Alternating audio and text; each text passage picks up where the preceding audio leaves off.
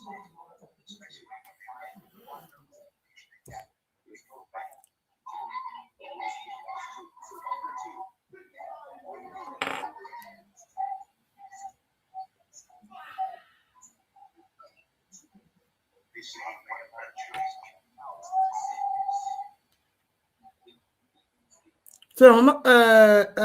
we're live now. Mama Stella, we're live. Greetings, Biafrans. Thank you so much for joining. Thank you so much. Maka this technical fault I wanted today. Even up to now, our brother Kai can battle with that problem.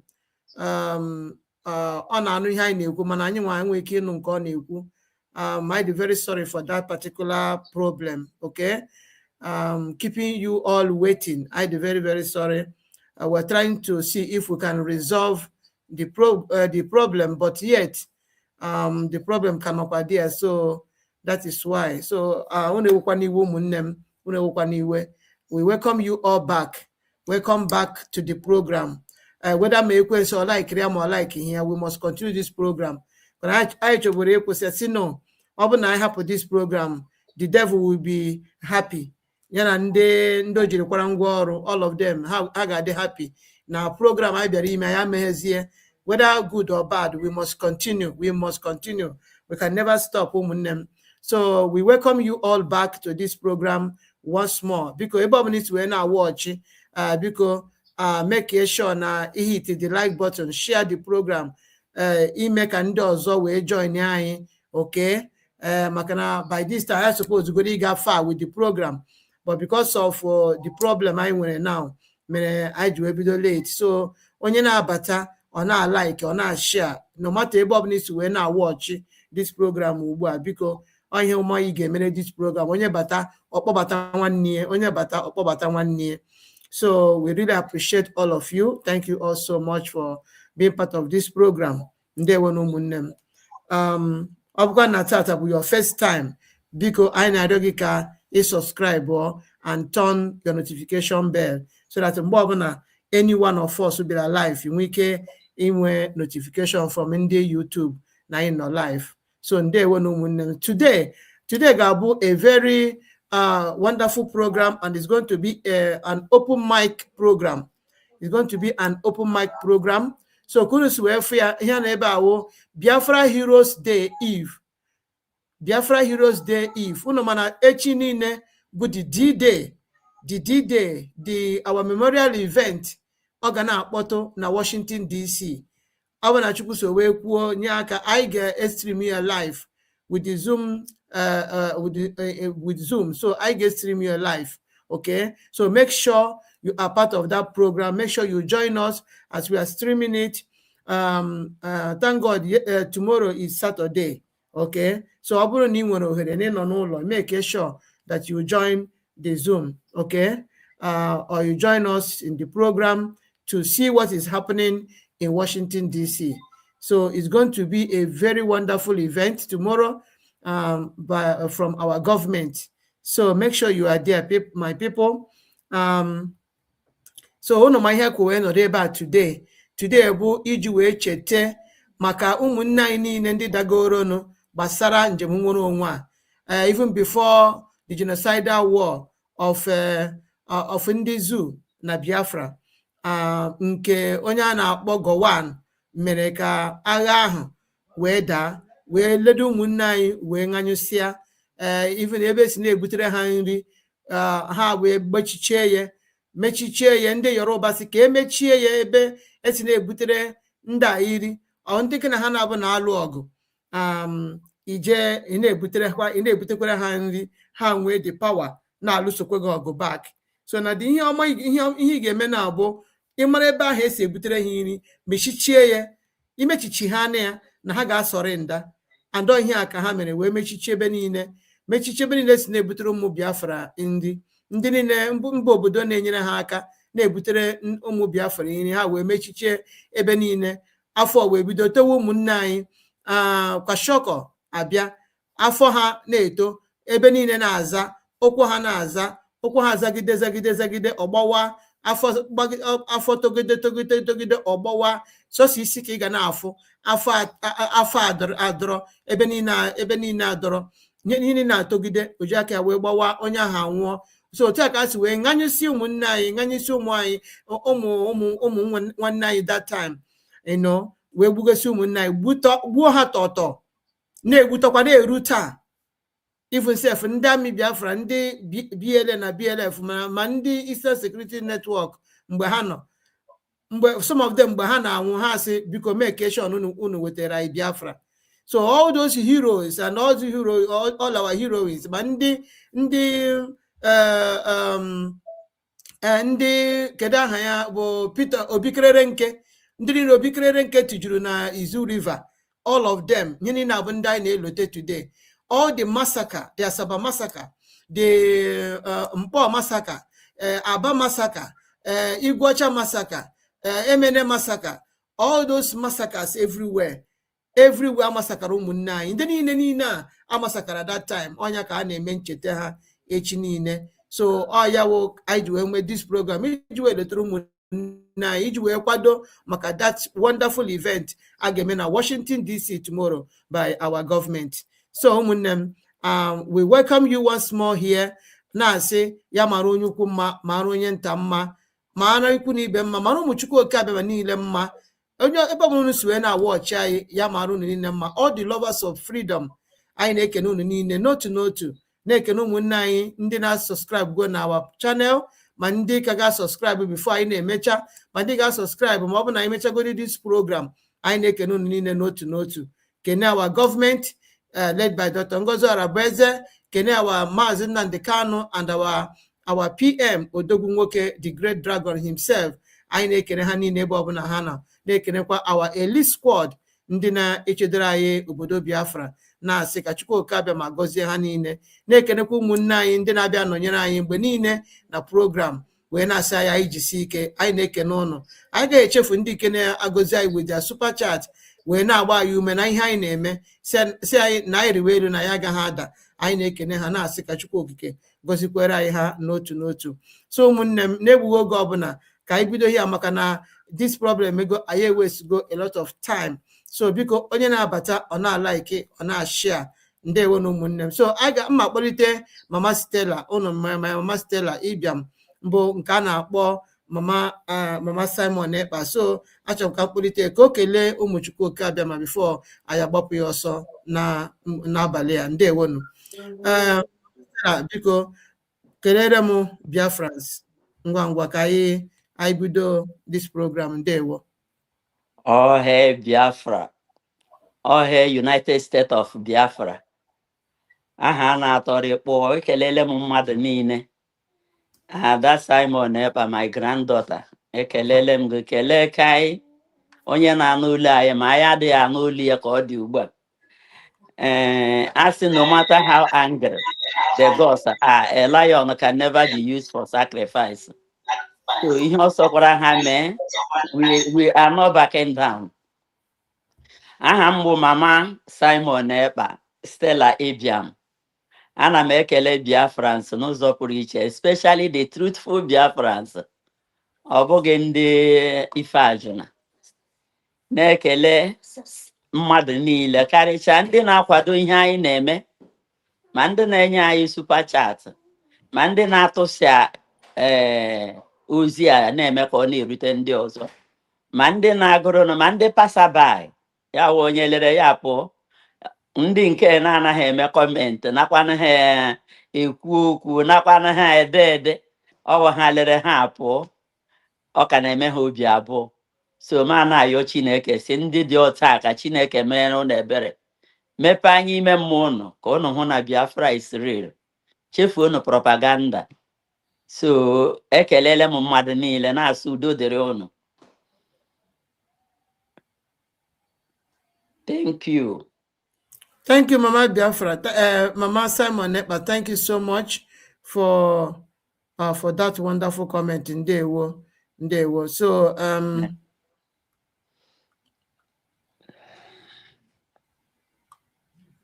because do I na one kenke ekpere ka ibido this program? Amen. Take my boot off when I die, oh Biafra. Take my boot off when I die. Hallelujah, give my gun to someone else to fight for fatherland.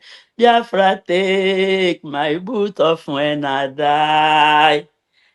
Ezi onye nwe anyị na Chineke anyị na-ekele gị, anyị na-ebuli gị elu. Nna anyị, ụmụnne anyị, ụmụ anyị ga-anwụdebe, agakwaghị onye a ga-ete buut ya ọfụ si ka enye onye ọzọ ma ọ bụ gịnị, ha niile ga-adị ndụ n'ala ndị dị ndụ.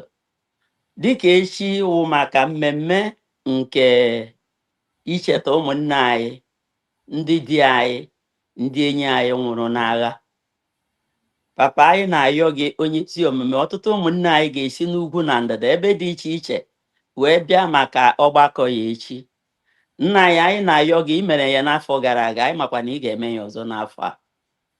Onye ezi omume, anyị na-ayọ gị, jiri aka gị haziere onwe gị ọnọdụ ka ọ ga-awụ mgbe a ga-emecha ihe Chineke ya wụrụ sọsọ gị nwa bụ Chukwu ga-eri otuto na mbuli elu.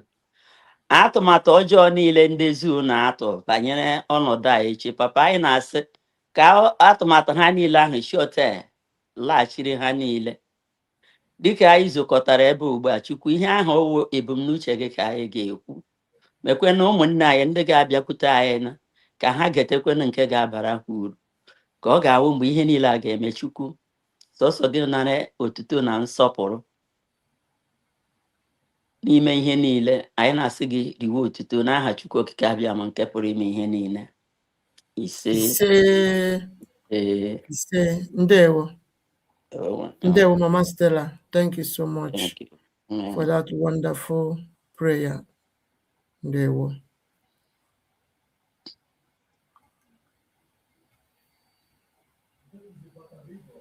So, Biafrans, because you know about or not like or not share this program, very, very important. Continue to comment. Ndewo. So, nebuo governor ka igbapu ya ọsọ maka na oge adịghọzi. Ọ bụ na anyị kpọcha ihe all these jingles, then I etinye link na comment section maka ụmụnne anyị ndị ga-achọ ịbatakwu anyị na this wonderful program.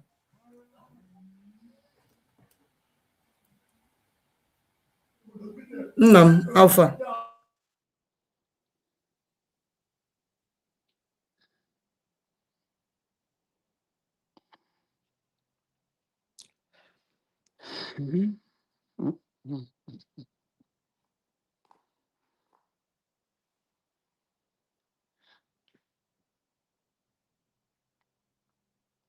People, I need to call on our brother Kai report to talk to us because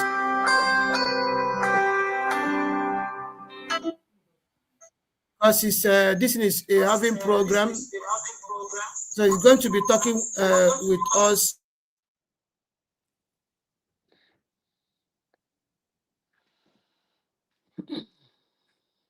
I hearing you too. Okay. The thing is, somehow I'm hearing myself feedback. Is your any of your gadgets?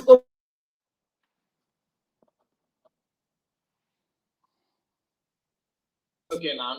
Yes, it's okay now.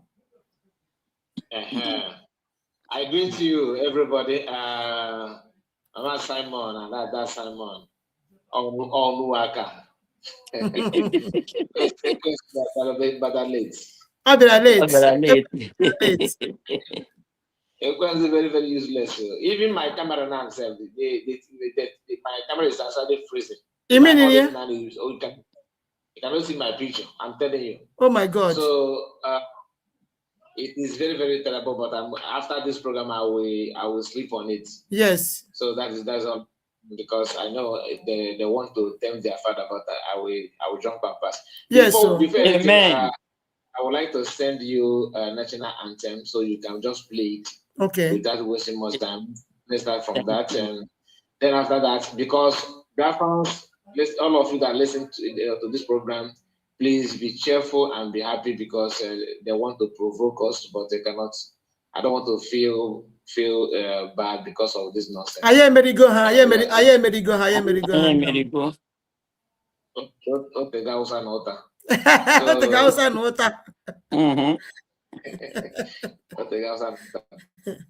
What will happen is this. Should I send it to this number that I'm calling you now, or the other number? You can send it here. Yes, send it here. Okay, here, okay. So just play it first. Okay. From this one. Okay. So my people, please bear with our brother. From time to time, Agana agwa yoku through this phone. Agana agwa yoku through the phone. Una forgot the problem today, mana. Ayemerigo kwensu. Nandori ya niine. Ayemerigo ha. So let us play the national anthem now.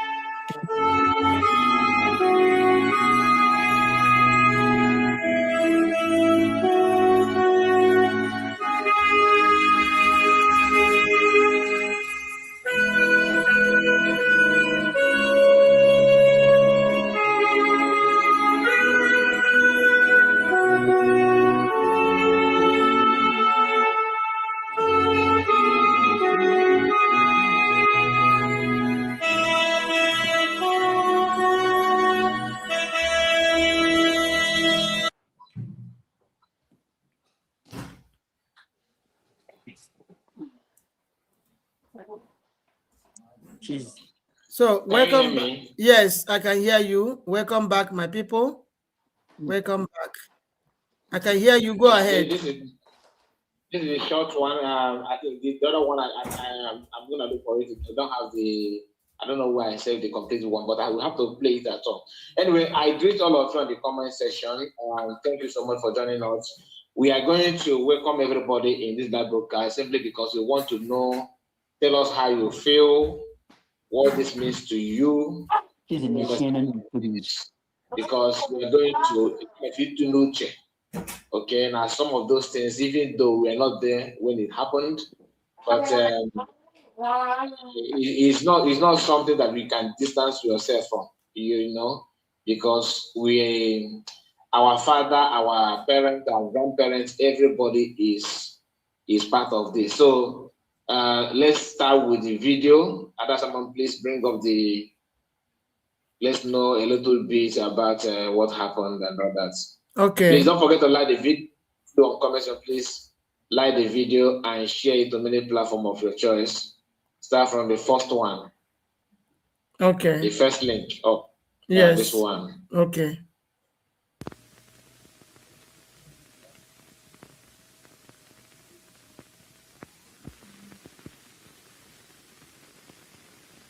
The volume. Yeah, it's coming. I think it's from there. Yeah, it's talking now.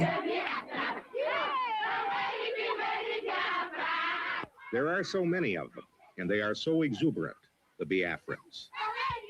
Even the refugees sing, especially when they have just been told their homes have been recaptured. The volume is very, very small. It shouldn't be like this. I'm finished the last, so it's okay now. They sing when they get their daily meal.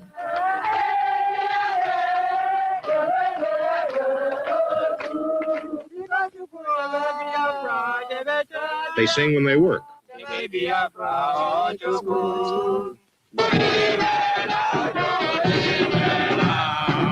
They sing when they practice army marching. No guns, no shoes, but a song that goes something like, "Thank you, General Ojukwu, for giving us the medicine with which to fight our enemies instead of being murdered in our beds."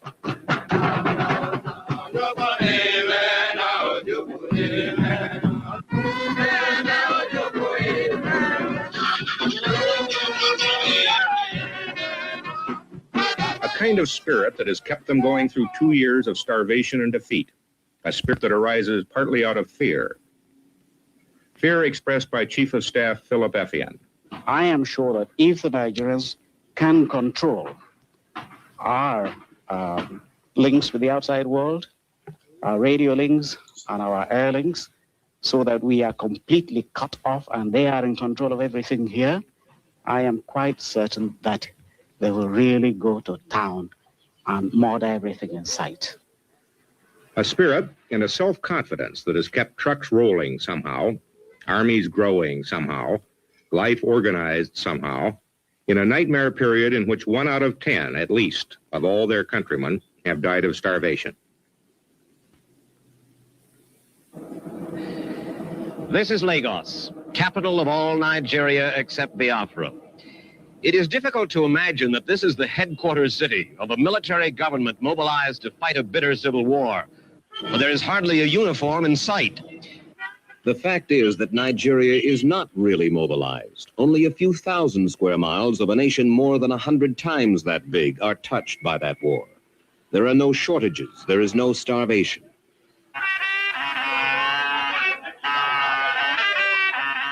In the vast northern stretches of Nigeria, the Muslim prayer day is consecrated as it has been for centuries. And there is not a soldier to be seen. Okay, what will happen? Yes. 800 miles away at the University of Ibadan, the student body last week was preoccupied with final examinations. Oh, just pause it. Okay. Okay? Yes. Why pause it? Click on the second link. It's another link that I gave to you. Okay. The second one. Yeah, click on it and pause. Don't play it, just pause it. Click on it and pause it. Just keep it ready.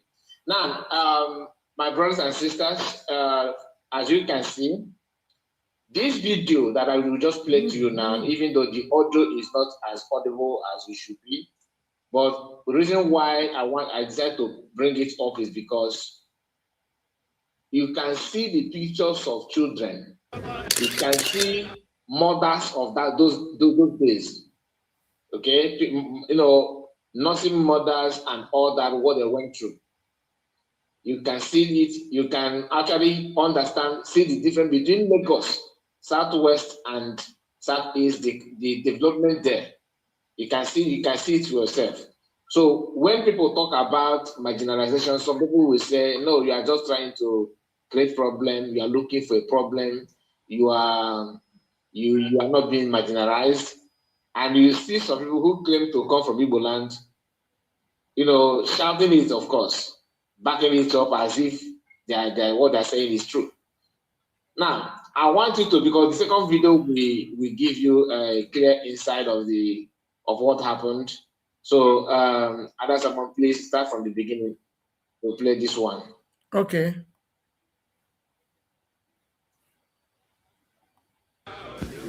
How the Biafran army succeeds, armed as it is with an odd-lot collection of weapons, is a puzzle. Some at the front carry communist-made AK-47s, like those used by the Viet Cong. Some only World War I bolt-action antiques. Others modern British semi-automatics. Can you just remove it from this? And their pride and heaviest weapon, a 30 caliber machine gun just captured from the Nigerians. Allow it to continue playing. Just bring other pictures on the screen. You don't need to pause it. Just allow it to play. But if you have any other picture to cover it, or you don't have to do that. Okay, bring it down. Minimize it. Okay. Minimize it. Bring it down. Yeah, minimize it. So allow this picture that I shared to you now. Bring it on the stage and allow the screen to be playing. There's a picture that I sent to you now. Okay. Click on it. No, not on the WhatsApp. Here in the studio. Ah, okay, okay. In the studio, okay.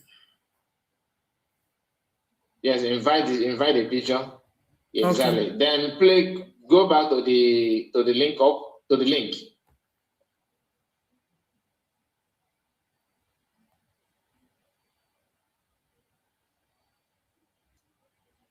Go back to the link again. Don't bring it on stage. Just to play it from the background because they will see it. Okay.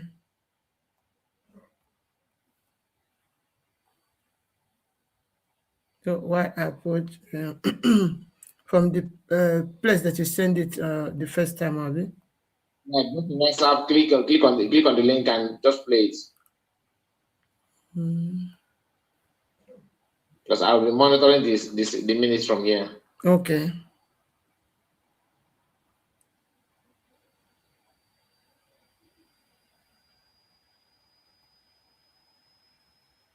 It's still coming. Wait.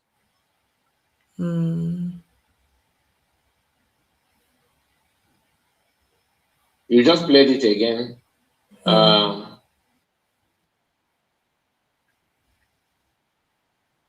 So if each time that we get to that place that shows people that carry their passport, you understand?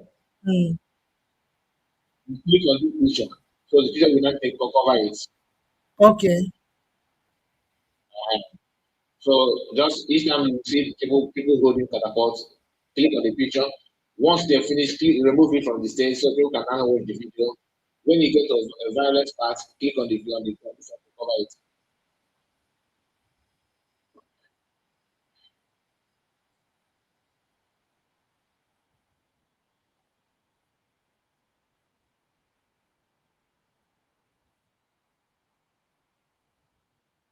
Click on the picture, you remove the picture.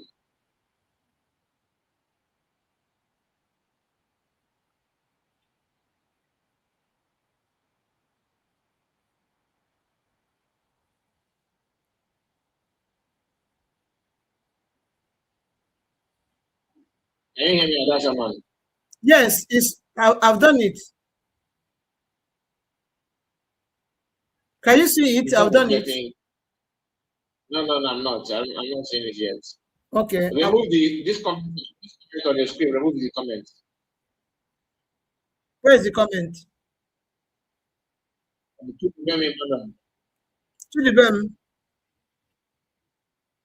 click on any comment. Just bring it down first, so I can see it from you. Okay.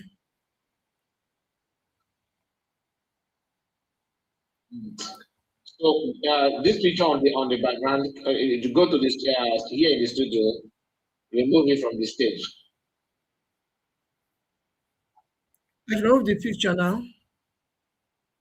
Yeah, just click on the picture so that the other one will pump up.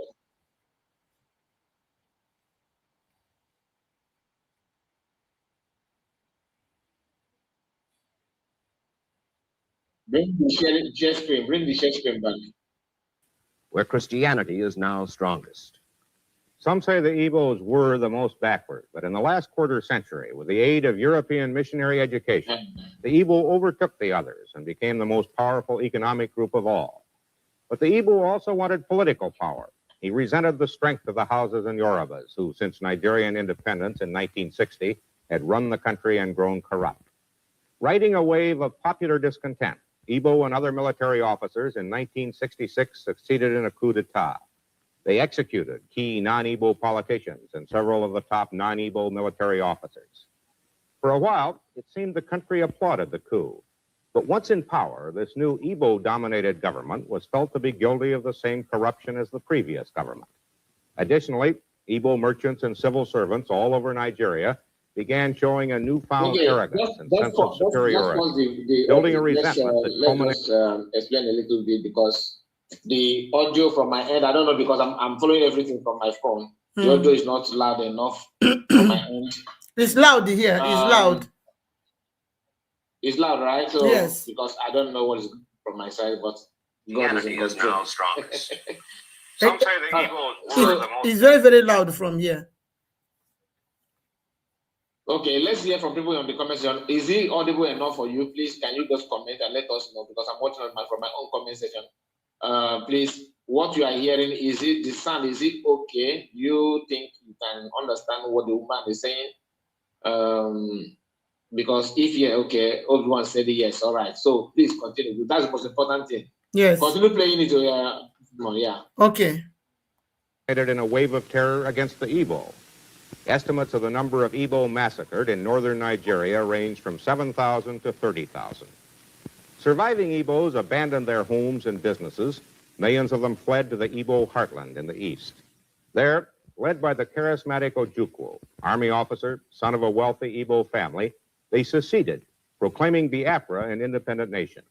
Thank you To so begin much. with, Thank you. Biafra claimed this corner of Nigeria, which included territory containing several minority tribes, some of whom did not support the Igbo cause. Following Biafra's secession in 1967, Nigeria invaded from the north. Biafra struck back across its own boundaries, conquered and held for a while territory in federal Nigeria. But in 2 years of war, federal Nigerian troops have whittled down Biafra from over 50,000 square miles to little more than 3,000. The fighting in this war is sporadic. There are few fixed military positions, no real front lines, many hit-and-run raids by both sides, and an occasional big battle for a city or a road junction. This is Nkwalo Junction, right now about 3 miles behind the furthest advance of Biafran troops to the south. There was heavy fighting here in early May as the Biafrans retook the town. Nkwalo Junction is 25 miles from Port Harcourt, a major seaport and refinery city the Biafrans want back. The Biafran troops we found at this road junction were a ragtag collection, looking more like irregulars than the frontline soldiers of the 14th Division. Pause the video itself and bring back the picture to cover this. These people are holding catapults. Okay. Okay. This is the youth of those days. People that are very vibrant, young people, unlike what you have today. People in this same age, as of that time, they understand the condition, the situation they find themselves, and they give everything they have. Now, compare it with people now. You see people, Garan people that are still young, what are they doing? They'll be telling you that, Namodekan is squandering money. Those days, you don't see people of this, like in that this youth, focusing on what Ojukwu was doing, or trying to be more. They want to become more popular than Ojukwu. You won't see anybody as of that time behaving like that. Today, the youth of this era are busy gossiping. Even the word that is even in their presence, they don't talk about it. Instead, what they prefer doing is how to sabotage without level, because that's one thing. You know that you are not equal to the tax. You know that you are not in that level to even operate anything. But what are you doing? They prefer to focus on things that doesn't matter. That's why you see somebody in a youth of 30, 40, what the person prefer doing is to people are respecting her everywhere. Her name, she's more popular than I'm a man. Now, look at the youth as of that time. These people that we are seeing there are not looking for how to become, more popular than commanders of that time. They are not trying to become. They are not doing what they did because they want to become right-hand man of Ojukwu. They understand the threats, and like I always tell us, the threats now is nothing to compare. The threat then, is nothing to compare to one of now. During that time, Fulani were not coming to kill anybody in the farmland. During that time, Fulanis are not trying to take control of natural resources in your land. Fulanis are not. Nobody was in IDP camp. Now we are not seeing people in IDP camp. People being paid and book fees. Those is now and that time there's nothing like Android phone to see what will motivate you. Now you have Android phone, you can see everything yet. we still prefer to party around. Now there's a video of interview that Ramon, conducted. That is one Arab American, and that interview where he interviewed a priest from Benue State. I always refer also to that video, and that video, like I said, please permit me to present it to you before we continue, because this video, like I said, this is what I wanted to do in a very good way, but the system disturbed me a lot. Now, please, there's a video here in the studio here that I want you to bring up. Okay. Okay. Mm-hmm. So bring it up. Remove this picture here so that people will understand what I'm trying to do. This video you're about to watch now is the Reverend Father. Anything that this is all a land dispute, that the Fulani have been driven out of their homes due to climate change, and that they are not in any way, shape, or a serving priest, Catholic priest, that reveals something that I want us to pay close attention. But unfortunately, I don't know the minutes now, but I believe from here you can see, you may hear something. Now play it. Play the video. Ideologically motivated against, let's say, Christians. In fact, they try to blur the line. They won't even say one's Muslim or one's Christian. It's as if it's sedentary people versus nomadic herdsmen. But of course, it seems to me the nomadic herdsmen are mostly Muslims and the sedentary are Christians. And of course, I think Muslims who live among the Christians get killed too. They're collateral damage and so forth. So that's the general gist that I've seen, and I'm frankly shocked and disgusted at the Western media, but like I said, you'll correct me, and the analysts, and I've seen many people from Hillary Clinton, Bill Clinton, the Obama administration, all of them talking about, what's happening has nothing to do with religion at all whatsoever. Okay, it's something else. It's like I said, climate change, and to his credit, I even remember Donald Trump when he was president in the first term, with Muhammadu Buhari, he asked him, why are you killing Christians? And, to his credit, at least he brought that question up. And that's the other point I hear, that the government, whether it's Buhari or not, is somehow complicit. They either turn a blind eye when the Fulani are killing and destroying, or sometimes they're there and they don't help at all, or sometimes I've even heard they help the terrorists, okay? So that seems to be the situation for me, and I've read statistics like in Nigeria, something like 1 Christian is killed every 2 hours because of their Christian identity. Okay, so that's the summary that someone like me, who's moderately educated by American standards regarding Nigeria, we never hear about this. Okay, here in America, I often point out, maybe you're familiar with something like Black Lives Matter in America, and people always say Black Lives Matter. But I've often pointed out they don't matter, obviously, if they're in Nigeria and if they're Christian. So, yeah, I'll hand it over to you now, and you can, like I said, elaborate, confirm, or refute anything I said. So it's quite interesting because it's a jihad. I got this information. Yeah, I don't know that. So I can have a pause the video here. So what will happen now, please? I want us to pay attention here. Very, very important. Pay attention, please. What this priest will say now?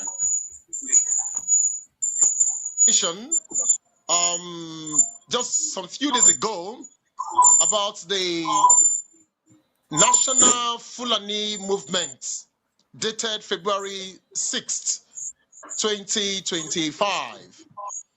The battle is getting closer. We call on all true Muslims, this is the time to act. This is the time for Second Holy War.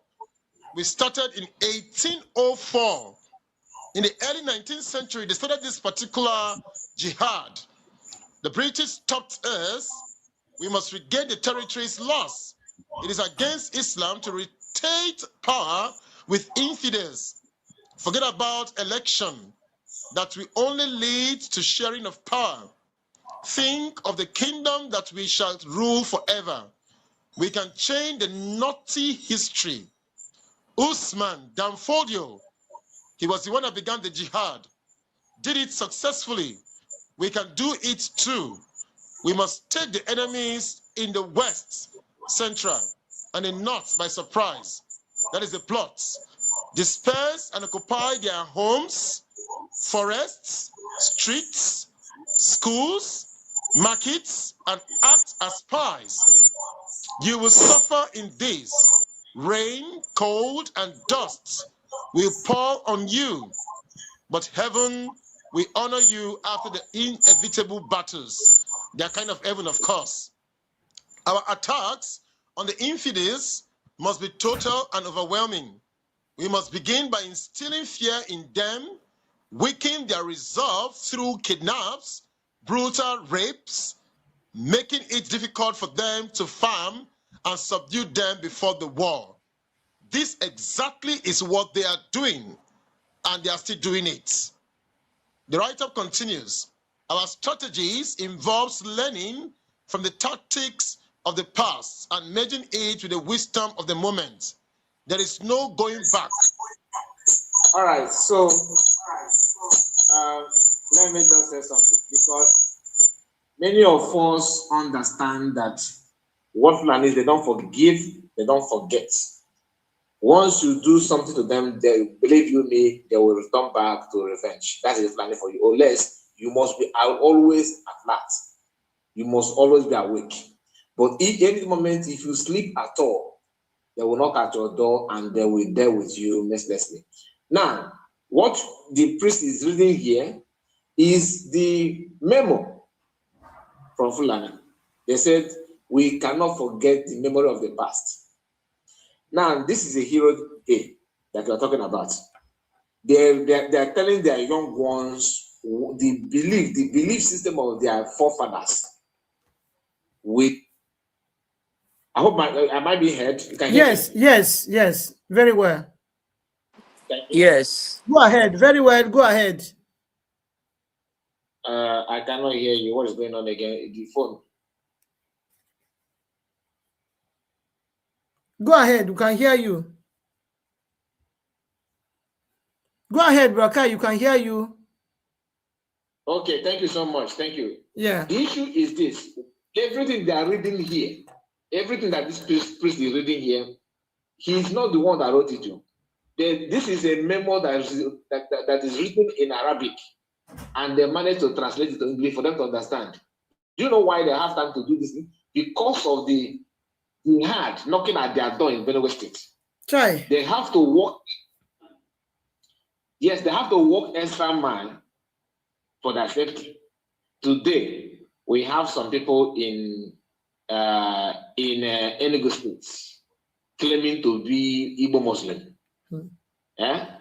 Chief Ototo na mgbede China Kenu ka korere kene aya chitu aka daisi na poison na emechi mgbede fa the same thing. It's a peaceful religion. The same way they told them in the north that it's a peaceful religion. Until they will penetrate you. After that, then after penetration, then they will not show you the true color. By that time, you will now realize there's another document called jihad that says that you that refuse to hit floor with your head, with your forehead, that you're not supposed to live. But they will come, brother, my brother, handshaking you, even hugging you. Sometimes they will bring their cow and give you for free. Brother. They will penetrate you. If the moment you begin to do that, make sure that you know how to sleep with your mat and grow your beard as a man and wearing jump up and sandra. This is muscle because all this your jean trouser must be burnt down, and you must always remember how to buy other people for you to have 72 virgin and all that. What I'm trying to tell us in effect is that our youth are not trying to go back to understand what our parents passed through. We ignore that and keep on partying around. They even said it here that if Southerners are very lazy, all they know is to drink and party around. You are going to hear it in this moment. So let's quickly continue because there's a reason why I try to play this video here so that you connect the dots. Don't say, 30th of May is a remembrance of Heroes Day, and nobody's born hero. You have to determine to become a hero. You understand? It's about your resolve. your determination to know your right and left. That is what makes you a man. Let's continue. Nigeria is our own. It was handed over to us by Allah. Of course, not the God I worship. Allah is not the Trinitarian God. And that's why it's so sad to see what the Vatican is doing with the Muslims in recent times. How then can we share what is ours? We must never fight a defensive war. The Catholic Bishops' Conference of Nigeria are fighting a defensive war, whereas these people are ransacking and taking over villages, raping, taking over lands and territories, farmlands. People are living in constant fear. Everybody is worried. Everybody is afraid. And we are not allowed to take up arms to fight for ourselves. The government, the military, parastatals are all taken over by these particular sets of jihadists. They are everywhere in government. They're like the Freemasons. They are the ones in control of the Nigeria economy, the Nigeria army, the Nigerian politics, and so on and so forth. The reading continues. We must take the battle to the homes of the infidels. We must use everything that we have.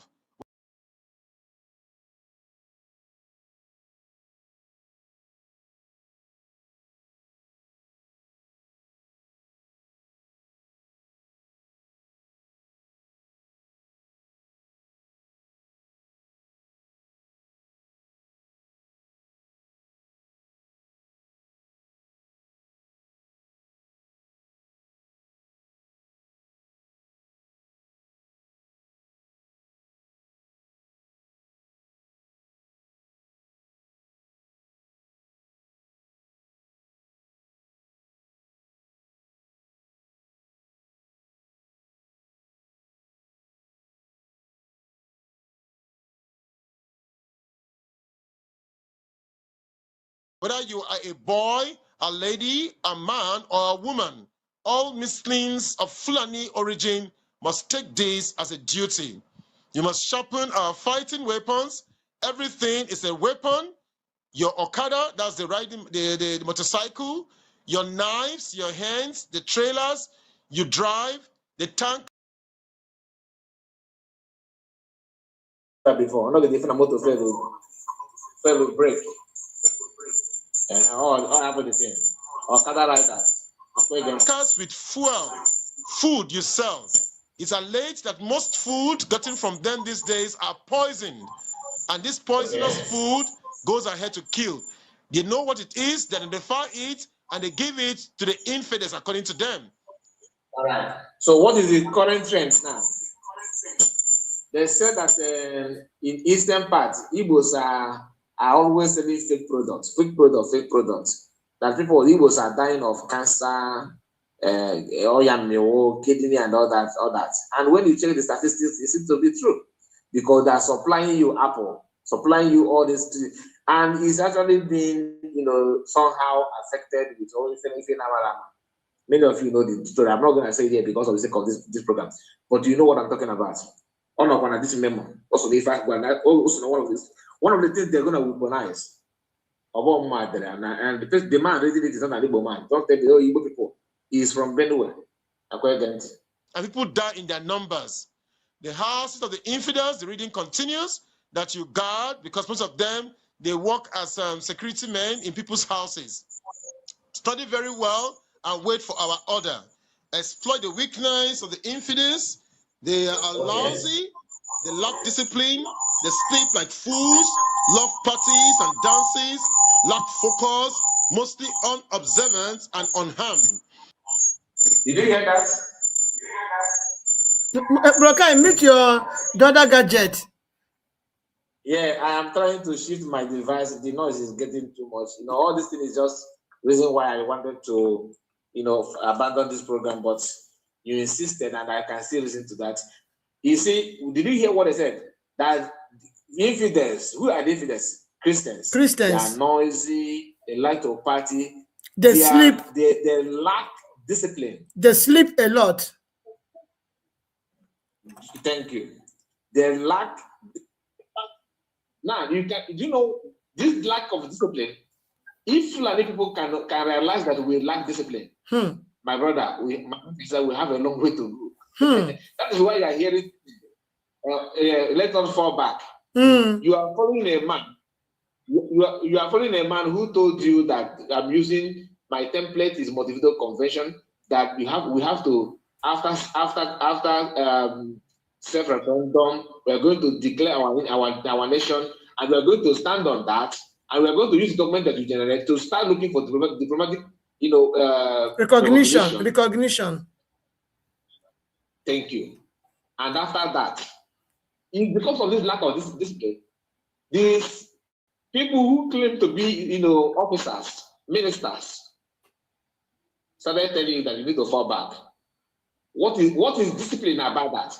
Fulani know that you are not disciplined. That's why if they can come out and place bounty on your brother who actually working, risking his life to protect you, that you are going to rush and grab that money and stay him out. Lack of discipline. That they are not. There's no one who said that they are not observant. Just pay attention. I think I heard something like observant, or they are not aware. Something like that. Weapons. Everything is a weapon. Your Okada, that's the riding, the motorcycle, your knives, your hands, the trailers you drive, the tankers with fuel, food you sell. It's alleged that most food gotten from them these days are poisoned. And this poisonous food goes ahead to kill. They know what it is, they identify it, and they give it to the infidels according to them. And people die in their numbers. The houses of the infidels, the reading continues, that you guard, because most of them, they work as security men in people's houses. Study very well and wait for our order. Exploit the weakness of the infidels. They are lousy, they lack discipline, they sleep like fools, love parties and dances, lack focus, mostly unobservant and unharmed.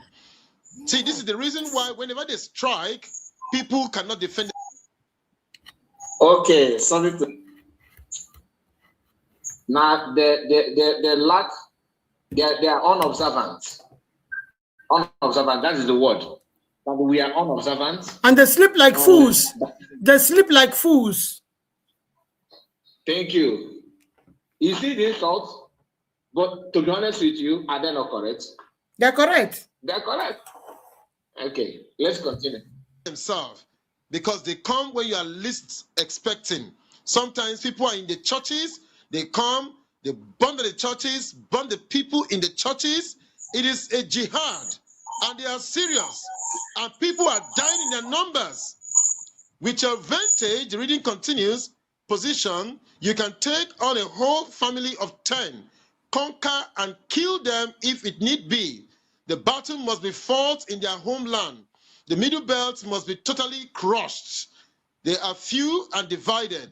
Never trust anyone in the east and south, not even their filthy Muslims.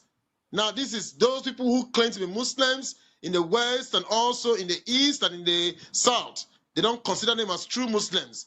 You are either Fulani Muslims or you are an infidel. Not even their filthy Muslims who do everything Allah rejects.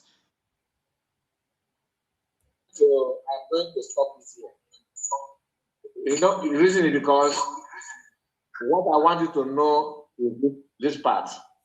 Now, for those of them that say that I want to convert to Islam, are even attacking like Asal Dogbo, that my name is Mujihad or whatever. They want to use you against in their mind. They know who you are. Yes, they know you are just an instrument.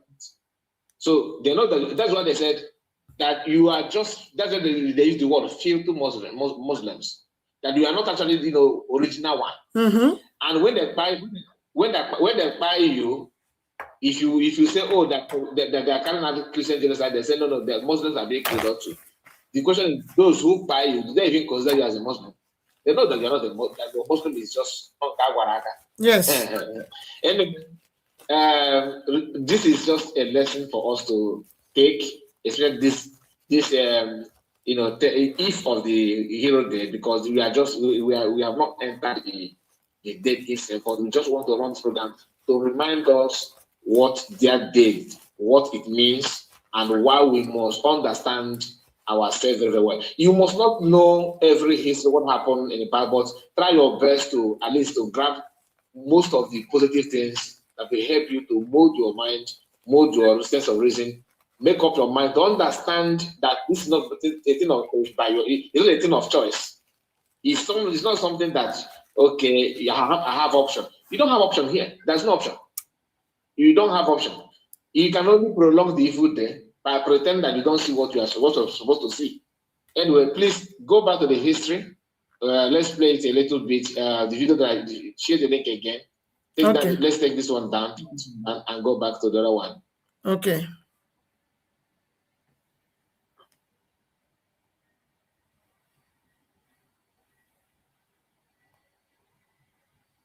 Please, those of you that have not liked the video, don't hesitate, please. Click on like button and we'll share it to WhatsApp group of your choice and Facebook group as well. So everyone I see you and I think that you are here and Mr. Bono, this is to you. Mary Ike, I'm very chicken. Okay, very cheeky, Madam Lasuba of Sudan. And our own Mary the special about Madam Lasuba of Sudan.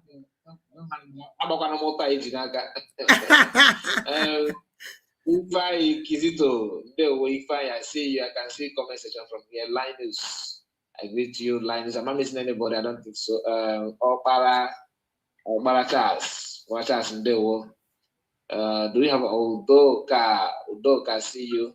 While we are waiting for the video to come up, let me just quickly. Chukuma. Okay, Chukuma. I see Chukuma. Emerua. Chukuma Emerua. I see you. And our own lovely mommy, Margaret. Margaret, I see you. Okay, please bring the video. Let's from my WhatsApp group. The last link that I sent to you from WhatsApp. Just share the link again. Let's continue from where we stopped. Mama Simon, you can't talk with us here. Ama me anya ka azụ. Chizele ihe na-atụchachide ihe ahụ. Ama me so I need to call attention m. Ị na-anụ ihe m na-ekwu kai?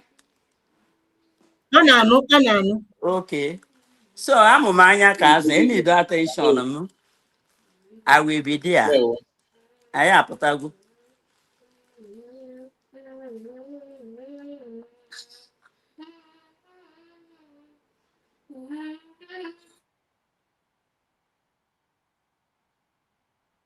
When the video to the stage, so we can see it. I did not share the screen. Wait, please. I forgot to share the video.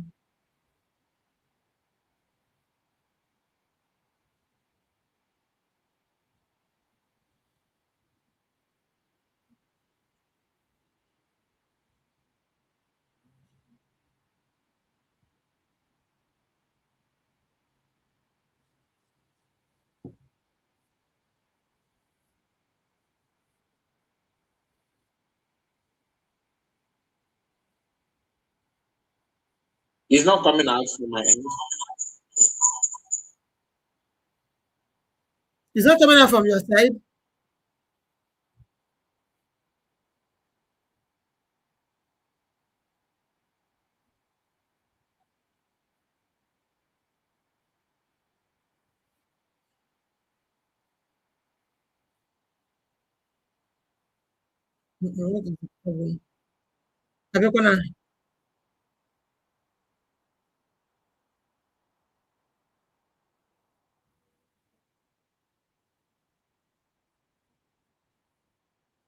They're officers trained by the British. They served with distinction as part of the UN force in the Congo. But then Biafra declared its secession, and all of the Igbo officers and men, some of the best, left to become the nucleus of Biafra's army. Are you seeing it now? In just the past 2 years, Nigeria's army has exploded to 14 times its original size, to 85,000 men. Recruits who used to get 6 months of training now get a mere 6 weeks. They are volunteers, most of them illiterate, just out of the bush, with little sense of nationhood. Their leaders tell them that they are fighting for one Nigeria, but that does not, it cannot have the same urgency for them that mere survival has for the Biafran. A Nigerian soldier may volunteer because he needs a job, or because army life appeals to him as the good life. Besides his Mana ebe a ha bụ egbe agafere. Continue. uniform and the prestige that goes with it, he gets a comfortable ration of beer and cigarettes. And the pay, at $40 a month, is not bad. His leaders are not aggressive, power furnished by the British and the Russians. It is said only half in jest. The Nigerian army has so much firepower that they use ammunition as a defoliant, enthusiastic about going after military targets. That, it is suggested, is one cause of the high civilian casualties in the air raids on Biafra. But the war has been bloody on both sides. And inept and unaggressive though they may be, the Nigerian army, in 2 years of sporadic fighting, has suffered heavily. They will not release official casualty figures, but an army doctor told me I gave the program.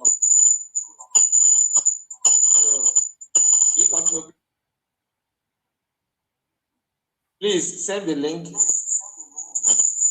Drop the link. Okay, ngwepụ the this in. Give Mama some mic. Let's hear from her. Okay. Why you drop the link? Okay.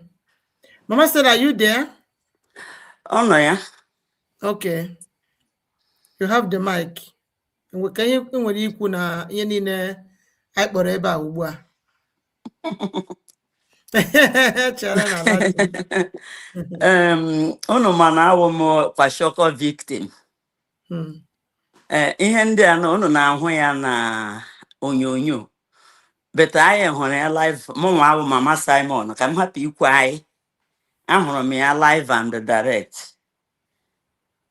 Eriri m cornmeal, Gary Gabon. Nwere egwu otu onye kọrọ ya asị okporoko nnu. So during amaghị m kọwa my experience ka ọ bụ njọ sele ihe unu nidere n'aka m. Ihe ọbụla ị nwere ike ikwu kwuo, ihe ọbụla ị nwere ike ikwu na experience gị kwuo, experience gị first. So experience, yes, my experience during the war, it was horrible. Yes. And what the I'm on a maga here, may lead the thing. Oh, how the level ever is really. No, not what Gabagabiko. Oh, God. On experience. When this link, Batana comment, Batana studio. You know what I'm going to experience of this in the because Batana, so yes, you can share your experience to Biafrans. They want the link in the comment section. Okay, so the experience in a ụfọdụ ndị ụjọ ndị ọdịkọdịm ikwute okwu Biafra ha asịghị mba na ha chọdụ na emugbe na ọ ga-ebute agha maka ihe anyị gabigara mgbe ahụ.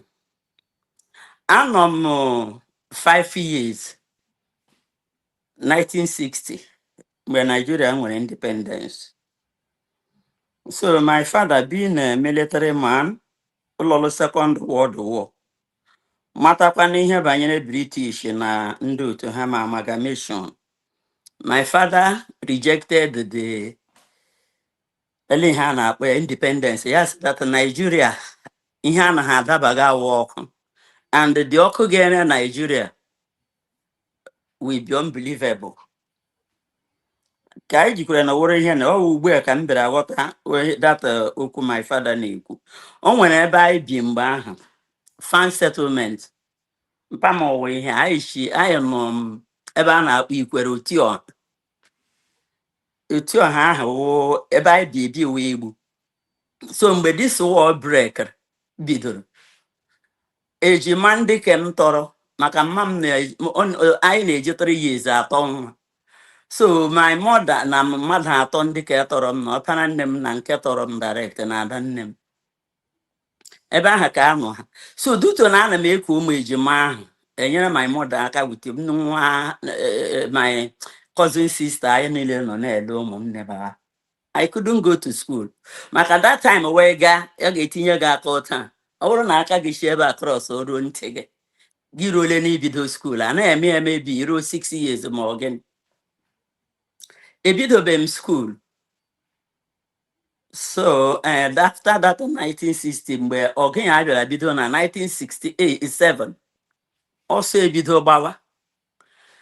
Onye ọbụla awụ like onye ge voice ma wụrụ onye shi ihe dịka ebe a na-akpọ egbu, eche, otioha, ụmụapụ, ụmụ nkelu, ụmụ agwụ. Those areas were ebe anyị bi mgbe ahụ. Anyị si ebe ahụ were ụkwụ. Dị na ịmara ebe ahụ ị ga-amazi ebe wọọlụ lawazie side ọlụ ndị ọlụ ga-amụ ihe m na-ekwu. So ebe ahụ ka anyị ji ụkwụ buru ngwongwo n'isi. My mother kwọ nwa n'azụ. Shekwu n'aka mkwọ nwanne m at the age of call it 7 to 8 years then. Ebe ahụ ka anyị chetara afụfụ lọta. Ya na-ekwu onye ije before ma anyị lọta. Ihe niile my mother jiri lọta because amụrụ m ebe anyị si ebe a na-akpọ Equatorial Guinea lọta before. Ebe ahụ ka amụrụ m. My passport from Equatorial Guinea. So ihe niile my mother buru dowe ya na nke my uncle. Ma ite ya ma every property ma ndị nwunye di emebisia this thing. Anyị lọtaziri ihe ahụ ka anyị gazie buruzie our property bịazie n'ụlọ obere my father anọtatụrụ. Enwede ihe anyị na-enweta. Onweghị ihe enwere. So we started mama ebido tawa afụfụ. May the soul of my Adanne rest in perfect peace. He was fighting like a wounded lion. Ma ị ga-bute na-ere ihe a na nnu ma okporoko nnu na-eji na-enye aka. Anyị na my parents n'ụlọ anyị kwa nwa obere ahụ ndị gbakwuru ọsọ bịachara be anyị mana mgbe ọgụ bịaziri rutezie side anyị enwezighị ihe anyị jiri mere nri ewu ịhụ na ngwere eso m na ndị na-emechijie anyị gawa na-achụ ngwere na ịgba aja ịhụ ebe ọ na-ehi ụra gị pide ya aka n'akpịrị. Ngwere awụọla ezigbote eri a na-ahụ ya ahụ a na-eshi ya eche wedọta eshi ha eri ewute ncheanwụ. Mụnwa ihe m ketara wụ ịnọ n'ime ọhịa aga m akọ nte. Ọtụtụ amaghị ihe a na-akpọ nte cricket. Ụkpala enwere ihe a na-akpọ ekpu a na-eji aga achụ ụkpala. Ihe awụ our hobby otu anyị si eri. Ndị nwere akpụ ma ọ bụ ndị nwere ike ha nweta akpụ ma ọ bụ aga na-alụ ka ahịa zụta akpụ ahụ ha kpechicha anya agaghị eji akwụ garị ma ọ ga-aba ya. Anyị nwa ga-aga tọtọrọchi ya okpu akpụ ahụ. Ịbịa weta akpụ enwere the inner skin na the thick nwee the softer side of it. That inner ihe na ya ka anyị ga-ewere bịazie aha chaa ya ka nga achara ọkasị shie ya a ga-agwọ ya agwụ. Ọwụ ahịhịa emechara ogo anaghị adịzi. Anyị na-eri nke a na-akpọ ahịhịa awolowo ahịhịa eliza. Enweghị ụdịka liv anyị na-ejighị rie nri. Akwụkwọ ede ka anyị nọ mgbe ahụ n'afụfụ anyị tagidere afụfụ a. The first the ejima nke nwaanyị anwụ. Then bana ejigide 1970 mgbe ahụ agha biri the ke nwoke anwụ because of hunger, starvation. So ihe anyị na-eri ha bụ ihe na-apụtadị. Ihe ọbụla a ga-ahụ ọwa azụ enwere mmiri anyị na-aga ebe ndị ụmụaka ga-ama mmiri a na-akpọ Njaba. Anyị gaa ya gị weta ihe dị ka nkata ji na-aga ayọ ikwu ihe ya otu ebulie ya elu ụmụ ruru azụ ga-anọ na echi ọbụla ụnụ ga-ala nweta azụ ahụ ọ wụọla ezigbote enyi. So bịakwana na my community o nwere ebe a na-ama ọcha abịa kpọkọ ụmụazị. One of our uncle nwere anwụ ya ga weta ma ihe na aha echie ya ndị ga-echi ihe ahụ this meal ekurie na-ekunye ọnụ ma this garị gabon. Enwere egwu m ga-agara ọnụ ọ na-agara anyị mgbe ahụ. Eme ya asị ho ho ho alekolo ho alịkọlọ ya because mgbe ahụ ọ wee ndị ụmụ okorobịa gara school ọ wụ a novel ọgụ na-aga ha alịkọlọ alịkọlọ ụmụkwashi ụkọ gị bụ n'ala alịkọlọ onye guzoro ọtọ gị bụ n'ala. Mgbe ahụ onye ọbụla guzoro ọtọ okwu ha ala onye guzoro ọtọ gị abụọ n'ala onye ọbụla anọdị ala ala a na-anọwo na just n'aja like this ị hụrụ akwa ị na-eyi. So all this experience wụ ihe mere na ndị ụjọ maka asị na onye ụjọ ndị Igbo sị na onye ụjọ na-ala n'ihe asịkwana na onye ụjọ a na-aba aba akpọ ha cowards, the cowards that die many times before their death. So ihe m kpọrọ ndị niile ndị mpa ma ndị mma notisiri ọgụ ya a na-ekwu maka nnwere onwe taa ha filu kama ha ga-esoro onye aka ka anyị nwere onwe anyị ha nwa achọtakwa ka ha nọrọ na data slavery. Maka after this war ihe e nyere ndị mpa anyị like my own father nweche na bank account nwee ego nwee everything ihe nyere ha 20 pounds to start life.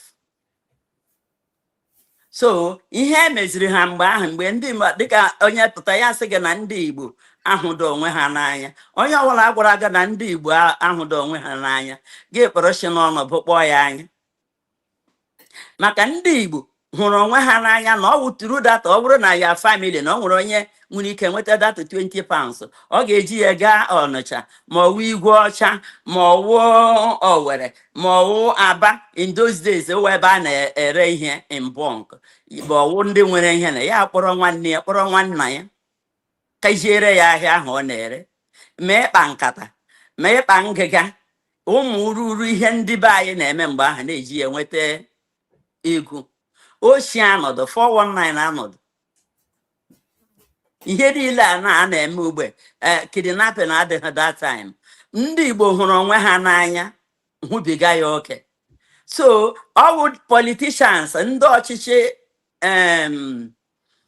ọnya akpa eli ozu wụ ndị bịara ugbu a lee ala Igbo gharie ya mere mụ na ụmụnne m ụjọ atụla ụlọ ọ bụrụ na ị nwere experience of the war gị na-asị na ọ ga-adị ụtọ aha maka kemgbe ahụ eweziga oke ndem anyị enweghị ndị na-agbasa ozi n'ikuku ọwụwọ mma na a na-akpọ oke ndem ma aha ka anyị na-eme anyị mere ka a ga-ekikwa sị he na asị na agbatuola enemy plane na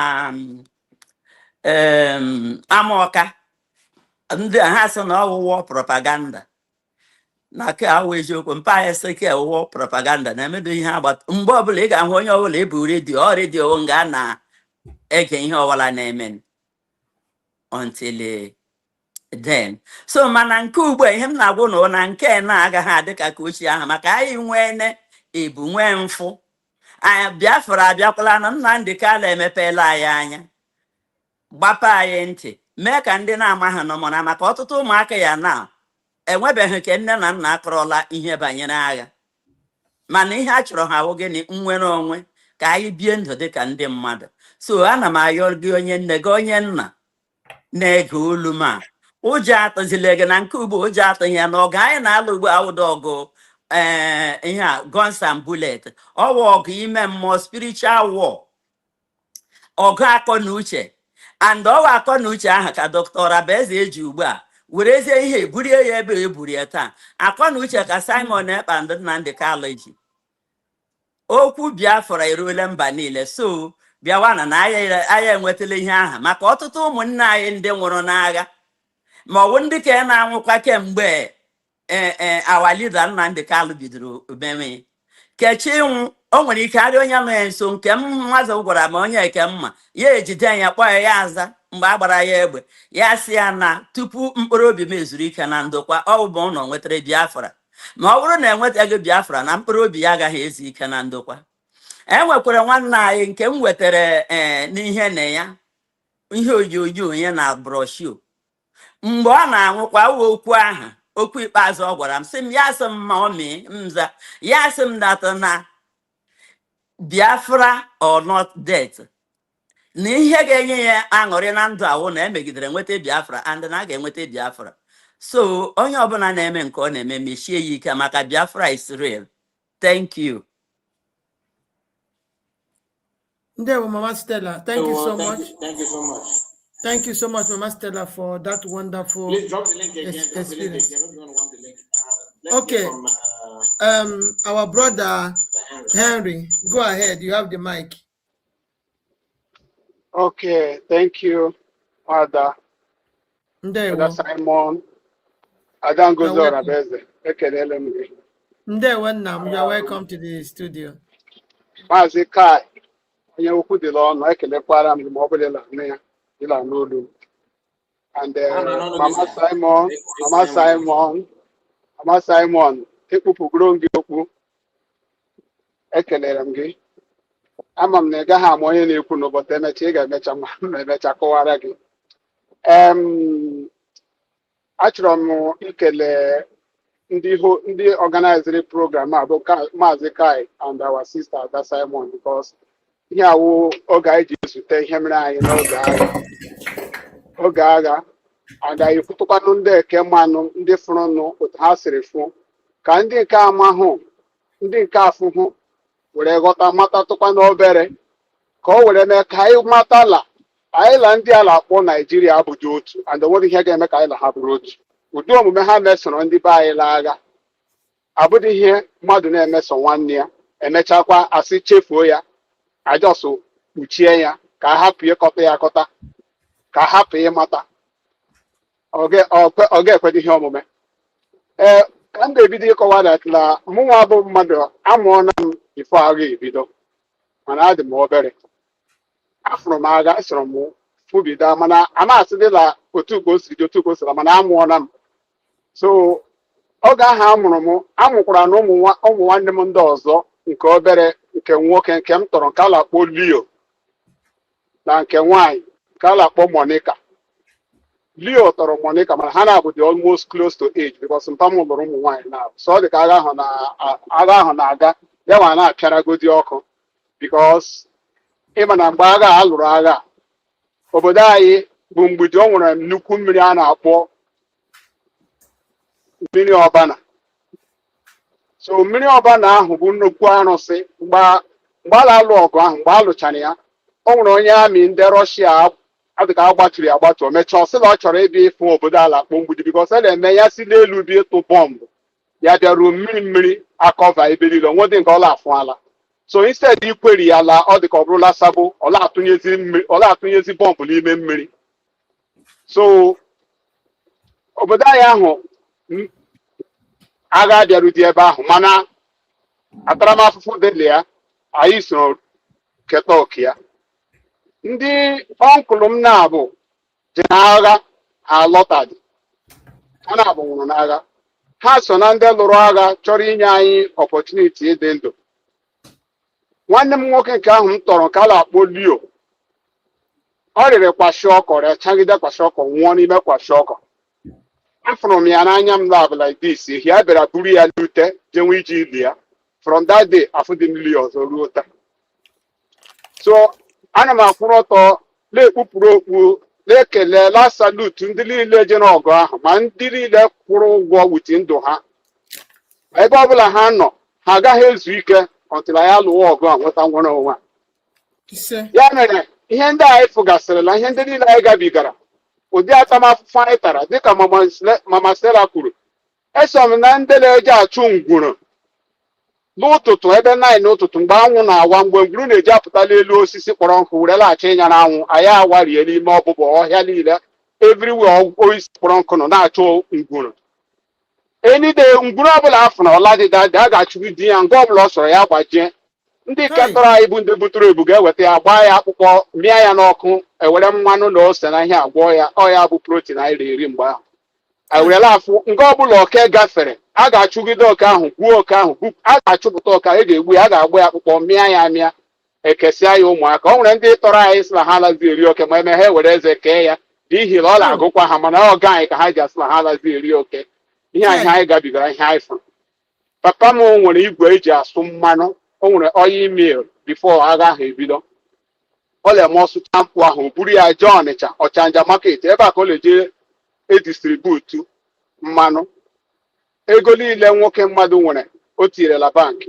o nweghị ihe ọ nwetaziri after the war so anyị chasọ ndị tara afụfụ anyị gabigara ihe dị iche iche.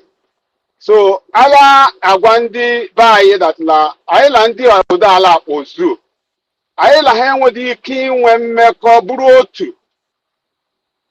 Ọ nwere ike fọsụ anyị ka anyị nọrọ, mana ihe anyị fụbigara ndị ka a mụrụ n'oge nke anyị fụrụ ihe ndị enweghị ike ịgbaghara zoo, mana ndị nke a mụrụ after 70s na gụrụchi ike gụrụchi ịma ihe merenụ, ihe mere mgbe ahụ ga-erute ha niile, so that ka ha were ghọta datịla anyị na ndị a abụtụ ihe ha mere anyị, ha wefere obi n'azụ were mee anyị ihe. Ha chọdị ka anyị na ha bikọ. Kedu ihe ga-ejizila asị anyị ka anyị na ha bikọ today? Ka onye n'ibodo nwere ike ịbịa nụcha akụkọ niile ihe mere n'agha were asị anyị ka anyị zawa Naijiria na ụdị dị ọdịagha. Ekelere Maazị Nnamdi Kanu, onye nke bịara kpolie mmụọ anyị, kọwara anyị, mezie ka anyị zute ihe ndị anyị chefugoro echefu. Bikos adịkwa m ihe ama anyị echefuchagokwa ihe ndị ahụ, ọ pụgokwa anyị n'isi. Anyị ebido na-ekwuwa Naijiria, ala agba bọọlụ, anyị ala amali elu, ọpụ Naijiria, ọpụ Naijiria. But after few years later, Maazị Nnamdi Kanu bidoro kwuwa okwu, mmụọ anyị echiche anyị ala alaghachita. Ọ laghachitagide ruzie datịla anyị amarago onwe anyị, mara na anyị bụ ndị akpọrọ asị, ndị a chọrọ ihichapụla ụwa ka a hapụrụ ịnọ nkọta anyị ma kpuchie ya, mee ka ya chọọla anụ dị ya anụ. So ihe m ji sị na m ga-abata n'ụtụtụ a ka m kwuo otu m si were fụọ agha. Lafụrụ m agha, ama m ihe mere n'agha. Mkpụrụ otu na-ekwu okwu Biafra, onye aghọtaghị ya ga-aghọta dị, bikos ọ madị ihe m fụrụ n'ụmụaka. As a child of less than 5 years, the memory is bad, and you can't convince me to promote Nigeria. Impossible. Impossible. Until I will be laid down, I will remain to speak on Biafra. I will continue to promote Biafra. I will remain a Biafra. I will die a Biafra. Any day I will die, my casket will be covered with Biafra flag. That has been my resolve. And I'm happy today that by the redeclaration, self-referendum, our Prime Minister, God bless you, Her Excellency Dr. Ngozo Rabeze, and the Cabinet of United States of Biafra, Chukwu gozie unu niile, because ọrụ nọ na-arụ ọla anyị na ha afọ ife ya, anyị na-aga n'iru. It doesn't matter how long it will take us. I'm an adatula, wela adịrị anya, anyị cha ga-akwụrụ n'ala bụ Biafra, gbuo oke opi n'oke olu, were bulie afa Chukwu Okike nke kere anyị, dowe anyị, chekwa anyị, chekwa ndị dị ka anyị, dowe anyị, anyị were ruo n'ụbọchị taa were na-ekwukwa okwu Biafra. Anyị kelere ya n'ụzọ pụrụ iche. Ekere mmadụ niile na-ege ntị, ma na-asị ụmụnne m na ụmụnna ndị Biafra, ike agwụla ụnụ, ụnụ alakwala azụ, ụnụ adakwala mba.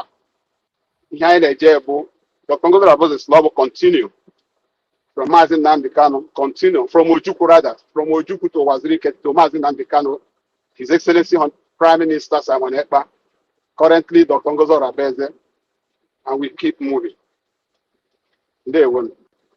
Thank you. Thank you so much, everyone. Henry. You're Thank awesome. you. Thank you, Thank you for sharing Oh, this, yes. Thank you. Thank you for sharing this painful experience. Yes, Thank you so much. And by the grace of Chukwu Kabiama, this recognition we're waiting for must surely come.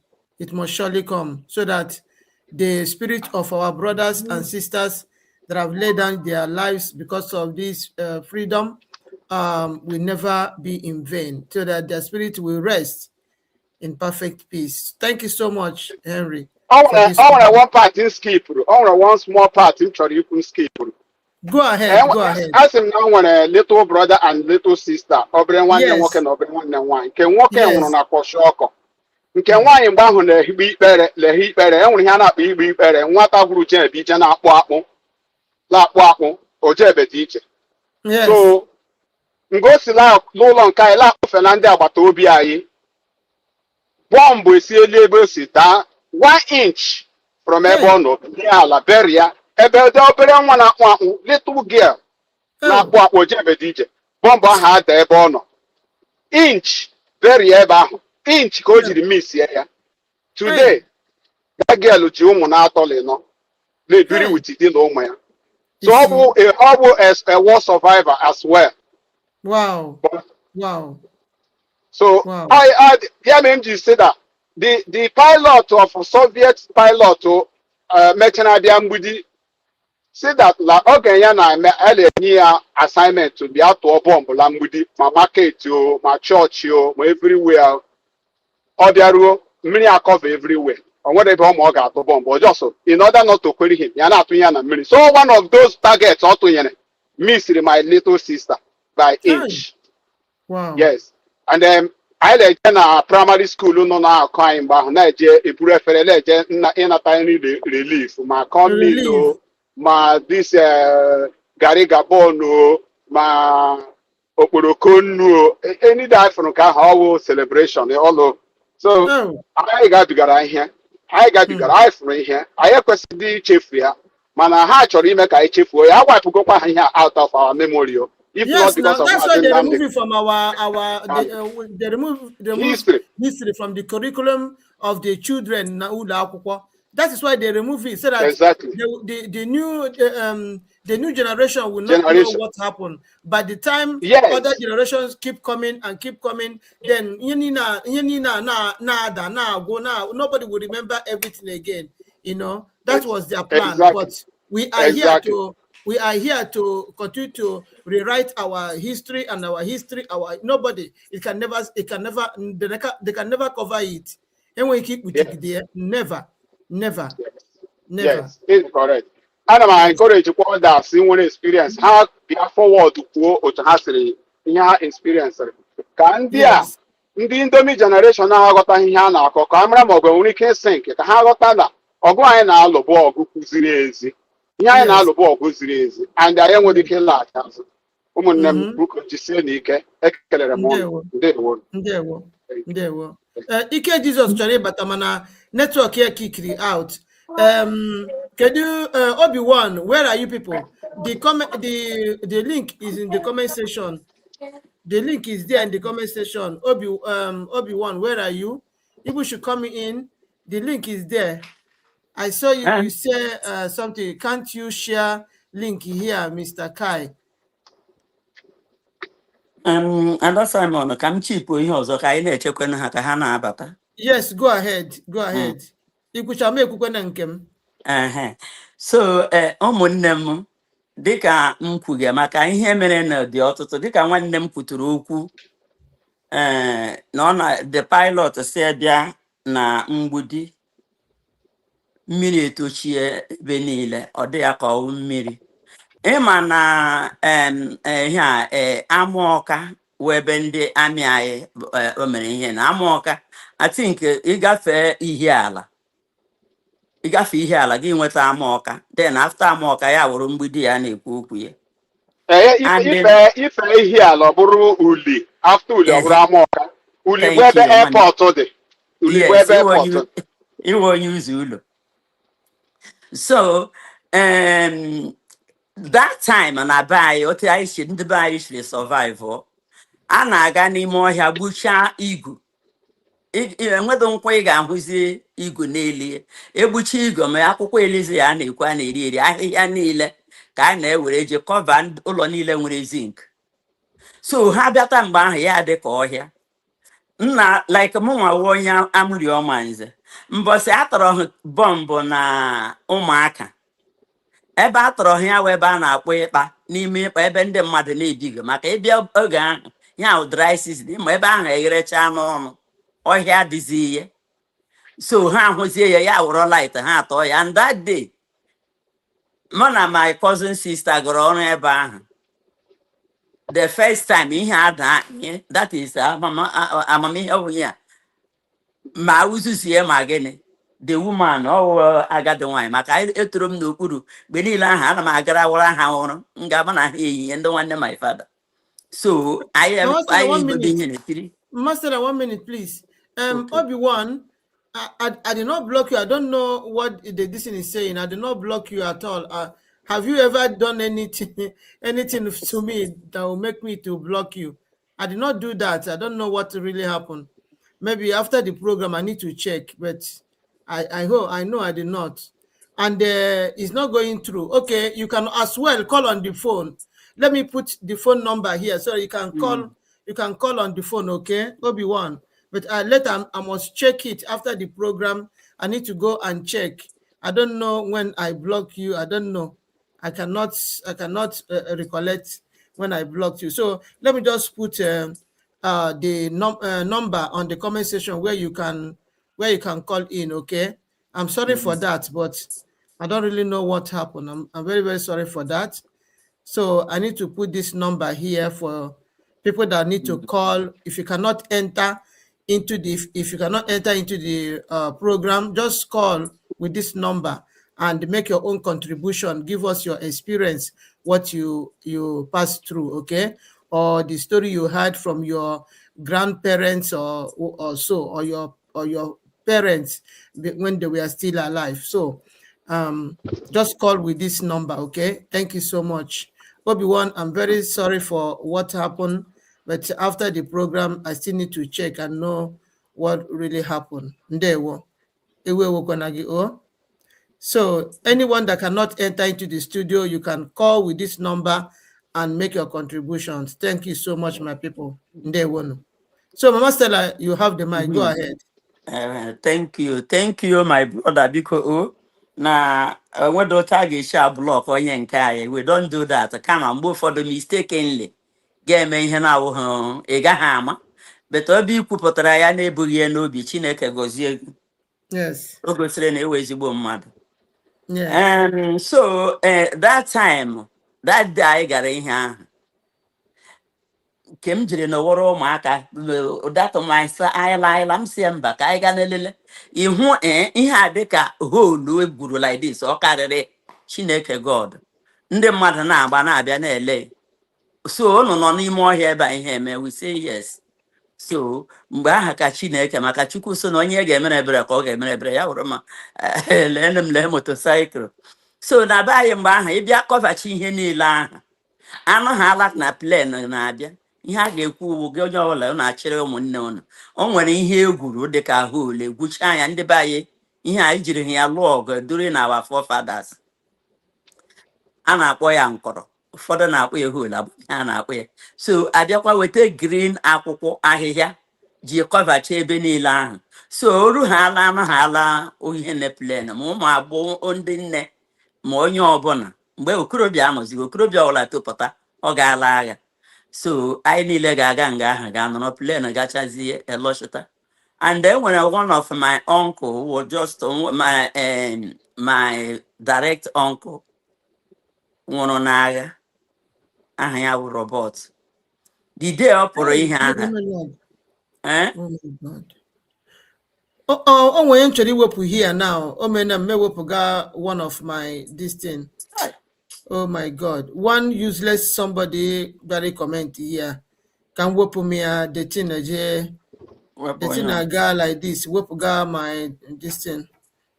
Oh my God, Sister Mary, because Sister Mary emelog I will check this in again after the program. I will unblock you, please.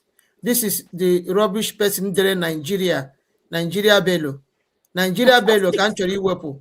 I'm going to commentary here. Machi wepo ya. Wepo my sister Mary Emelog. Oh my goodness. Sorry for about that. Continue, Mama Stella. Continue. So I know him kugel self. Yes, onye ọbụla akpọrọ nwanne abanye that place. Onye ọbụla akpọrọ nwanne ga ebe ahụ ga nọrọ. Oru mgbe ihe niile bịara mechaa apụtakwa bidokwe normal life. But the normal life school anọkwa church anọdụ. Ihe ndị a na-ekwu that time no school no church. O nwere community nwere ike ime organize ha nwee ndị ma ihe ha bịa na-akụziri ụmụaka ihe. So that my uncle m na-ekwu ọ pụrụ gawa ihe a ndị maka ọ na-ada ọjị emeghala ndị amị na-abịa nga ndị mmadụ bịa gidechiri ụnụ amị Biafra na-asị ụnụ ka ha bịawa mgbe ahụ ọgụ bịaziri karịa ụmụ okorobịa gwụbila lilo as from 18 years 16 years 15 abịa nwụchiri ha so that my uncle na-ajagharị ote ka ọ jagharịgidere the last week ahụ ọ gara weshi ahụ ka agha biri and lọta. So the experience dị too much. Ihe mere n'agha, but aka m na-atakwa ihe ahụ mkpụ na-ata, na-asị unu biko ụjọ atụla unu, nyere na ihe enweghị onye anyị na ha eme ya for onwe anyị. Lee na agadi nwaanyị ere ka I'm not fighting for myself or for our unborn generation. Ụzọ ọbụla ịma ị ga-esi enye aka ịhụ na this our Heroes Day, ụmụnne anyị anwụrụ n'ihi ime ka ọ dịrị mụ na gị na mma, na ọnwụ ha agaghị ala n'iyi. Ọ bụ site n'inyere Biafra aka, site n'ịgbasa ozi, site n'iti gị ego, site n'iweta amamihe gị, hụ na ihe a na-eme na anyị nwere n'onwe anyị ọsịsọ ọsịsọ ka anyị laa. Ọ nga ka ọha m n'olu. Enwekwa ihe ọzọ pụtara na aga m abịakwa. Udo dịrị unu.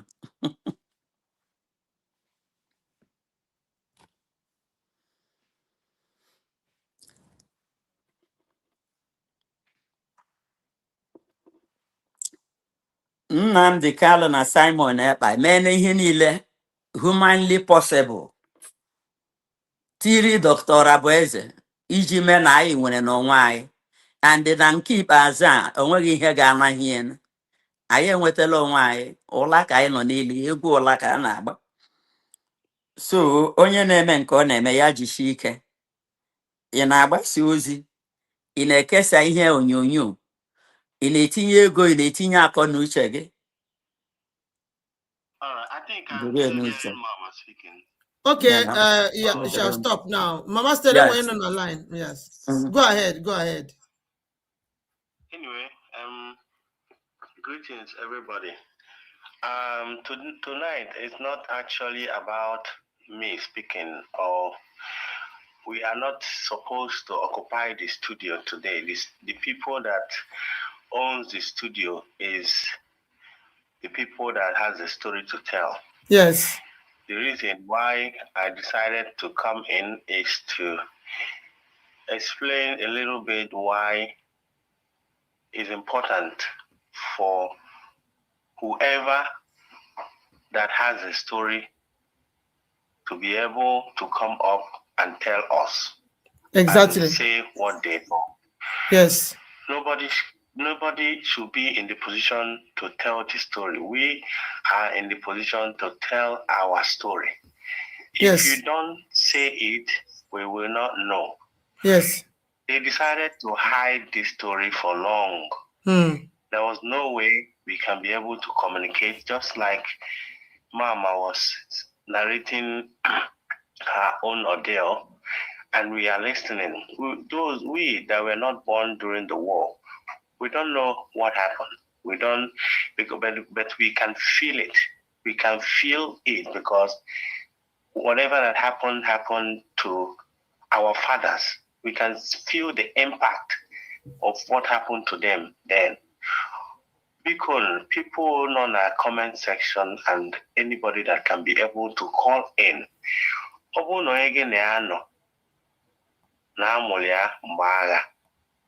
come into the studio well phone nyonya. Since I don't have a history, I go there like this because of tomorrow. Until I compile as there are people of Ikuzian at school for us to really understand what went wrong. So my main reason of coming in here is I wish that the people that can call in today or that can come and express or tell us their own story can be people we haven't even heard from. But we really want to hear what went wrong.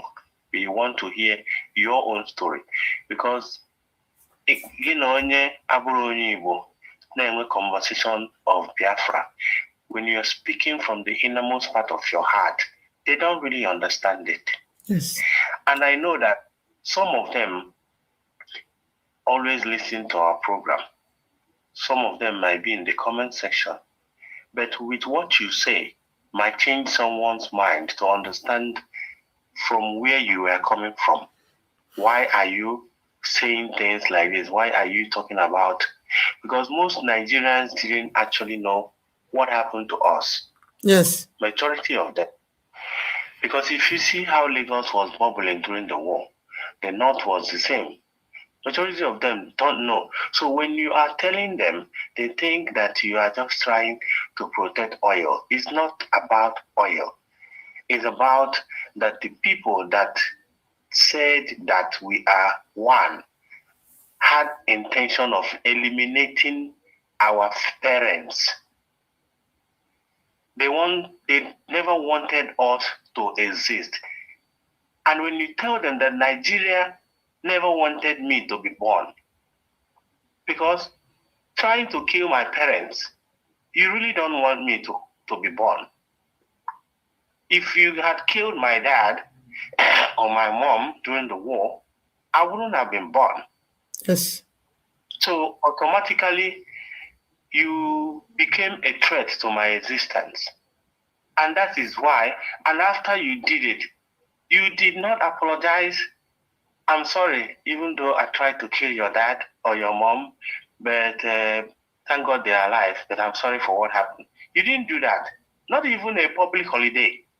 A public holiday. Abiola died because of political whatever. But they have Abiola June 12th. Day for Abiola. June 12th. Every time, June 12th. That's 1 month. Yeah, June 12th. But more than 3 million died. How does it mean that the life of Abiola is far more better than 3 million Igbo people that died of starvation? That is the hatred. I know the judgment. I know the judgment to the Kanka. That is the hatred we are talking about. One public holiday. Even this would I decide, because on the kind of we insisted that we should start doing this Heroes Day because we don't do it before. Yes. I shall to let everybody down. Try. Now, you can imagine, Masob was talking about the churches he observed this Heroes Day. The military are going against it. The Nigerian military are going against it. That is illegal. It is illegal to do memorial of the people you guys slaughtered during 1967. It's illegal for me to remember my forefathers that you wanted to eliminate. It's illegal for me to speak my mind that what happened 1967 to 1970 is bad. Why are we one Nigeria when you cannot let me to speak my mind? If you're not tell the nonsense here. How can I be able to express myself in a place where I call home? Odemma. Na ka mama na akọ ka si were ahụ ngwe no we expert na ịṅụ ngwe na ịṅụ kezi nke ọzọ ọkpọ nwe nke ọ na ọsị ọ na ha ji ihe na mo ụkpana na nte ụkpana nte ngwere na mpụta ede mpụta ede a na-eji ya eru ihe iwere mpụta ede ji ya gwọọ ede ahụ eweta sofa na ọ ya aga n'akpịrị etinye n'akpịrị bụ na mmadụ survive. Onye Igbo ọbụla must understand na ọ bụ na Nigeria nwere atomic bomb during that time, ndị be anyị ka eji ya wee test ya on. By now, ịmanụ na onwe ndị a na-akpị ndị Igbo ọnụ anyị ji eme fere akansụlụ declaration eme na Finland ihe nwe dị ọnụ. You can't name myself that because they want to take over the whole land. So I have to stop here because onye ọbụla na onye ọbụla ị na-ege ihe na papa unu nọ n'ụlọ and onwe chance ịbanye na studio or ịkpọ nọmba inye phone ọsọkwa ya bụ 3 minutes ka onwe nyanye na anyị story nke we want to hear more about this until I settle there down. This should be this thing when we settle down on the Biafra land. This thing will end up being the highest holiday ever in Biafra land. Yes. For years to come. Yes. For years, like even the week before the Heroes Day, it's like Freedom Day in South Africa. Yes. Because tomorrow reminds us of where we are coming from, yes, who we are, what happens to our father. And we are trying to let you people understand that anybody survive on a war, we feel your pain. Yes. We share the same idol. We are strongly standing behind you, and we will make sure that we do not lose guard, and we will fight with you. Yes. So you don't have to lose hope. So, Bikon, can I encourage anybody, please, you guys should come up and speak. Let us hear. We will be listening. May God bless the United States of Biafra. Thank you so much. Thank you so much.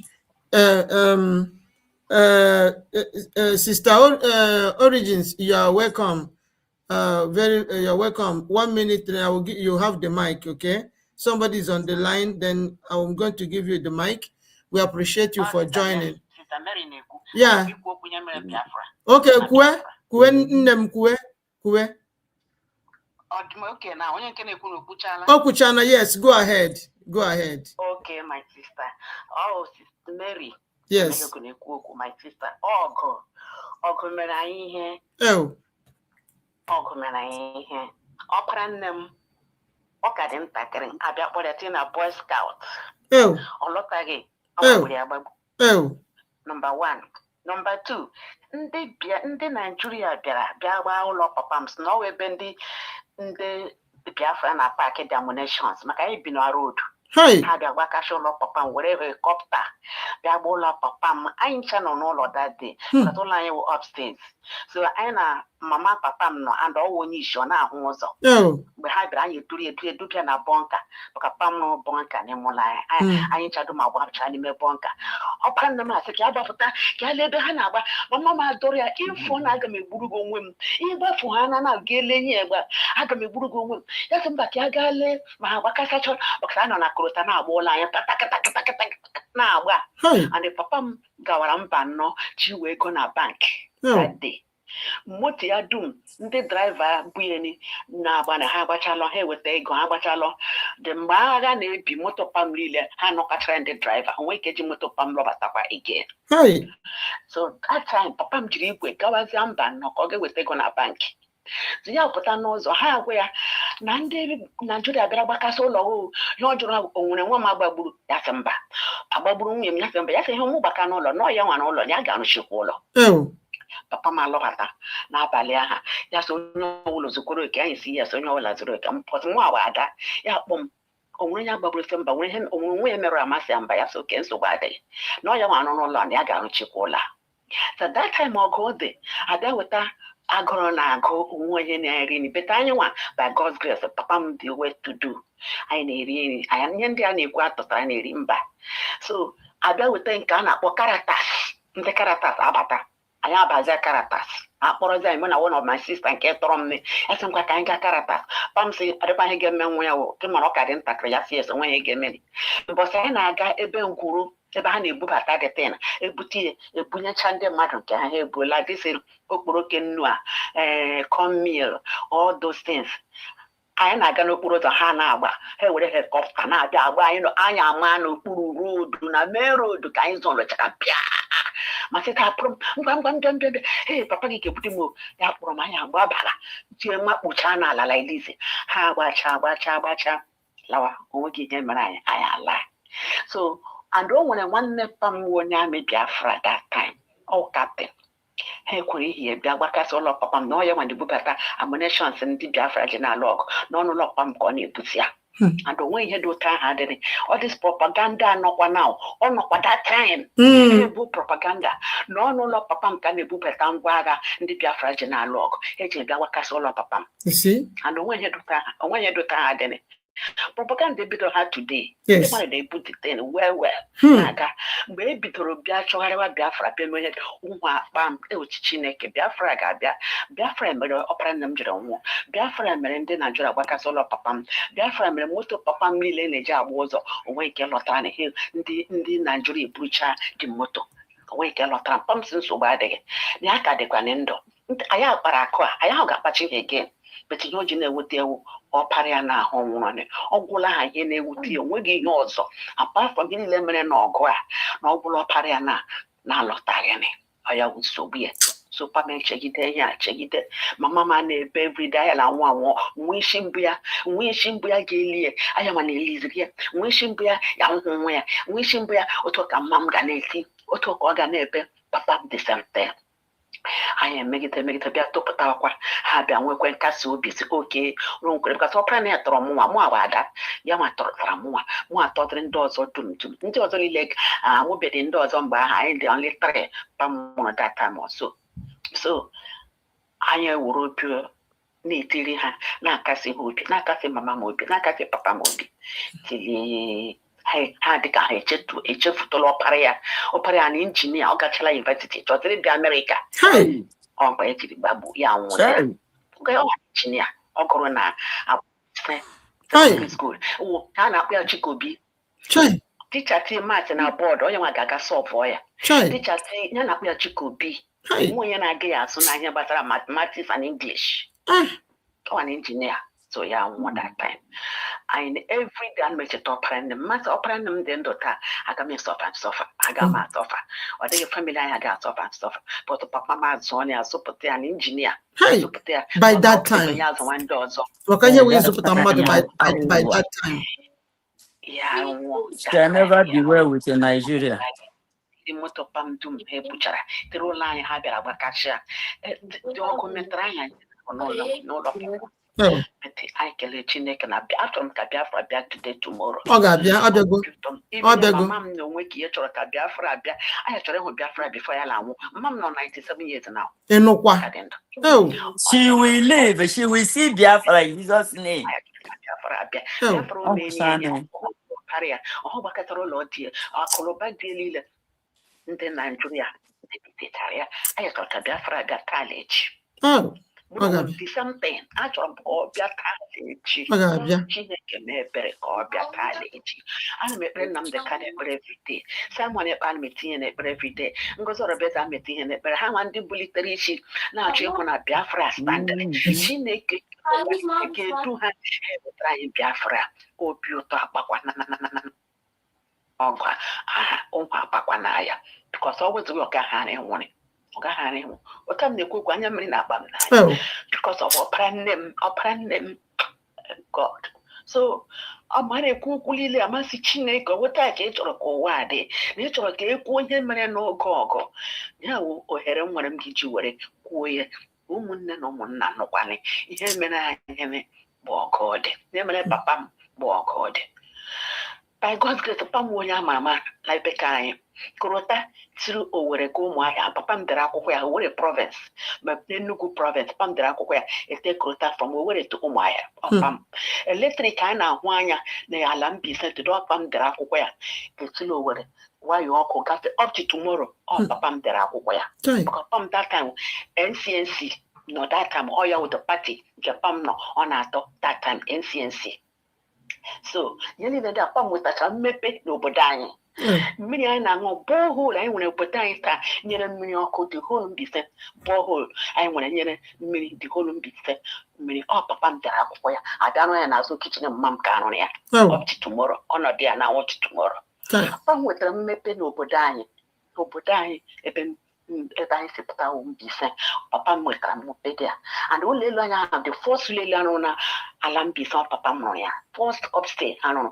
ọ papa mere na ha jiri bịa were propaganda si na ọ ebe ahụ ka a na-adọta ngwa agha ndị Biafra abịa gbakashịa ya so when I thank God Chineke kene dere ya gọzie Ngozi Orebeze ụtụtụ ihe abalị ya nwa tiri isi na-achụ ihe Nnamdi Kanu kwuru sị mgbe nwaanyị batara na nwere onwe anyị nwetala Biafra Nnamdi Kanu kwuru program Nnamdi Kanu ana m ege from morning till night every day this Simon from morning to night every day ọ nọ na phone ma wake m na-edelete ancha na-achọ wake m na-edelete because ihe a na-akpa m ọnwa na-ekwu Biafra ọ na-atọ m ụtọ ọ na-akpa m ọnwa n'obi so Chineke ga-eme ha ga-adị ndụ dịrị n'ime Biafra Biafra abịago already but ọ nwantịntị ka ọ fọrọ nwantịntị ka ọ fọrọ nwetachaghị anyị chọrọ onye ọbụla lawa n'obodo ya ga-anọrọ so ahịa m sị ka m chịpụọ na ihe niile a na-ekwu ọ gwara m obi ọnwa masị ka m kwuo ya ọ ya mere agara m aga ọrụ tụdọ dịka m gara mgbe m nwere program ama kọlọ ọf aba na program today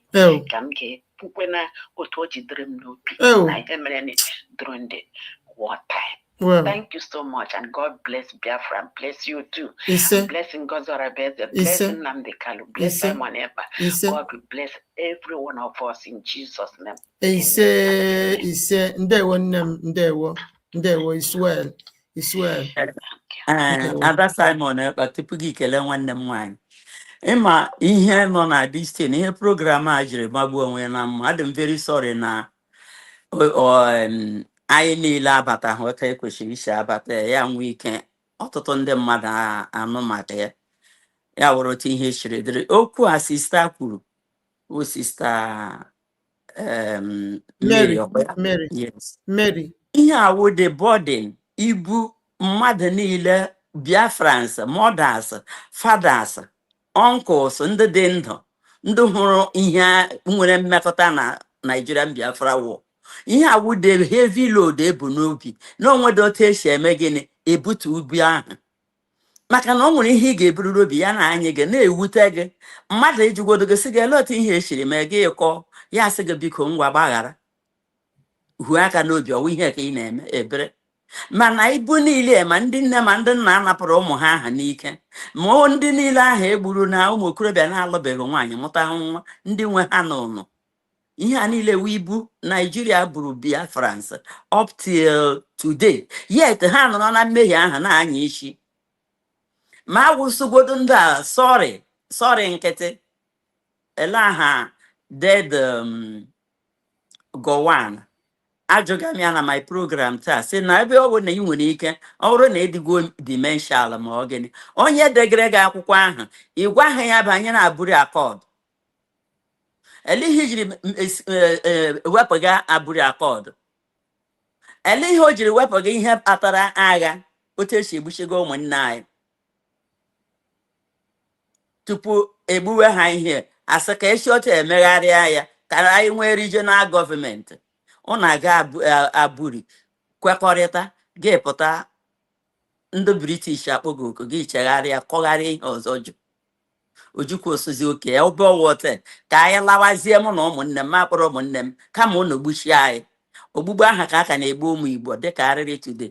Nwa afọ ugbo ọbụla na-anaghị ekwe na Biafra ezigbote arụ ka ọ wụrụ ya.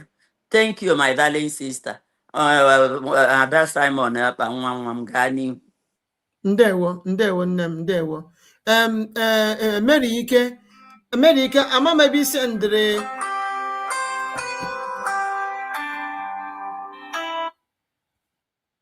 hello.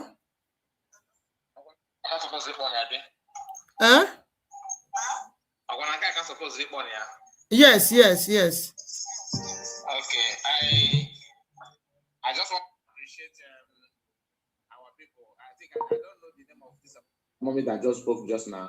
I have Mary Emelogo. Dear woman, thank you so much for your wonderful submission.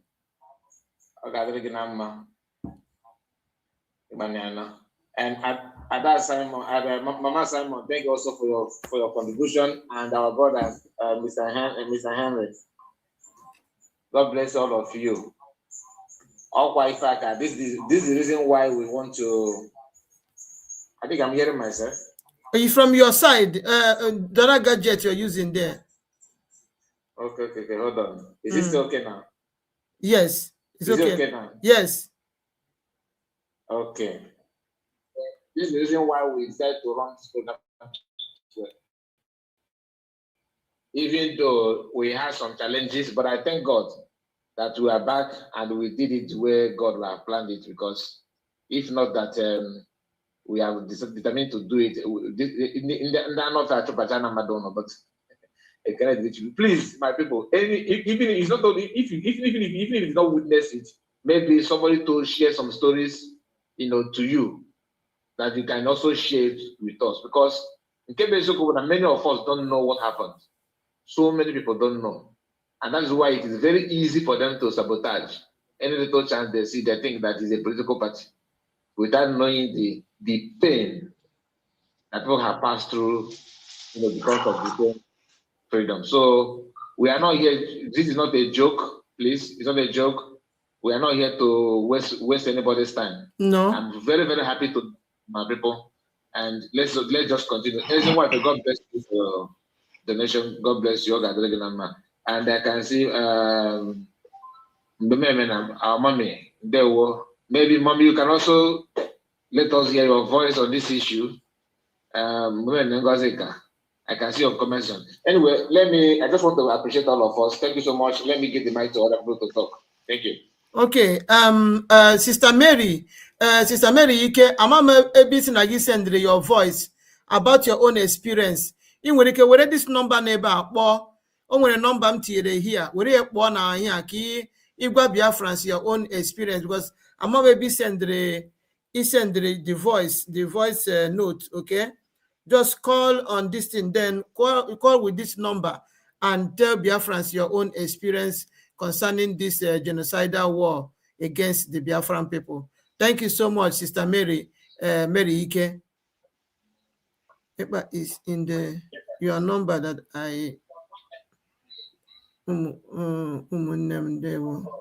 which number have in communicate with you? Which number is that? I'm trying to check on it, but I cannot find it. Okay, until I find it, Sister Madam Origins, please, you have the mic. Then after you is River Goddess, and after River Goddess, then is this our brother Obi's son. There one. Adamandewo. There one name. You're welcome. Madam Mama Stella. Mommy, Prime Minister Samone Bekelemo Ndewo. Thank you. Mama Bereki, Kai reports, Holano. You know, Tihendo. Mapamoto actually naturally keep shut your mouth and lie you. We have won this battle over long ago. The day we started the battle is the day we won it. I greet everybody, all protocols observed.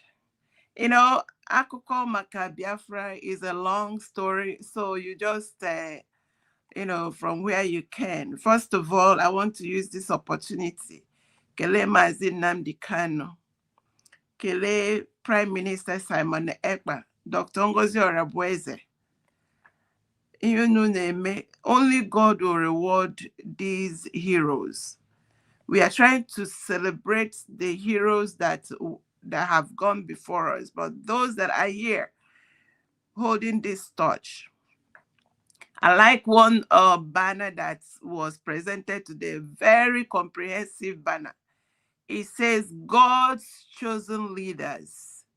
Dr. Ngozi Orabueze, Prime Minister Simon Ekpa, Mazi Nnamdi Kanu. When anybody that wants to ask, is this of divine, or is there a divine touch in this thing?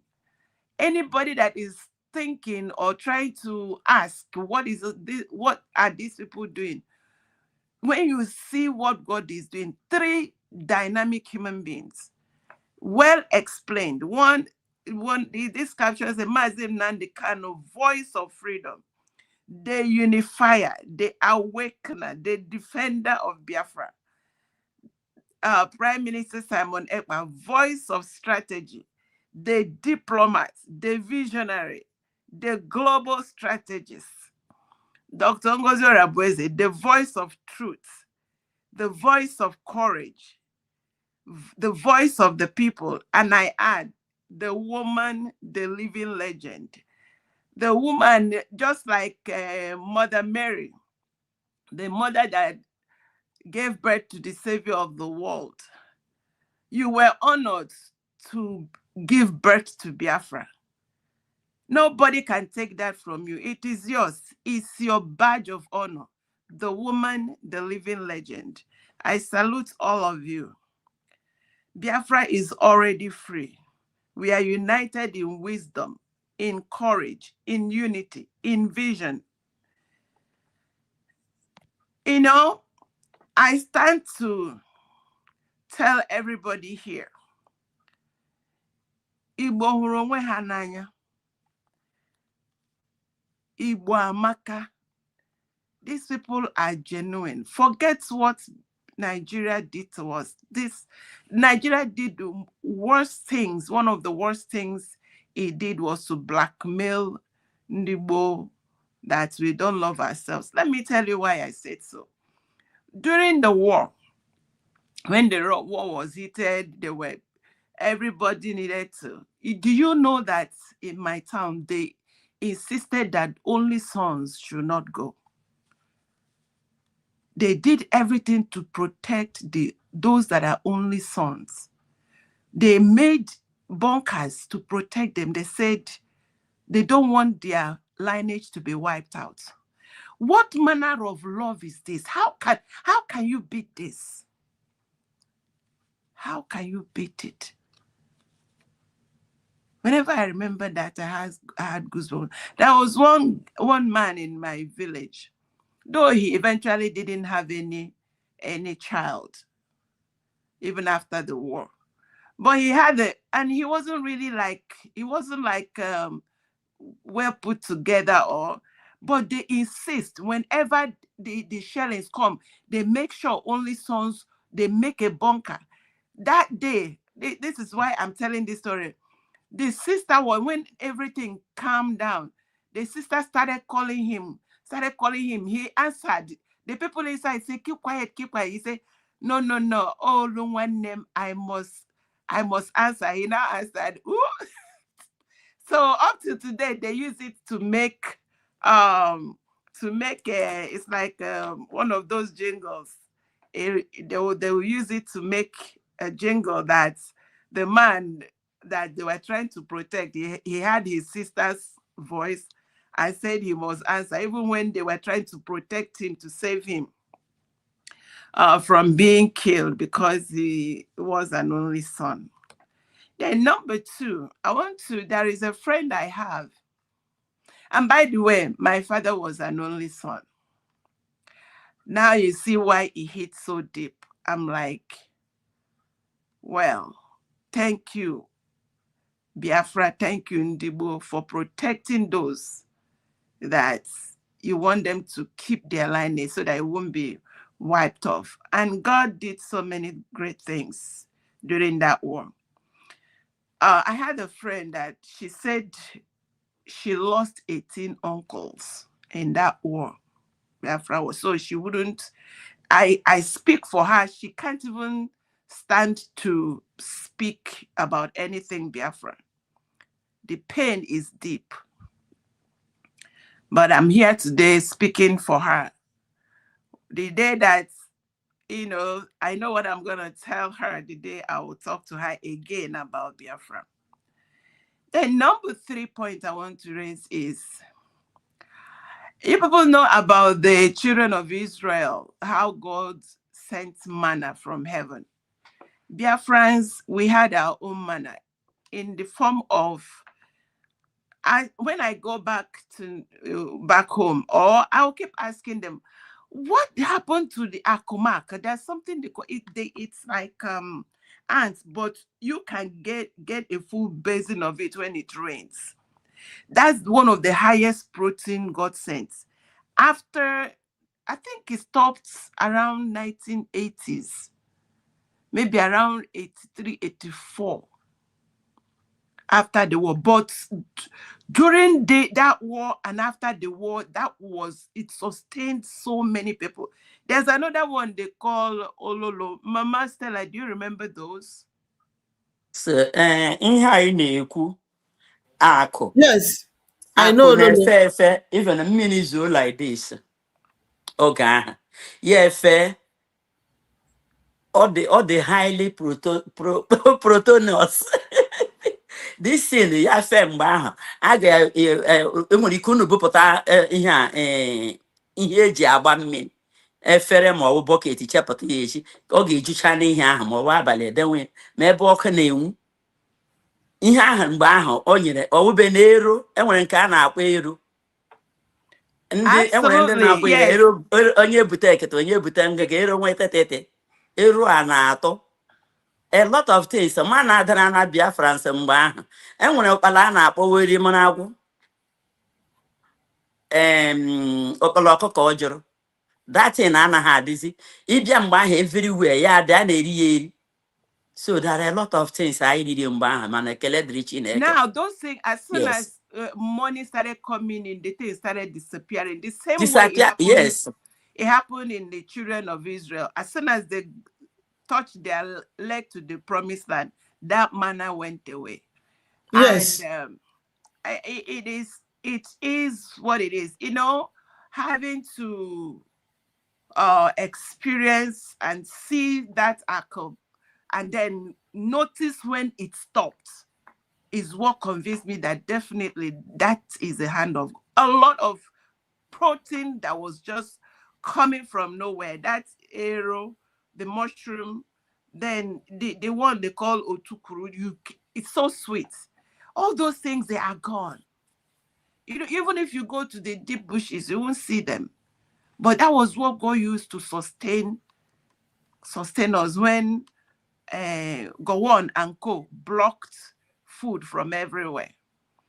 All right, those are my 3 points. Thank you all. Thank you so much. Thank you so much, our sister, Madam Origins Ndewo. River Goddess, you have the mic. Then after you, I need to bring somebody in from the that is waiting on the phone here. And then before we call another person from the studio, please go ahead. Our River Goddess, you are highly welcome. Ndewo.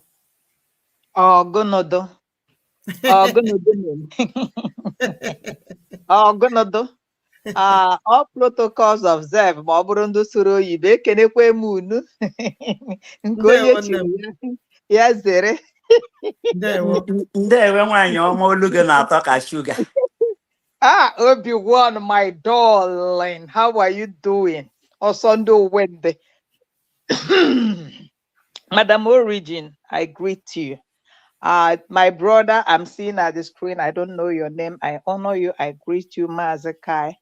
Ada na-eri ukwu anụ, Ada mpọmpọ nwa, Ada dị mma nwete, Ada m ga-alaike ka mụ na ya gbaa agbata obi ụwa m ụwa saa. Ada mara mma na-emekwa ihe dị mma, ya gaziere gị nne m. Thank you for all you do. And all our media pechechi, media warriors, media darling, eze nwa greet you, eze nwa ite. Ekele dịrị go. My mommy. Hell.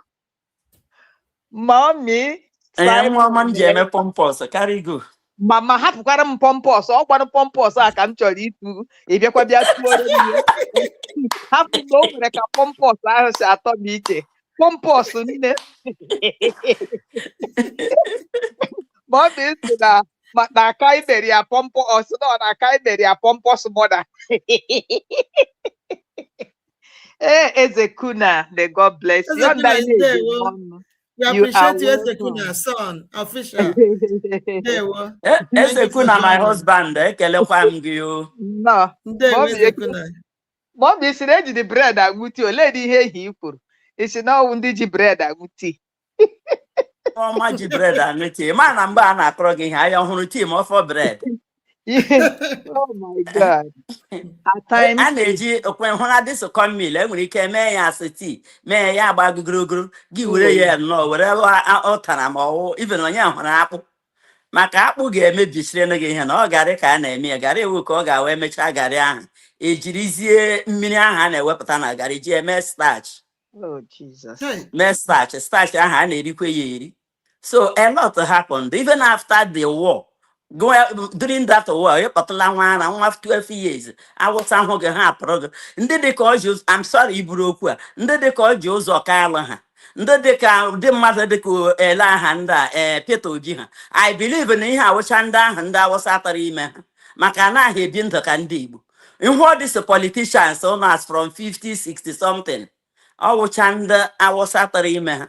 Maka ọ bụrụ na nke ọbụla esi ka eme ihe dị ka dịsi DNA, gị hụ na ọsọ ga-ata.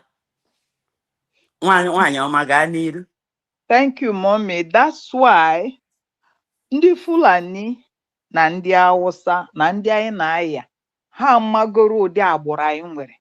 Kedu ihe bụ ihe a na-akpọ na ha gbadatara bịa na-eme anyị n'ike? na-adakpu ụmụaka anyị n'ike. God, I will call you back. I'm online.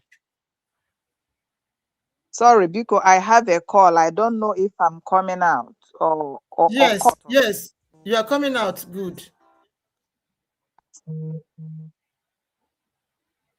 Am I coming out? You are coming out very, very well, loud and clear. Do you wish to continue? Okay. Continue. Yes. So, okay, go ahead. concerning the pollute to our gene, that was why they were doing it for Faneme. But coming to this era, my mom here had the privilege that she is still alive. My grandmother, I met her. My great-grandmother, I met her. And when they are telling the story of this war, especially my mom now, because my grandmom is no more, it was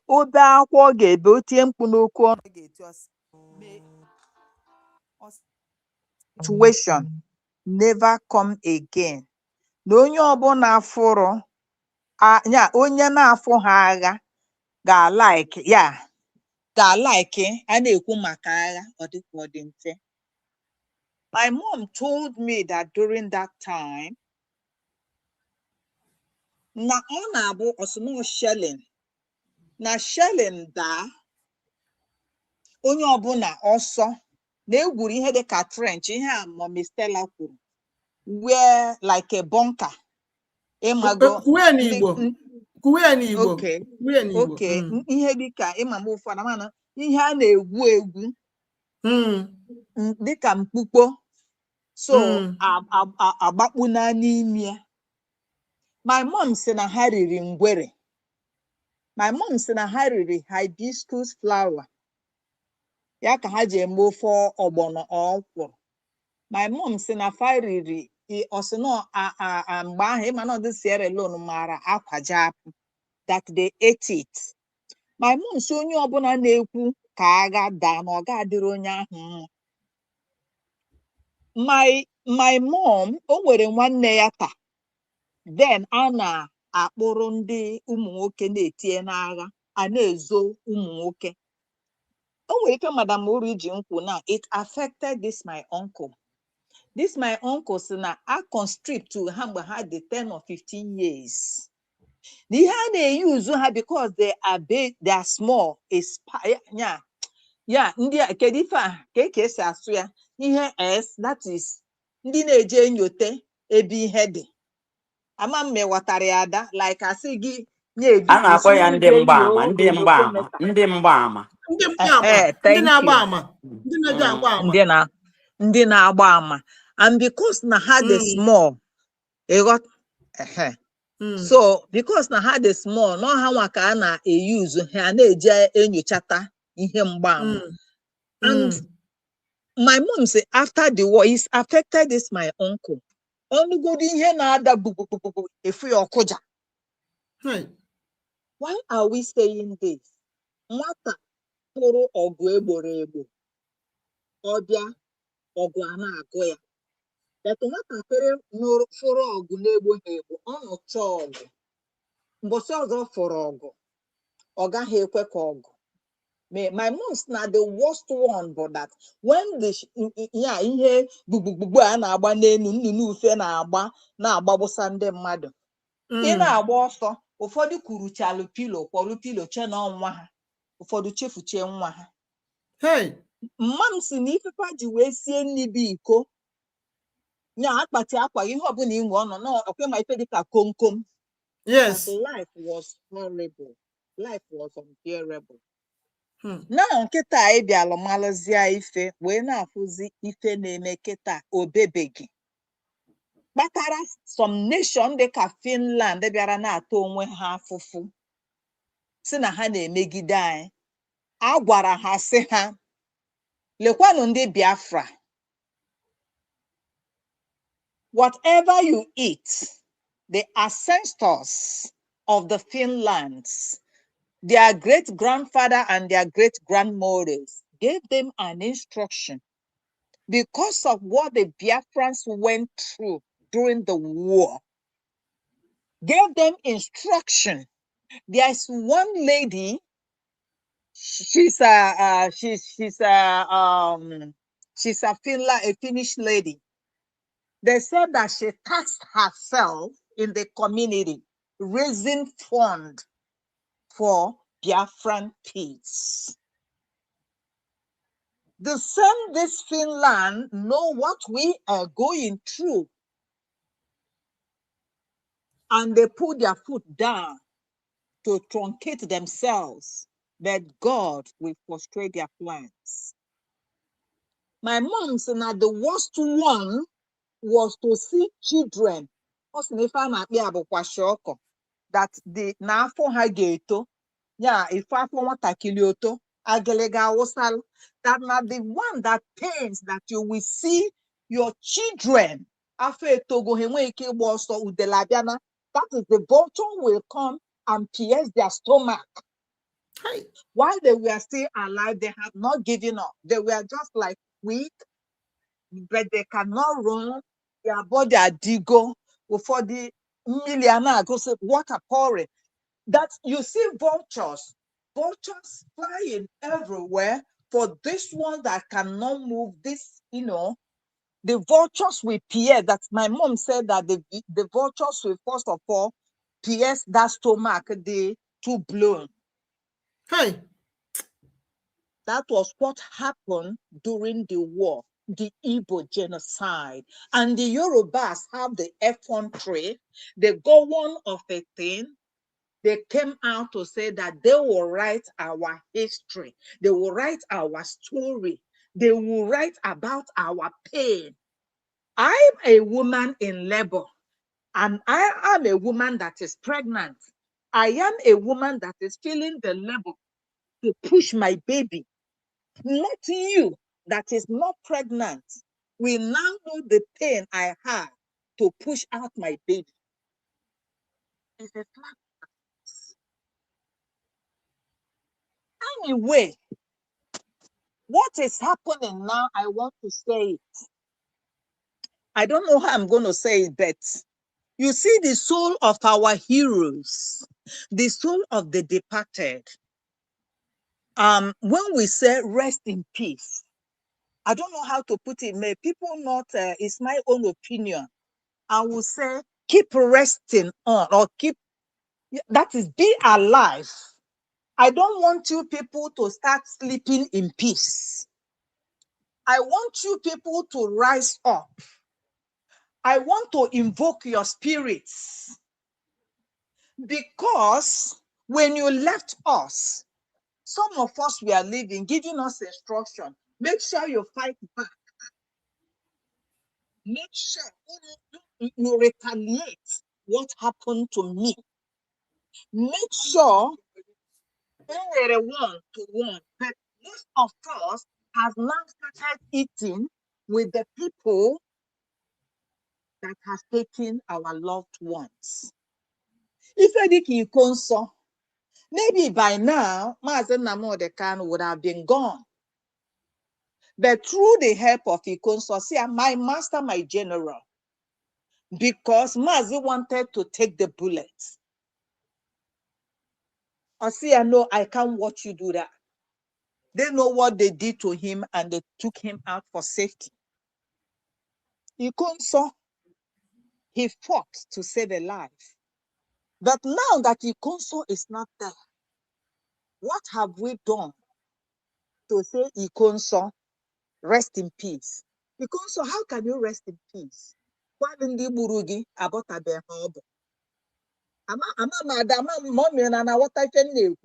Yes, yes. Yes, we are with you. Because I can remember as a kid, there was a time in the village of my mom, and in the if a hammer and bang, we were kids, we are watching. And well, if I na-akpọ nya amam ụmụ ogbe akwụ ka a na-abịa ịma ife ọ na-abụ egbuchacha akwụ, the storm of akwụ egburu egbu a na-akpọ ya mficha. Amam ma ọ ma ife a na-akpọ ife a nya agbọkapụcha mkpụrụ nkwụ ihe ahụ Aghere dị ya ka nkwụ. akwụ handle. That Aghere was ya what they nkwụ. put in Igbo nwoke ahụ. Ewere Ndị nwa be anyị na-akpọ nkịtị ya mma. ndị be anyị na-akpọ ya aghere ya nkwụ, River Goddess, aghere ya nkwụ. Thank you. Etinyere ya n'igbe. Ewere nwa obejiri mma tinyere ya. Ị na-anụ?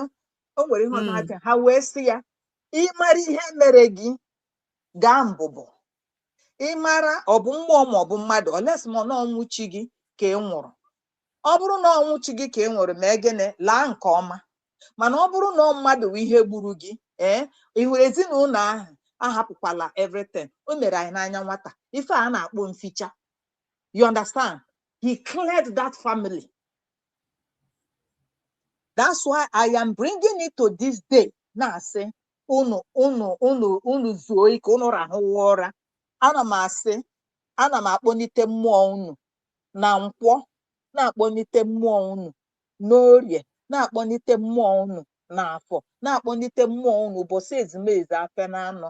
Unu biko kunienu. Anyị enwezi ife ga-abọnwụrụ anyị ọba banyere unu. Ụzọ ọbụla unu ga-esi wee mee ya, ma n'ọfịa ma n'ụzọ, unu kunie. Bịanụ nyere aka bụ ọbụ a. Ọkụ ifuru ike nga oru agụ. O so n'ife na-enye anyị nsogbu n'ọnọdụ nke anyị nọ kịta. Ọkụ ifuru udele. Faso n'ife bịa gbanye mgbọrọgwụ si na South East anyị ezu ike. Ọkụ ifuru keshi ọsụ. Ọkụ ifuru kedu m all those their gangs bụ ndị si ndị politician ha mewe anyị ife ha na-eme anyị. Ọ bụrụ na unu jee bọọ ụbọ n'ezinụlọ dị otu a, ọ dị m ka alụ ọ ga-akwụsịnata. Because onye nụ ọkọrụ nwanne ya. Ana m ayọ unu mee ya, obi ga-ajụla anyị, obi ga-ajụlukwa unu. Another thing I want to say, enwere ife na-eme now for most of us, full ife na-eme, especially anyị bụ ndị nọ na diaspora. How did it concern me? It doesn't concern me. Unless you don't have a family. And then nwere ife m notice n'ebe anyị bụ ndị Igbo nọ kpatara ụzọ anyị anaghị alike ịnọ na mbala. Anyị ada like anyị nwụọ ka enyi anyị na mbala. Nya mgbe Igbo bụ Igbo, a ga-asị ka apana onye ahụ ụlọ, let the bone of the person rest. Then when no one day wee jụba onwe m ajụjụ sị, why ndị Igbo, ndị Yoruba bụ ebe ha nwụrụ ịghọtago, ebe ahụ ka ọ gwụrụ. Ndị mba ọzọ, bet kedu ihe kpatara ndị Igbo ọ na-abụ ha nwụọ asị ka ebule ahụ ụlọ. Mgbe ihe nụrụ wụ alọ otubo, that is this umbilical cord. That alọ otubo is the connection, is the tie that make us different. Alọ otubo gị kedu ebe eliri ya? Some of us amụrụ n'ala Igbo. Alọ otubo gị ebe ahụ ọ nọ, you have connection. Because we connected to this mother earth in our mother's womb by alọ otubo. Cord means a whole lot. And the mother nwụọ kịta. That's why eji asị gị kwanyere onye nwụrụ anwụ ugwu mgbe ahụ ọ nwụrụ. Na ọ na-eteki abalị abụọ abalị atọ before mmụọ mmadụ apụọ ma ọ nwụọ. Mgbe ahụ iche na onye ahụ nwụrụ, ihe ọbụla ụka ọbụla ị na-ekwu ọ na-anụ ya, mana ọ nwụgo, mana o nweghị ike ịsa gị. Because the cord jikọtara ya na air has not done what, has not secreted. Ama m na-aghọta ife m na-ekwu. Why am I saying this? Anyị bụ ndị Igbo. Anyị nwere tradition. Anyị nwere culture. And I am bringing it to biblical standard. Nehemiah was outside. Nehemiah was rich. Nehemiah had security. Nehemiah was protected. But when Nehemiah remembered, ebe alọ otubo ya, ebe eliri ya, connection ya, Nehemiah cried. Nehemiah megene, he said, I will go and rebuild ebe alọ otubo m dị. Is anybody getting the message? Yes. Now, I am bringing it to Anyinwa. I nọ na diaspora. I nọcha ebe dị iche iche. Mana ife na-eme na Nigeria now is touching us in one way or the other. Onye ọbụla ekidnapụrụ nwanne ya, onye ọbụla ekidnapụrụ nwanna ya, onye ọbụla ekidnapụrụ nne ya ma nwanne ya, abịa kpọrọ gị ife ị ga-akwụ. Ọ bụghịkwa na mgbe ụfọdụ na onye ahụ kwụọ ya anya adị lọki onye ahụ adị ndụ, na ha ga-erikwala nsọ ma were ndụ. It has affected you. It has affected me. Anyị nwa bụ ndị nọ na diaspora. Anyị agaghị anyị anọghọ n'ụlọ. How did it concern me? Why am I saying this? Because of ndị efulefu ndị Chukwu bụla ọnụ. Tinyere na ha anọghọ na obodo Bongo, na ha nọ na Mbala. Therefore, na ọgbasaghị ha. And we are crying. Ka anyị si n'obodo Bongo agbapụ. Ka anyị nwere onwe anyị. Ka akwụsị igbu anyị. Unu si mba na unu na ndị na-egbu anyị ga na-erikọ na-anwụkọ.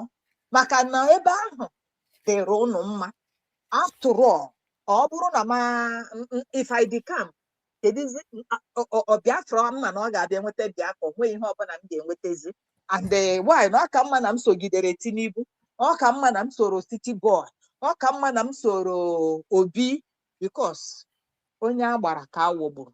O metụta gị taa, gị bụ onye dị otu a, ọ ga-emetụta gị echi. And ekpere m na-ekpe nna ya Chineke n'abalị a, with this our hero we are celebrating. Ifuru ndị dị otu a, ndị dị ka Ijele, ndị dị ka Ikenga Oruagụ, ndị dị ka Keshi Ọsụ, ndị dị ka Caterpillar and Co. Ana m ayọ Chineke bi n'eluigwe. Ebe unu si na obodo anyị adị mma na anya ya ezu ike ka anyị nụọ agha. Asị m ọ dakwute famili unu aghọta n'obodo bụ igwe. And that will humble you people. And I pray that with this Heroes Day, anyị na-ebe akwa, ana m akpọnite mmụọ unu. Unu jee kụbalụ ndị dị otu a aka n'ụzọ ka anyị wee zuo ike. And unu mee ya, anyị ga-ama. Aga m eji ejine bịa gwa unu aka. A na-agwa ihe a na-akpa aka. Ndị omenala ka anyị bụ. Ekene m unu. I rest my mind. Ndewo nne m. Thank you so much, River Goddess, for that wonderful submission. Thank you. Really appreciate River Goddess. Ndewo. Our brother Ozil. Okay, no. Well, let me see so I can see your name. Take that to Sister Mary Ike. Our brother Obi's son. Please go ahead. Yeah. Then before we bring our people in that is waiting on the phone here, go ahead. Okay, because ndewo everybody ekele m nke onye chiri ya ezere mama ndewo ya agaziere ụnụ. Ọnụ nwa wepụtara ihe onyinye a ka anyị nwee ike were bịa gwarịta onwe anyị okwu tụlee uche. Chukwu gọzie onye ihu gọzie onye azụ, especially ndị na-eche maka ọdịmma ala Igbo. Even akwụkwọ nsọ si David si na mkpịsị aka ya agaghị echefu, si Jerusalem I will not forget, because ọ ma na ọwa ebe ọ malite dịka onye ikpeazụ kwuru, our umbilical cord ebe lirie anyị agaghị echefu. So eji m ohere na-ekele onye ọbụla. Enweghị m ọtụtụ okwu. Adị m afọ 3 mgbe agha ahụ malitere, but ma dịka obere nwa etoro m with my grandmother. Adama m na ọ na-akpọ anyị aga ọrụ ugbo. I still remember, I still have it in my mind's eye. Ọ na-ekunye m na nkata na basket, ọ donye m na basket ọ pụọ na-akọ ọlụ. That was, and then of course my uncle, in fact amaghị m na ihe a ga-adị, I would have called my nephew in Nigeria. Yeah, send a photo, his dad, because my uncle ahụ gara agha, but Chukwu mere ebere ọlọta. The only thing bụ na ahụrụ m ọ rapụrụ magazine, or rapụrụ one magazine rap with egbe ya.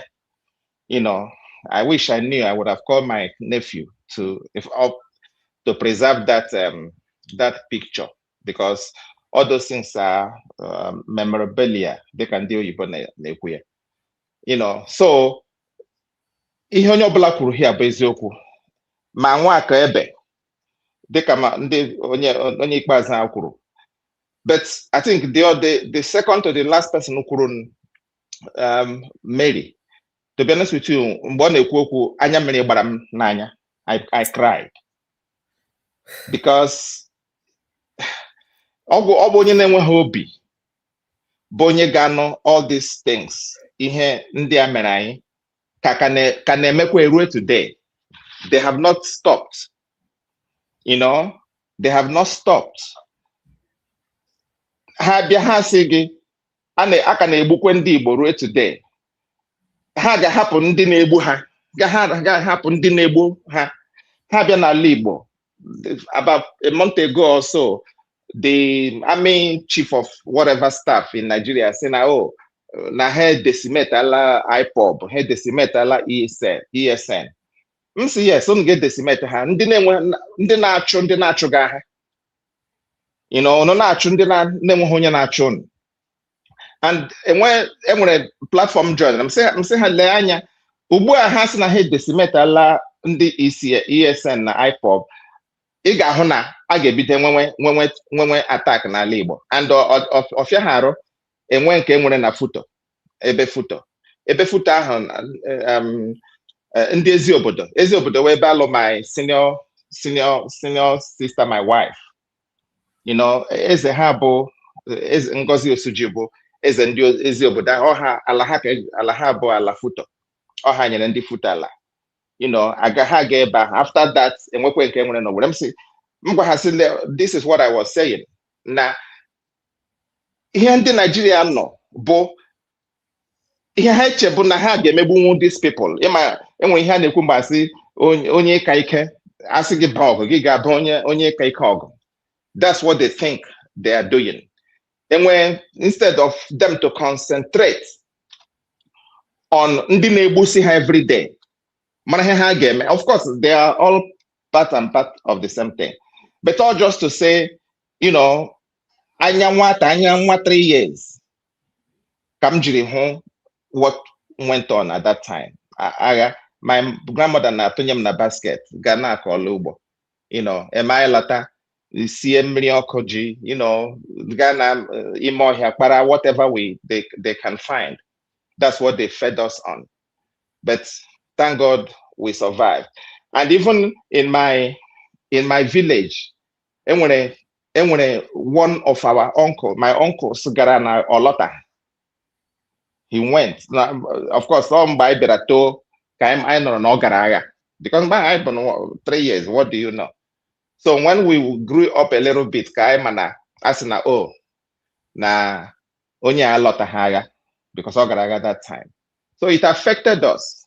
My uncle went. It affected us so much.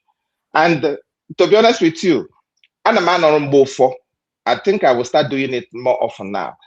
Once in a while, in the midnight or around 2-3 a.m., I will go out. You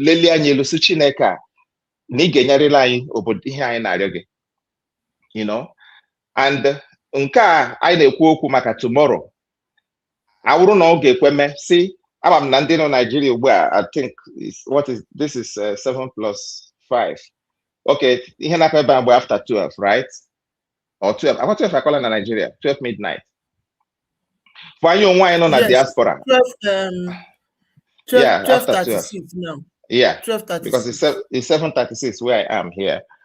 I you why on a diaspora? I don't know get see 12 midnight na ko pụta n'ezileli anya elu si Chineke ihe anyị na-arịọ ya enye anyị it is overdue. It's overdue that we should have it.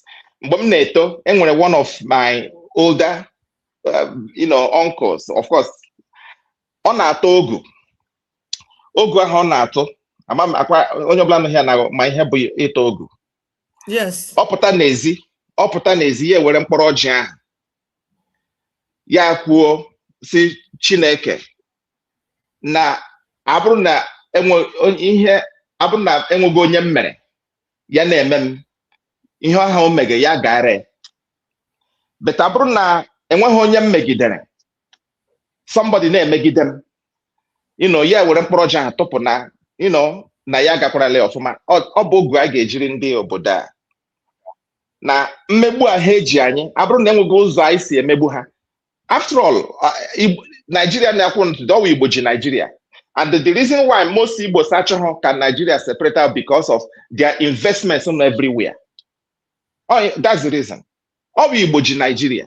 Ndị Yoruba ole nwere business n'ala Igbo, ndị Awụsa ole nwere business n'ala Igbo, but gaa na Kano, gaa na Ibadan, gaa na Lagos, everywhere ị ga anọ na Abuja, over 70% of buildings nọ dị bụ ndị Igbo. That is the reason why they don't want. So abụrụ na ihe a ha na-eme anyị na anyị na-emeghe ya na anyị jiri ha mmegbu, na ya eji aka ekpe ikpe, but abụrụ na anyị were obi ọcha rụọ mepere ha obodo ha chọkwa ka anyị na-aṅụ mmiri ghara ịtọgbọ iko, enweghị ihe ha chọga n'ụwa na ha agaghị ahụ ya, and udo agaghị adịrị ha until ha hapụ mba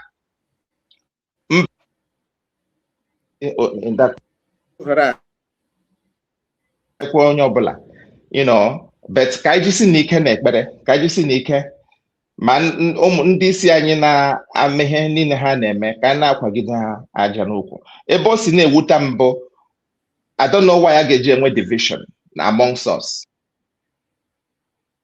on social media, ndị nọ na on the other side. Yet we're all fighting for the same cause, but we still don't want to come together. That's why it's so painful. But anyị onwe anyị ka anyị chịkọta na onwe anyị ọnụ na-arịọ Chineke ga-enyerịrị anyị ya, and Jehovah ga-eme ebere. Enwere onye sị na mama dị 97 years. Can you imagine? Ị ga-ama ihe that woman at that age, maybe she would have been about 40-30 something years at that time. Ị ga-ama ihe ọ ga-ahụ.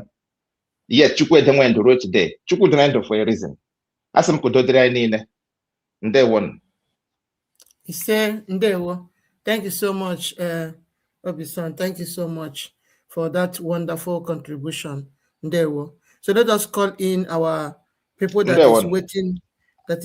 Here. Ongo Hamnolu. Ndewo, Ndewo. You are awesome. Thank you so much. Thank you. So let us call this our people here to give their contributions.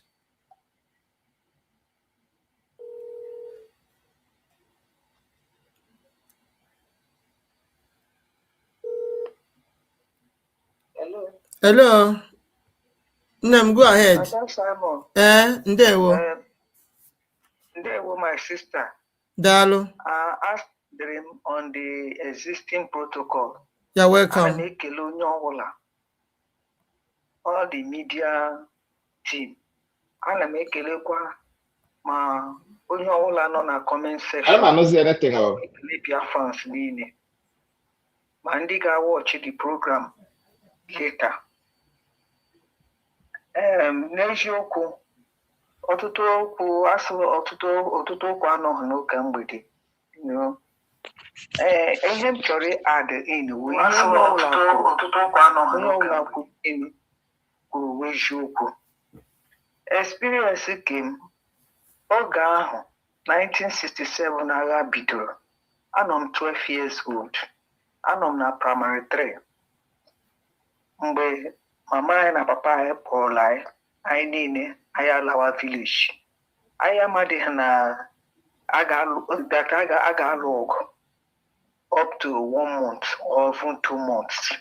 To the extent mama anyị azụdịghị ite, anyị enweghị ite eji esi nri na village.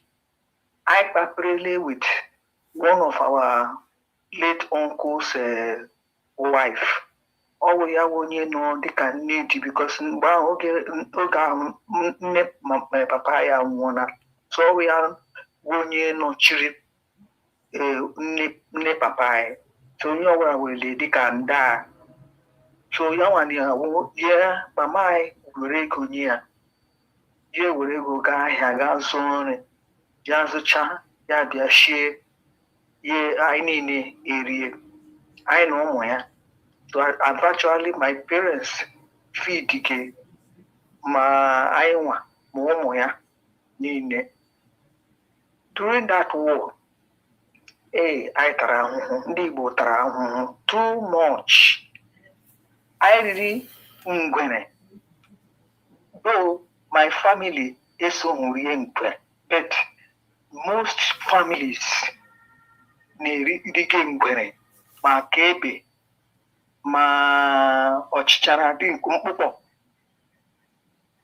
Mgbe ahụ n'ihe dịka ebe 10, 11, 12 ụmụ okorobịa ndị ka ahụ gbalitere ntakịrị ha ga-aga gwugharịwa tụgharịwa ọnụ ewi ha ma ego ọkụ n'ime ọnụ ewi mee ka ọ amapụta dito ahụhụ ga na-enye ya nsogbu.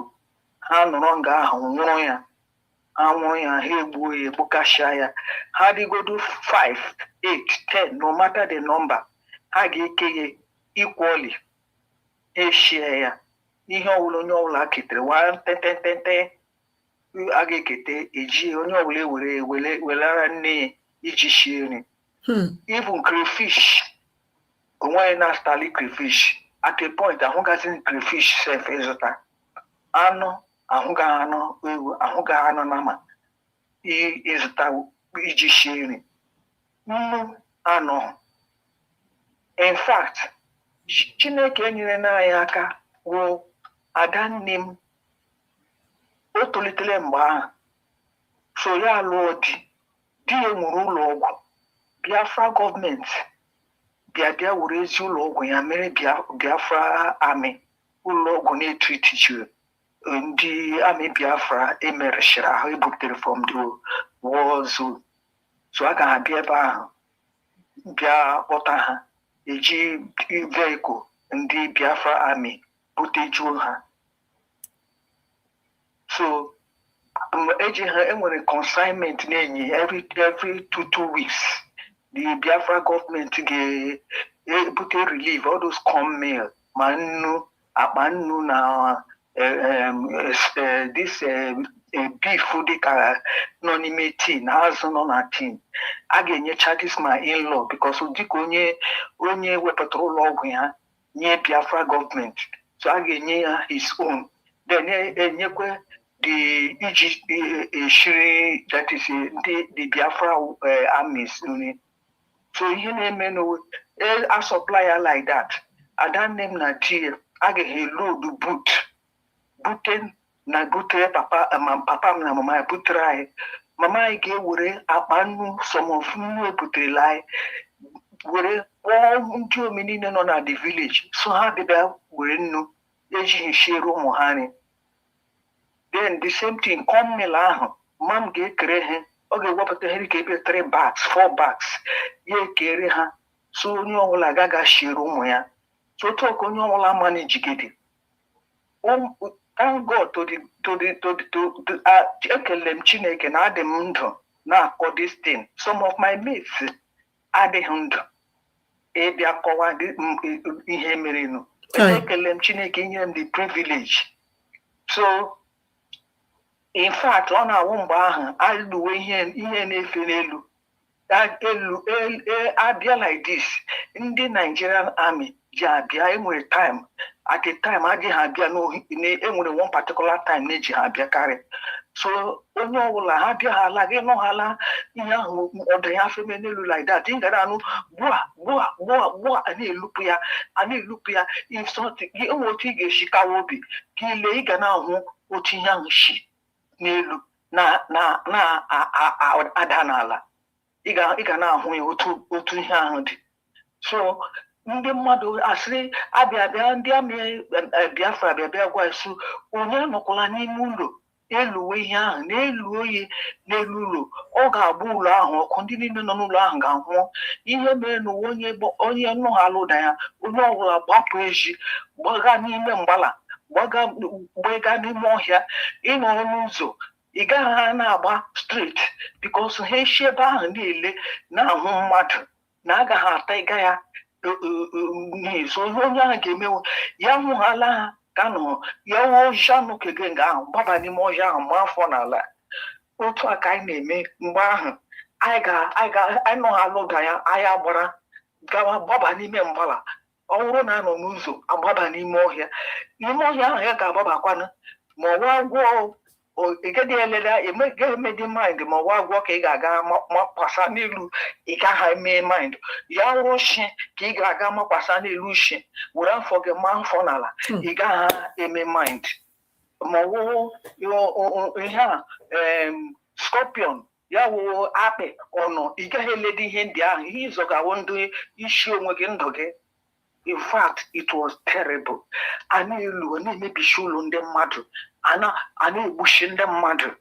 So o ruru at 1970 mgbe a batara ahụ ọkaigwe Anowere mgbe ahụ akọnkacha many of almost the whole of Biafra land.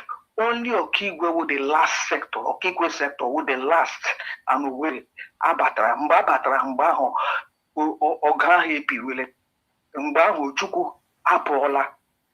So, Mbabata Zrin, ihe meziri hụ ha na-agazi ha eburu their big trucks eburu ihe ha na-aga from community to community na-atụrụ ụmụ agbọghọbịa exactly ihe a na-eme ugbu a mgbe aha ka emegekweghị mgbe ahụ the same method otu ugbu ewu ha na-atụrụzie ụmụ okorobịa kemgbe ahụ ọnwụ ụmụ agbọghọbịa nwa agbọghọbịa ọbụla kpụrụ ha na ntakịrị anụ nwa agbọghọbịa ọla hụrụ ọ bụrụ nwa agbọghọbịa jọs lụọ di ọhụrụ ma ọ na-adị o ma ọ na di o a ga-atụrụ ya. So many young men, young girls lụrụ di ọhụrụ atụrụla ha and ha tụrụ ha like that ha kpụrụ ha gawa pụwa onye nne na nna na-aga ahụ nwa ha di aga ahụ ha nwunye ya lụrụ. It was horrible. Even mụ na onwe m atụrụla m ntakịrị mgbe ha jọsị m akpụgo ahụ ọhụrụ adị ntakịrị mgbe ahụ a na-asị na mgbe ahụ chi hụ ha ala gị hụ onye ọbụla agwa nwa ya nwaanyị gbapụ gawa n'ime ọhịa gaghị atazụ ọhịa ụmụ agbọghọbịa mege mgbe ahụ etetaghala ka ịhụ onye ọbụla ị ga-echedisi iri nri ụtụtụ nwee ga-echedisi eriwe nri bikos a na-abata n'ụlọ kọmpand na-epigharị na-etụgharị ụmụ agbọghọbịa onye tata ya gba ọsọ gbaba n'ime ọhịa n'ime mgbala pịa n'ime ọhịa mgbala ga-aga zụọ denu enwere mgbe ọ ga-eru ọ ga-anọgide ha lọtawa ụlọ bịa rie nri. Ndị ụfọdụ ga-enwe ike ibu ọnụ site n'ụtụtụ ruo ehihie bifo ọ na-eri nri kọsọfatazi ụhụ n'ime ọhịa. So kem anyị enweghị mmiri mgbe ahụ enweghị mmiri the hospital enweghị mmiri the hospital due to otu the population of ndị a na-ebute population bịa dị too much at the point enweghị mmiri agbaga borehole anọ ha agbaga ha mmiri atọkpọ. Mgbe ahụ the village enwere ihe egwuru well big well ọ dị well egwuru n'Israel the very ọ dị Jacob well egwuru na the next village to our village n'ime village that well ahụ ka dị whole almost 4-5 villages na-aga agba mmiri at a point adọgidere mmiri ahụ mmiri atakpọ. So anyị agawazi one community north almost 15 miles away from our own community. I ga-eji ụtụtụ anyị niile anyị ga-eme plan anyị ụmụ agbọghọbịa na ụmụ okorobịa anyị eburu ju ite anyị eburu ya gawa ga chụọ mmiri anyị ga-anọfọrọ na line anyị chụcha mmiri anyị eburuzie mmiri ahụ lọta. So mmiri ahụ a ga na-ama na-eji ya lenu mmiri ntakịrị ọya ka a ga-ama na-eji for almost 2 weeks ya ka ege na-eji aṅụ then ya wuru ka mmiri echetere mmiri so ya oge udu mmiri onye ọbụla etiju ite na-eji chere mmiri so mmiri ahụ ka onye ọbụla ga na-ama na-eji esi nri ezinụlọ ọbụla ga na-ama na-eji ka ha na-esi nri then iyi mba ahụ eji akpọ iyi ahụ iyi mba ọka ahụ ụkọ ọṅụṅụ sofa ọwụghị obere ihe so eji alụ adanne m mgbe mmiri na-anọ na the hospital so adanne m so oke eji dị enwere bọholu n'ọdị mmiri agbaga mụ ga-aga gbata mmiri at least ka ahụkwana mmiri aga na-aṅa n'oburu bezin gawa agbachana mmiri tire bezin n'isi buru bezin na-agaji mmiri dị mpụtara n'ama eji because eji ebe alụ my sister ọ nọ very close to Ime Road so na-anụ ụda big engine a big vehicle gagarala onwe ama m na ọwụ vehicle ndị amị because mgbe ahụ n'isi ụtụtụ onye ọbụla ụmụ agbọbịa niile agbafusha so m so nwata ebiri m elege ha ọdị ebiri m akpụbere ajọsọ mpaghara ọhụrụ ihe ka ejikwa na ememe amụ nwatakịrị ama m na that na adịghị ke so ebule mmiri ahụ na-agaje lekwe ka m nụrụ injin ahụ saa ka m chara n'akụkụ ụzọ ma batụ n'ime ọhịa n'akụkụ ụzọ n'ime ọhịa ka m chara the big vehicle ka ọ gafere ihe m hụrụ the vehicle ajọsụ kwụsị ihe m hụrụ ma ndị amị arị ha abụọ cham egwu taa bifo m na-asị nchakwado anya meghee rụọ na anara na mbezi na ahụ buru ya n'isi fefee ya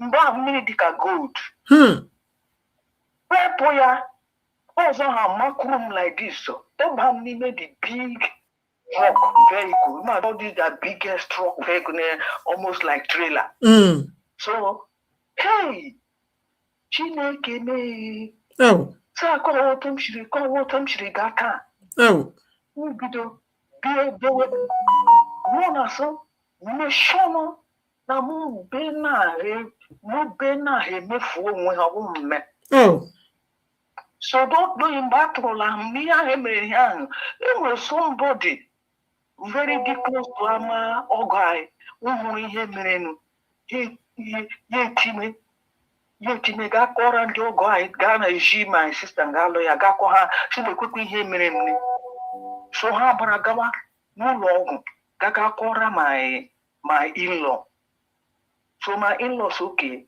ihe ga-eme na ya ga-akpọ the army Biafra army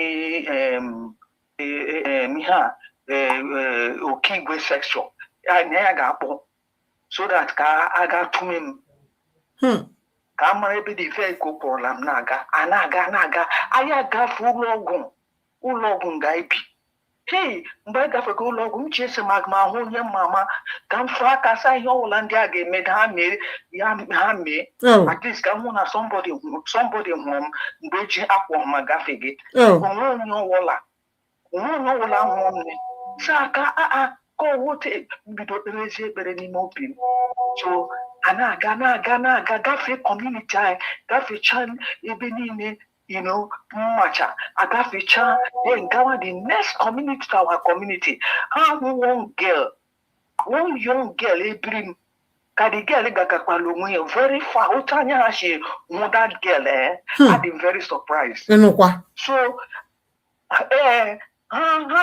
ha sụọ na okwu ala ha so lekwe ebe so the driver kwụsị then few of them I have about three or so. I rolled that cham. Chama the girl. Then when they came on in the back of the vehicle, get them gamno. Chineka piashe bro. Auto bisu get out of this vehicle. Just walk for now. I checked him so loot gesha water. Chineke, in fact, all miracle to do the thing now on them very surprised. Even very high, very good. Now what? Making one ala. Chineke tire m ụkwụ ma gbagide na-agba otu obi si agbakwala street o gị gba street ha that girl egide ihe na a ga-ahụ gị ka ị nọ na-agba a ga-achụma ha gị the best thing hụ na kọmpa na ama anụ gbaba n'ime ama mgbaba n'ime dị ama because ama ahụ nọ very close to the nga kwụsịrị so mgbaba n'ime ama ahụ ebe ka mgbaba n'ime ama ahụ pụta lee anya n'aka nri n'aka ekwere hụ eku abụọ oghere oge otu obi so ịhụ n'aka ahụ nọ n'aka ekwere gbaba ya immediately mgbaba n'ime ya immediately mgbabara ya di na nwaanyị oyikwuru ụmụ ha akawụla ahụ so nweghị nwa ọbụla m hụrụ ọ naanị di na nwaanyị nọ na palọ ha agbaga nkata n'ụtụtụ ahụ ma agbaba n'ime bedrum ha ekele dị m ha anụhụ na onwe ha ekwene achụkwana hụ si nwa ha gbaganụ eri ihe nkiri chega gị afọpụtaghị m ọnụ mụ na onwe m atọpụrụ ha ọnụ ọ gbaba n'okpuru be di ha gaa jaa nga ahụ makpuo afọ n'ala na oge ahụ na-eku ume so the woman ka nwaanyị ajụmadị ya so nwa gbabara n'ime ụlọ otu nwa ji gba ọsọ ọ dị ka o nwere ndị chega ya nụ bikos mgbe ahụ onye ọbụla ma na ụmụ agbọghọbịa achọghị ha achọ ụmụ agbọghọbịa so onye ọbụla ma ihe mekenụ so mgbe ahụ ka di ji so gbachigodo nkịtị emechaa ya so di ya na ọpụgodo echi ga lee ihe mere nwa ji agbago ọsọ otu gbabata nga so di ya pụọ n'ozie ka ndị amị emufuole bịa fe ka ọ hụ azụ ha anya ka agaga so di ya bịa gwa nwunye ya so ọkwa ya atakịra ya ọnwụ ndị amị Naijiria ọnwụ ihe mere nwa ji gbabata nga mama ha laghachi azụ chọwa gị mama ha laghachi azụ chọwa gị ha laghachi azụ chọwa ebe ị nọ Chineke ekwekwe n'ihe ọgwụ Chineke chọrọ ịzọ m thank God mere Chineke ji mee ya alaghachite ha azụ ha gawazie street gawa to the next community ịhụ mpa ụmụ agbọghọbịa so mgbe m nọgidere anọ m almost 1 hour before m kọkọlie pụta nkele ha mma na mpa ụna nwụchile so ha sị nwa m ewukwanụ nwa onye ngwa ha etie so ha sị oke ka ha dula m nsonye emene wọrị that na aga m alali na aga m ala emene wọrị kelechaa ha so m na-aga m na-achịcha anya m na-alaje m na-achịcha anya m na-alaje m na-achịcha anya ka ọkụkwa ka ha bịa ama ma ga-abịaghachi ha azụ Chineke kwe ka ha bịaghachi ha azụ otu a ka m ji laruo m lara ụlọ ọgwụ already ma in-law chọrọ ịkpọ Biafran Army one of the gas report ihe mere so Chineke mebere ma lawazie na n'ụlọ papa m na mma m chi ụlọ ọgwụ gawazie na village anyị gaga n'ozi my brethren ịmakwa my brother Adan nke tọrọ ka ada diọkwa nna m na nne m our first born of our parents ọ gara Biafra Army papa anyị jigidere mama anyị jigidere maazị ya ga-akpọgburu onwe ya sị na ya ga-aga na ya nwee ike nọ a na-egbuchi ndị Igbo like this mba na ya ga-aga anyị amahụ papa na mama ya amahụ mgbe o ji dọja na join na Biafra Army shell shock mere ya affect ana ọnwụ yes ihe ahụ gburu ihe shell shock gburu ihe very handsome boy chọrọ ịlụ nwaanyị at that point honest very handsome Chineke na in fact onye m ji si Biafra ya bịa taa na echi because anyị atala nwa iwu ndị Igbo Anonyo Wibo Wola, Onyo ndị Fulani na ndị Yoruba na-eme na ndị Hausa na-eme ndị Igbo ahụ mere ndị Igbo a na-emetụkwa ndị Igbo ruo taa na-asọpọtụ Nigeria na-asọpọtụ ka Biafra ghara ịbịa na Nigeria continue onye ahụ in fact ụbụrụ ya adịghị correct ọ dị mentally deranged ka na-ekwu that na na-eweta confusion between the Biafrans. These people are so diabolical. Yes. You can imagine. Ndị nwere ike itemu agwọ n'ime ọhịa, agwọ agaghị atụgbu ha. Ndị nwere ike itemu cow, ihe ọbụla gwara ha cow, nama ọhịa nama ga-eme. Ọhịa nama ga-eme. Ngwa hụ nwatakịrị no 15 years, can control up to 20, 30 cows. Yes. Yes. People are so diabolical, they are so evil. Yes. That they every means, even that the Biafra rape. Yes. Because they know that Biafra with their lifeline. Yes. Now that Nigeria. Exactly. So only one Tigaka. Nyere the government of Biafra aka ma onye ukwu ma onye nta ma ọgaranya ma ogbenye ma educated ma illiterate onye ọbụla tiga aka in any way ya wuru ekpere ya wuru inye no matter the small amount atụkọ asa anyị kọma mere ya agba ọfụfụ onye a na-atụkọ so that our government ahụ ego a ga-eji na-push our recognition seriously, yes. Even more than before, so that before the end of this year, yes.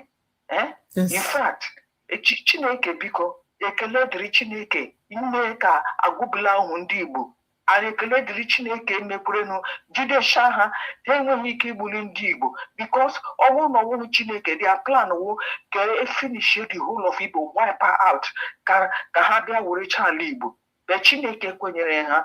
So please, let us tell our children, even these young ones, little ones, up to the 2 years, 3 years, now go have Biafra. The teenage, the teens, now go have Biafra. Kahamara,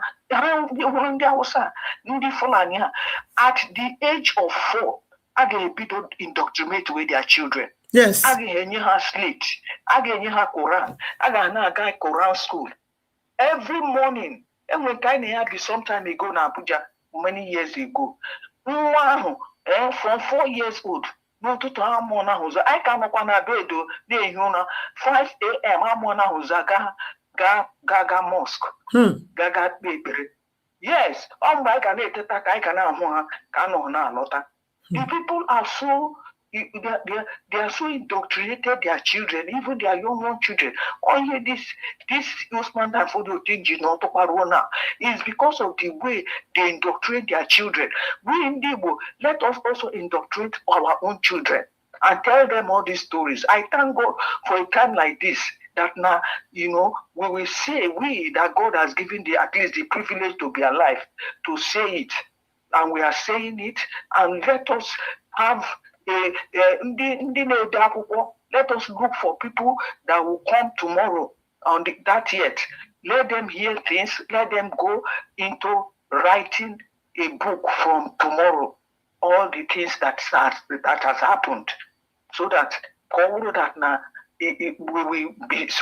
we know that this time around it will not be like before. We will definitely get our victory for sure. We are at the end of the tunnel. And definitely, yes, we are at the end of the tunnel. So everybody should just buckle up and stand still and continue to depend on God and depend on the government. Help the government. They really need help. So okay, the little one I'm trying to put in my own experience. God bless you all. Chineke goziunu. The Biafran team, you are really awesome. You are really, really doing wonderfully well. Thank you so much.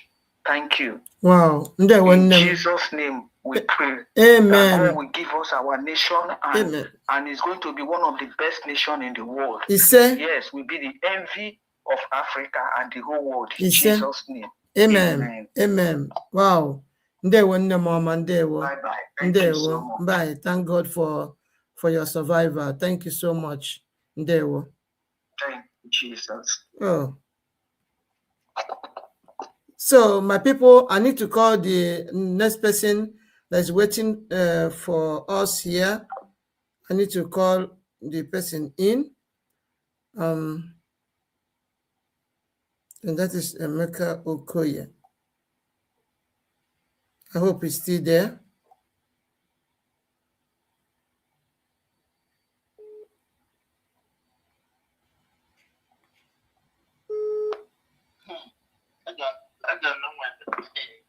Oh. Oh, why not? Why not? Oh, line by line. Why not? I come to go make an up yourself. There was one name.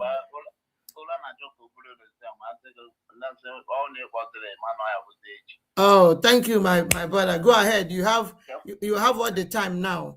It's your turn. You have all the time. There we go.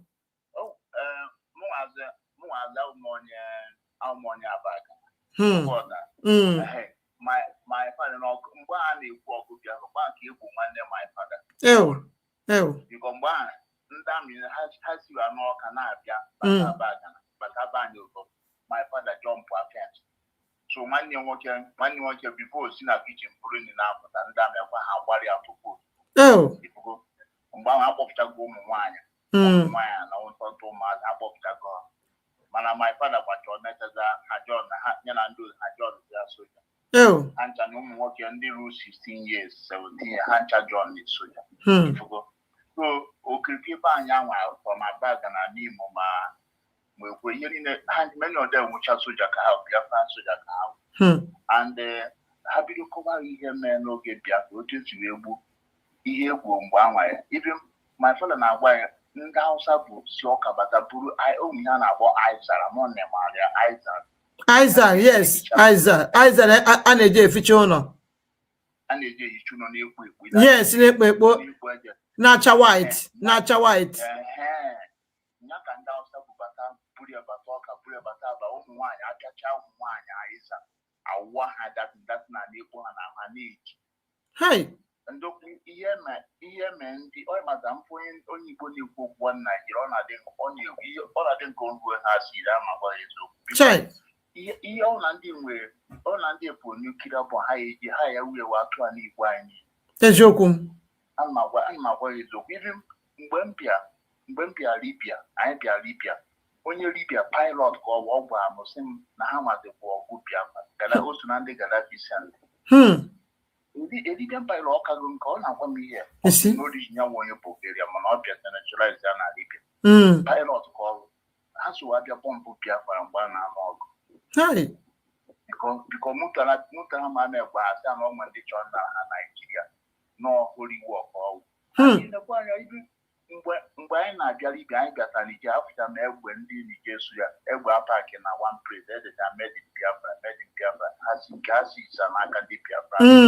So egbuka ndị Igbo anyị ihe egbu ka m bata ebe m na-aga German course ebe teacher anyị bịa mụ na nwa etiti mụ na ya nọ na klaasị teacher anyị bịa jụọ sị ọ sị na ọnwụ ihe anyị na-azụ na ọ dị ka English mana ọ hungry sị na broken English. Ọwa na-asị ka anyị si communicate na nwo ntị na nwo onye Igbo onye wuru onye Edo ọ sị ka anyị si communicate sị na oturu broken English. O wee meta ọbasị na ihe na anya adịghị mma na ọmụmụ na nwo onye Igbo ka ma wu Yoruba ka Hausa nsị na nwo onye Igbo ọsịsọ anaghị nwa ndị na-fight Biafra ọsị yes ọsị m oke olode n'ezu ọnwa akwụkwọ weta n'ọkwa akwụkwọ weta ihe dị maka ihe gbasara Biafra broad democracy of Biafra. So ede ya na Dodge ọsị the teacher gwa nsị na onye nweta akwụkwọ akwụkwọ mana ya weta na ọ na-eme ihe mee ndị Biafra biko na ọgụ Hitler end in 1945 oluho 1966 ọgụ Biafra bido ndị BBC wee na-ezuri ndị whole Europe. Ọ sị na mgbe ndị Europe ji wee teta n'ụla ọwa na British na-eme nri na nwa for their own selfish interest biko na ndị Biafra nwụọ oil. Ifugia onye gwa o teacher ka ọ na-achụ ebe 70 ọ ya gwa m ihe wa sị na ya na fight papa wa independent nsị ya ọsa anyị jisi ike na mgbanwe nọ na the only powerful media nwere n'ụwa niile BBC no ihe agwa ụwa ka ndị mba ụwa na-ewere mana anyị jisi ike na kịta na enwego so many social media na anyị stand up ma anyị stand up very clear na anyị discuss ihe gbasara Biafra na injustice eme ebe ndị Biafra na ọ dị too much okwu so mana ị na-ekwu mgbe ụfọdụ ndị Igbo anya na-akpazi bandị azọ ana m agwa ya eziokwu the thing na-ewute m because the woman kwụsị kwashọkọ na a na-ezuru ihe ndị ụmụazụ Europe ezuru anyị na-anụ ụba pachi anya okwu ha maazị bọọlụ ọ sị na ha kapịnta kpokpo ha n'ime ụlọ asị ha na enwere honga na Biafra na enwere Biafra na lebe lida ekwe ha sọrenda Ojukwu onye a na-akpọ lebe lida okwe ha sọrenda na lot of innocent people anwụgo mana n'anya mana eziokwu apụta gị bụ British mere for their own selfish interest the woman gwa m sị na ụdị nonsense ya mere kpokọtatere kọntrị ọnụ si ha wee one nation si ha were one ọ sị na 18 something na ha mere ya Europe awọ wabịa wee divide cha ma Germany ma Switzerland ma Austria ma Holland ọsụma nọkwa mkpụ na ha nọdere nsa yes ọsị n'otu na mgbe ha nọkọta na ha na-progress so British mere ihe British na ya adịghị ma nọ atango n'otu ndị dịkwu nwụpụta nkịta anụnwa na ndị mara ihe a na-eme ndị gụ akwụkwọ akụta a na-aga ka ma na ihe oyi enwisi ka onye ọ na-adị ezue ike ha ma gwa ya eziokwu. Hello? Yeah, we're hearing you now. Go ahead. So ihe our DP nwaanyị ahụ ọ na-agba n'isi ike nzokwu ọ na-agba ọkwefu ya ọ na-agba n'isi ike ọ na-agba n'o Chineke gba anyị nne ihe na-agwụnye nwere ịda mba biko nwa sinsi nwaanyị a ticha gwa m ihe na skuul wa gwacha m ihe ọ sị na ihe me anyị na ọ bụ obere ihe ọ sị na ihe me anyị abụ obere ihe. Even one of my friends ọ na-anụ onye obodo ọ na-anụ onye dọọchị ebe ma papa ha kwukwa anya mbọsị anyị bịa ebe papa ha kwukwa sị that na ha bụrụ ndị Europe eburu ma ndị ma meekụ ma nnu ka ebuga ndị Biafra ndị enwe ihe na-akpọ serious blockage nọ na midnight ka some plane ka ụfọdụ plane ma na-eji land eji wee pinye ha meekụ otu ofu ọkwa ntọntọ meekụ ya afọ ebute otu agwajuo ya mmiri ka adịshon awụjuo na buke na-eche ndị mmadụ ka ndị mmadụ n'ike mma ụmụ nwaanyị ma ndị na-epreseti ụmụazụ onwezi nkike nwa nkike ihe na anya ahụ obere ihe ha ma gwa eziokwu ọgwụ obere ihe mana ị na-ekwu ya a na-ekwu uniform caritas a na-ekwu na-abịa ebe a si ebe na-emu na-agafe ebinye ndị Biafra ma ndị achụchiri azụ ma ndị na-eje ala plane na-ala ndị ihe dịka kodo nke abịja ebe sọmọdela ka ma na-egbu ebe a esi bụrụ si ụzọ mmiri wa aba ndị Naijiria ọkụchi everywhere na-achọ ka ndị Biafra niile nwụcha mana ndị Igbo anyị bịakwa ha na-ekwu okwu na ha chọrọ nwa Naijiria onwe onye chọọ onye Igbo ndụ and ndị nọ na Lagos na-eri normal life ma n'ugwu asọ onwe ya ma na-aṅụ eburu ọkụpata anyị Igbo anyị nke ekpochapụ ndị Igbo anyị ka anụ ọkụpa idela ndị bisi agwụga na-aṅụ ọhịa. Yes. Ndị Igbo anyị na-ekwu okwu nwa Naijiria ndị ka ekwensu nọ South Africa na maka na South Africa na-akpa ike na ma ijere a na-ezuzu ihe a na-ezuzu ọ na-ekwuta ana m agwa ya eziokwu ihe egwu ndị be anyị awụ obere ihe ekwuka ndị Igbo anyị ọnwụ Biafra batakacha ụlọ onye ọwụrụ. Yes. Ọ batara ebe niile. Ebe na okirikiri be anyị anwa ndị Aba gara ndị okirikiri be anyị ihe niile n'ebe a wụcha soja so the one man na-agba mgba sị m na o setụkwa na-akwa anyị nwa ya ebunye egbe na nke na ya nwasị nọ na mmiri na o jebe mbipụtere ma onwe ya mmiri na mmiri ka abịa kpọrọ ya ọ ga-ejewa erekute n'ọzọ na soja na mmiri na nkele ebe anya na ndị ụda ga-abịa kpọrọ ha na mmiri. Ọwọdụ obere ihe ọ sị na ọwọkwa obere ihe ije a na-ekpunye ga anyị akụzie ka esi agba egbe sendara otu ọ sị na defensive work anyị nọ ndị Hausa na-apọmpụ through air na-apọmpụ everywhere mana mgbe ahụ ha si ọkabata Abaga ha na-agbado Ọnịcha ọ sị na ihe egwu ebe ekwukwa ha gwogwo na Abaga mana ihe ha gwuru ndị aba gara ha gwu ka ntụ ọ bụ ndị aba gara wee na ọ bụ ndị aba gara wee ndị aba gara kwukwa ebe a nke enwe ebe a na-akpọ aba gara sete ebe a nke ebe nka ndị egwu ndị Naijiria soja mana ihe ajọ mmewu ajọ ka ha gwa anyị Igbo niile ọ bụ mụtara buru ma tanka ma fuel bụ ihe niile na ha ya agwa ndị Igbo na ndị Igbo niile na ha ekpochapụ anyị Igbo niile mana ọ na ndị be anyị ya eketa biko nwaanyị agwa nticha anyị na klas anyị gwa ma ọ sị m na ụlọ onye anyị pụta ebe Palestinian na-egwu ndị mmadụ a na-achọ ka anụ a na-ege ha ntị gwa na ama nke anyị pụta ebe nke ndị Biafra mana ndị Igbo anya na onwunwe nke na-ekwu okwu ndị Igbo kwu akwụ nwechaa ndị mmadụ na-ekwu kọntrị mana Amerịka mana Kanada onwe onye dị ọsọ dị ụmụ agwa ma nwaanyị ana m agwa ọkpọ m na-agwa si m isi Okoye si m anyị jisi ike na ọkwefu ndị South Sudan anyị mgbe nnọride anyị na ndị South Sudan nọ ndị South Sudan ya na-agwa na confess positive si na ma ha dị ndụ ma ha dị na anyị ekerịta Sudan mana ikwenye ndị Igbo anyị na-ebe ana m aga African shop ebe ụfọdụ a na-ekwu ya ha bacha smosa n'aka ha na-asị forget ha ụmụ nkechi old port ma ayọ ibu na anaghị eleta anyị eleta otu mmiri ọ dịkasị n'inwe ike na ịchọ ụfọdụ na-eme kọntena ekwuru ma fom nwanwụ ma pọtụ ndị ọcha yuz ekwu na eleta enweta ha sị mmiri ọ na-adị aka Naijiria ọ dị ikwute okwu bịa ma ha na-aba ngasị forget Ojukwu enweghị nete Ojukwu hapụ ndị mmadụ gbanakụrụ gwa Nnamdị Kanụ mee nke Simon Ebe mee nke gị forget ọnọdụ edozie Naijiria ala Igbo ya dị mma asị na-erigo m nọ ndị saịs nọ ndị Simon Ebe si ike nwaanyị atụtakịra na-asa kwanyị Dr. Olabese na-asụ mana ndị be anyị nwere problem nnukwute ọkachakwa njọ ndị anọ obodo oyibo ọkachakwa njọ onye anọ m ebe nọ Stuttgart ha wụ ndị ala ha wụ onye kwuna ite ọtụ ụta ma ogo ite tuire bụ okwu n'anya mụ ọgọ nọ na-ele na Naijiria na-ekwu okwu bịa a na-aba mba ha wụ ndị ala nwaanyị agwa m sị na ijisi ihe dorite na mụọ adịghị ngolu na Germany ọ na-nweta mgbe ọ na-amụ na afọ mma ya ọnwụ na enyenwu nta akwụkwọ ka m otu mesi mecha fotokopi biko dị peji chi nne ihe dị enye ihe gbasara Biafra brọdụ demokrasi of Biafra onye ya translate ya to Igbo ma English and ụmụ ihe dị nwa nkwa anyị atrantecha akwụkwọ anyị many languages ndị mba ụwa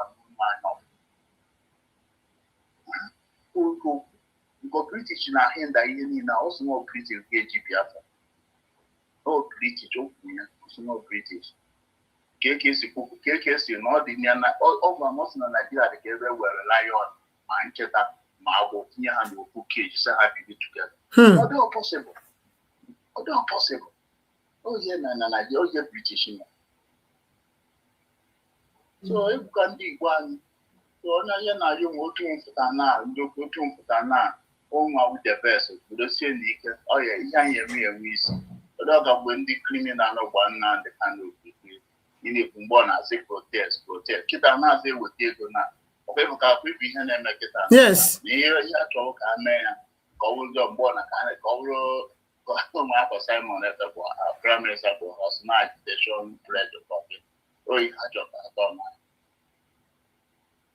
ndụ IPOB mana ihe Olabese pụtara Simon Ebe na a na-ekwu ekwu a na-eme ma a na-epush forward ozugbo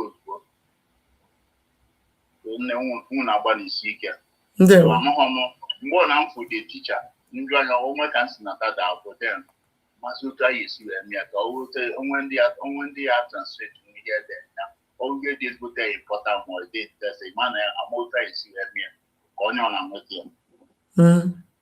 Okay. Thank you so much. This is awesome. Ndewo. Ya makwara gị mma. Ndewo. Thank you so much for coming around and thank you for your wonderful submission. We really appreciate you. Ndewo. Ndewo is one name. Ndewo. Okay, bye. Ndewo, bye. Our assistant women and Ngozi say, I can translate languages, I think. Okay. One of our sister here, Mbwemena Ngozi, say that she can translate languages. So maybe you need to send it. You need to send it to me, and then maybe I forward it to our sister Mbwemena Ngozi. Our sister Mbwemena Ngozi, you need to 1 minute. Hello. Hello. Simon. Obi-Wan. Okay, Obi-Wan, there. Yeah, can I speak? Yeah, go ahead. You're free. Okay. You people, we have been listening and we have been hearing the unheard stories of our people. The reason why they don't want you to say it because Nigeria and Britain knew they committed genocide. Yes. They know that they did a very, very brutal thing. Exactly. None of them knew that they will come. Yes. None of them knew that there will be one.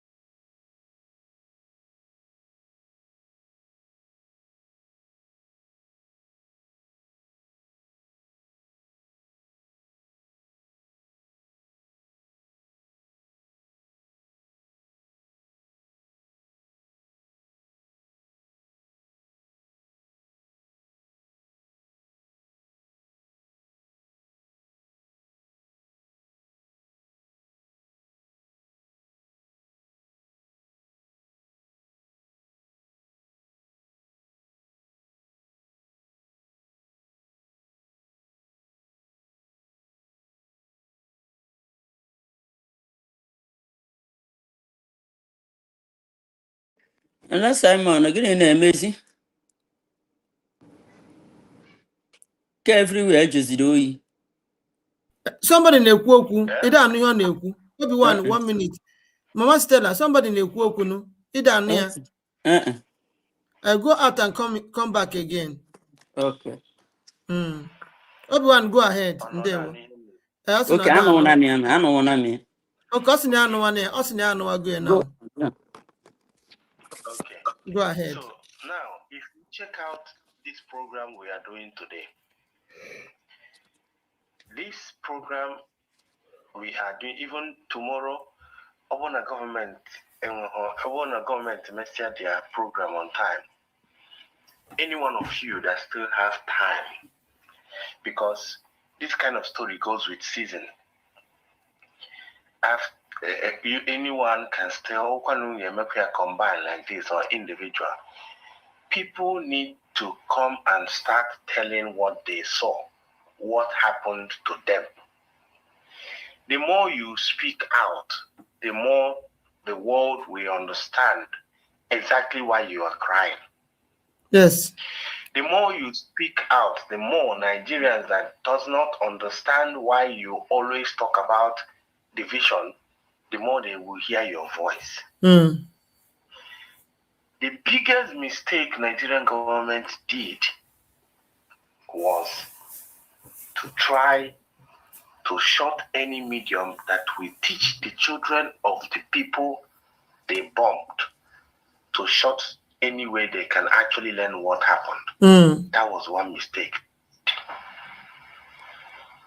Every country that went through war make sure that they educate their kids, their next, the ones that are growing up, they they make sure they educate them or they tell them about where they are coming from for educational purpose. Yes. You need to teach the younger ones, no matter how bad what you did was, but the reason why you teach it. Can you hear me? Yes, loud and clear. The history. He's back. Good. I'm happy to hear that. How was the camera for the problem? Mba na broadcast na-ekwu detin emeli ya anaghị anụ n'olu ya mana afọrọ nke kamera ka na-enye nsogbu. Go ahead Obi-Wan. Brokai, you are welcome. Okay. So, Obi-Wan, I greet you. One of the mistakes they made was not to teach us or to educate us about the war. Now, what is going on now? We have decided to define it ourselves. And now, as we are defining it ourselves, they are finding it difficult to control.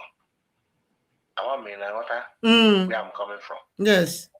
They should have confronted us by number one, starting to apologizing, including us into the society, rehabilitating our parents into the society, letting us understand that this was the reason why Mr. A decided to fight Mr. B, and this is why Mr. B decided to fight Mr. A. But let it not happen again. I think we can agree.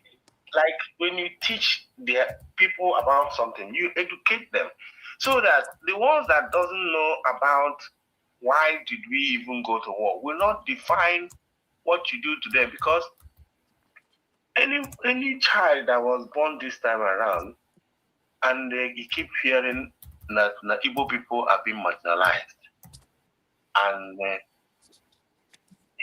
the child will be observing, yeah, we don't have seaport, we don't even have international airport, we don't have anything, no federal government present in the southeast, and he keep keeping notes of all of these things. Now he will start asking the question, why is it that they don't even teach us about Nigeria, about the war? And one day that child will come across Biafra war on YouTube.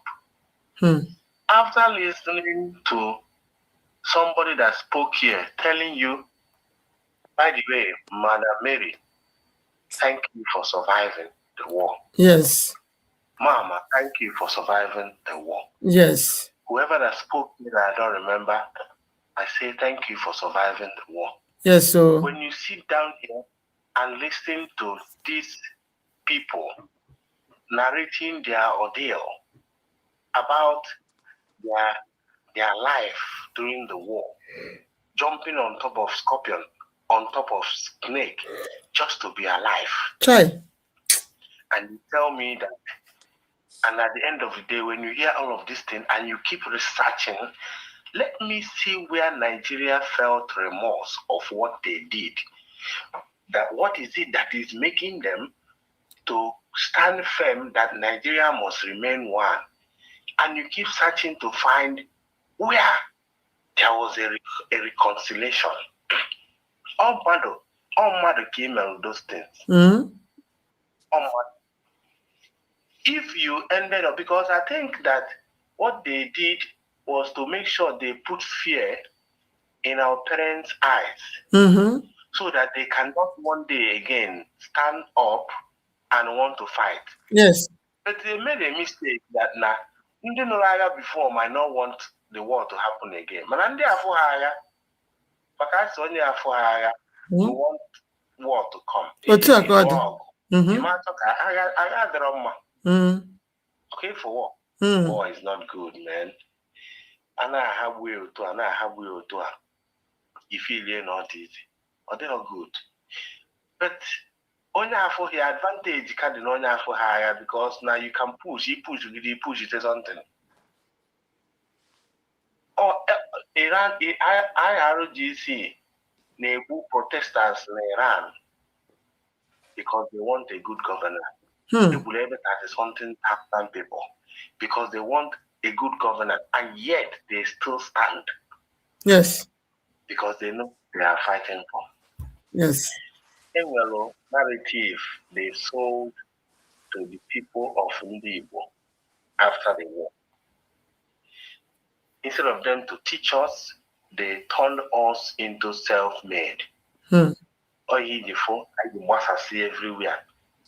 Everybody here no government support. So mbosi open ekpara mmadụ aka si anya jee ka ọ gbaa gọọmenti mgba ka gọọmenti mee ihe ọ sọpozuru ime.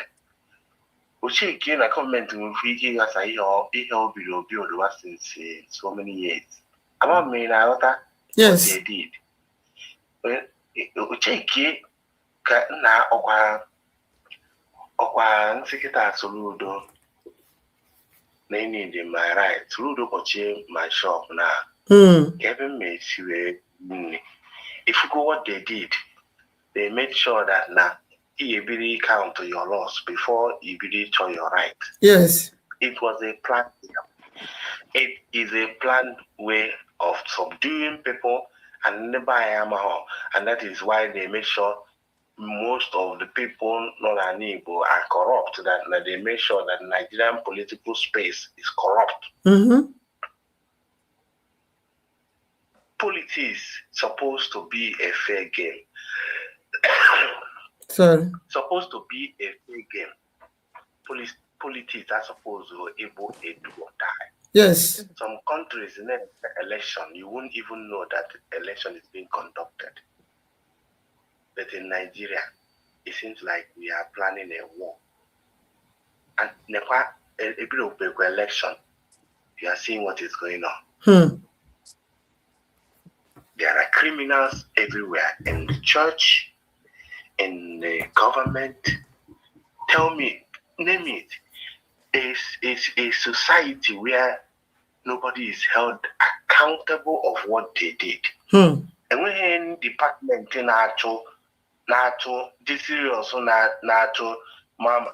If you are for government, this our new Biafra government now.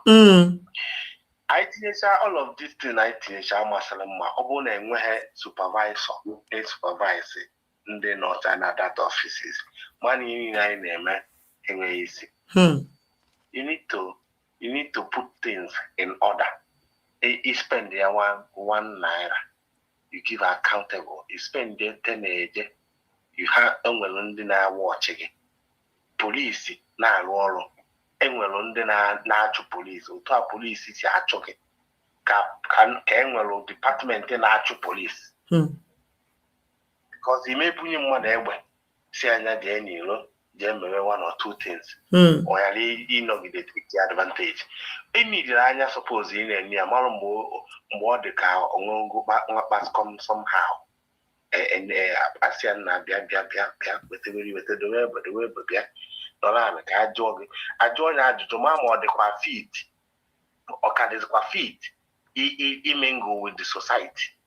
That's why those people, especially the road safety, traffic department and the police, are supposed to because they sacrifice their life.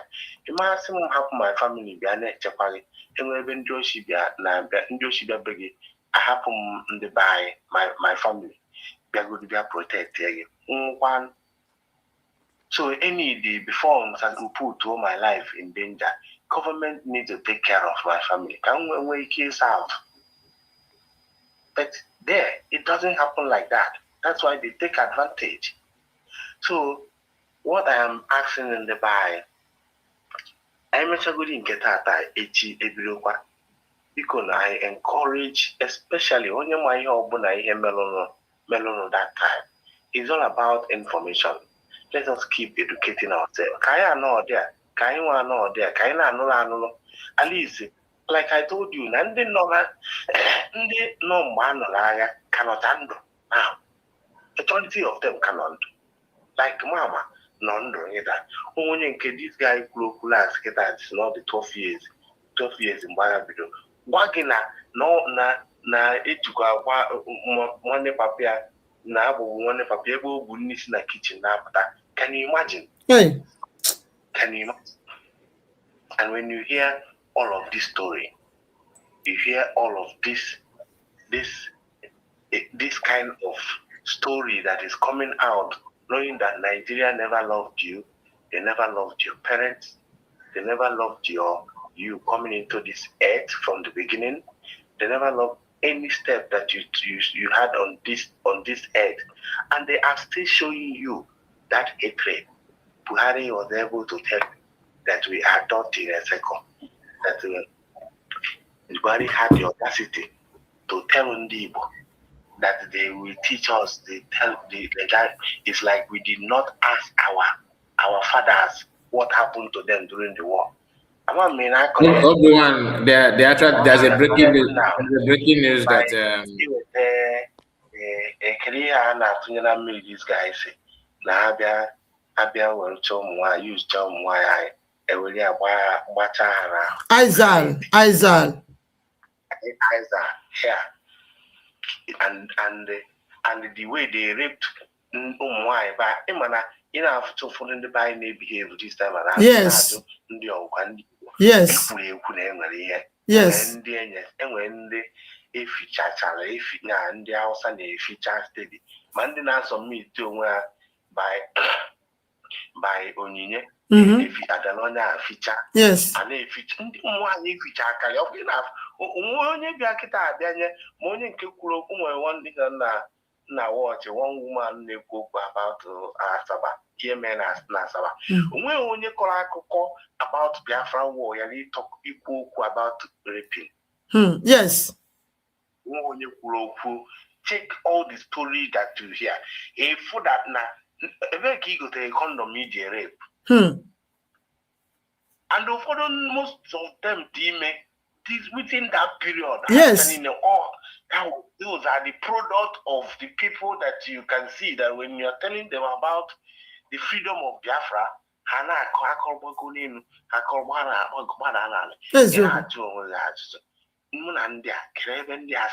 it's true. Yes. Seriously. It's true. DNA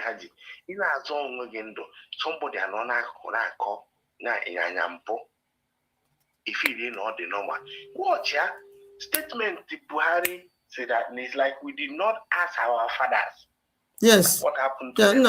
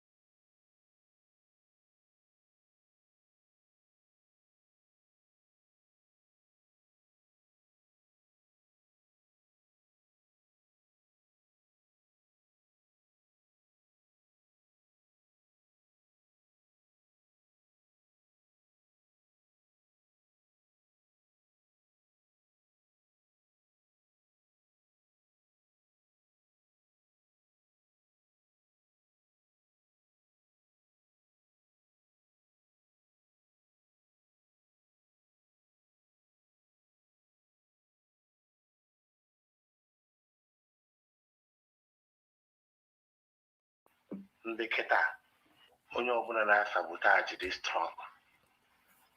I swear to God, time will come. Yes. We are this. We are trying to somewhere. Yes. Ihe na-eme kịta na onye ọbụla nwere right na-ekwu okwu. Enwere ndị iwe na-ewe na this struggle. Yes. Enwere ndị nụcha akụkọ ihe ha mere anyị. They will hate Nigeria and poor Nigerians. And whenever you come, careful, somebody pull the other guy pull as say, all for one Nigeria. No one could say for the person. Yes. The hatred has started. The hatred have started. Yes. Careful that men will be at the Roma and when they etc. Even though now most of them is no dog. I thought what you did was unfair. Yes. And the worst is that you never apologized. Undo. Common undo na something. Gowon should have corrected what the mistake that he did that caused all of this war. Keliana Buhari today restructuring. Or the same thing in the both from where they were bullying.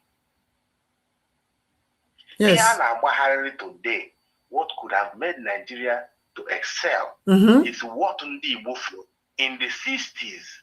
Yes. Nigeria kana apiaka in 2006. But I forget 1960. And I say, can make this thing like this? None of them, they want. Next thing, because of what? What you don't know is bigger than you. Exactly. Attack is the best form of defense. Hamana Ehapundebo. Gowon said in one of his interviews, when the oil was discovered, they were scared that if you leave the oil within Debo, that one day it will control Nigeria. Yes. What you don't know is bigger than you. The energy, Ngozi Chukwu Gozilai, the we had do today. Somebody in a Enumoto Ndame, what not minding my warrior, but on saying that Omahari, why Chukuna, Jewel, share heart on there. And I wonder why Keka is well, Keka and the Bush were mana, and we are not or Akumpu. Keka and the Bush were Maro, I nearly endure that area. Yes. How did they discover it? Now, when you look back now, most of our food was actually discovered during the war. Most of it in our fine, I nearly which I can trial by error to survive. Yes, so it is that manna from heaven. Exactly. Now God decided to start opening our eyes for us to discover the nutrient of food, protein food. Some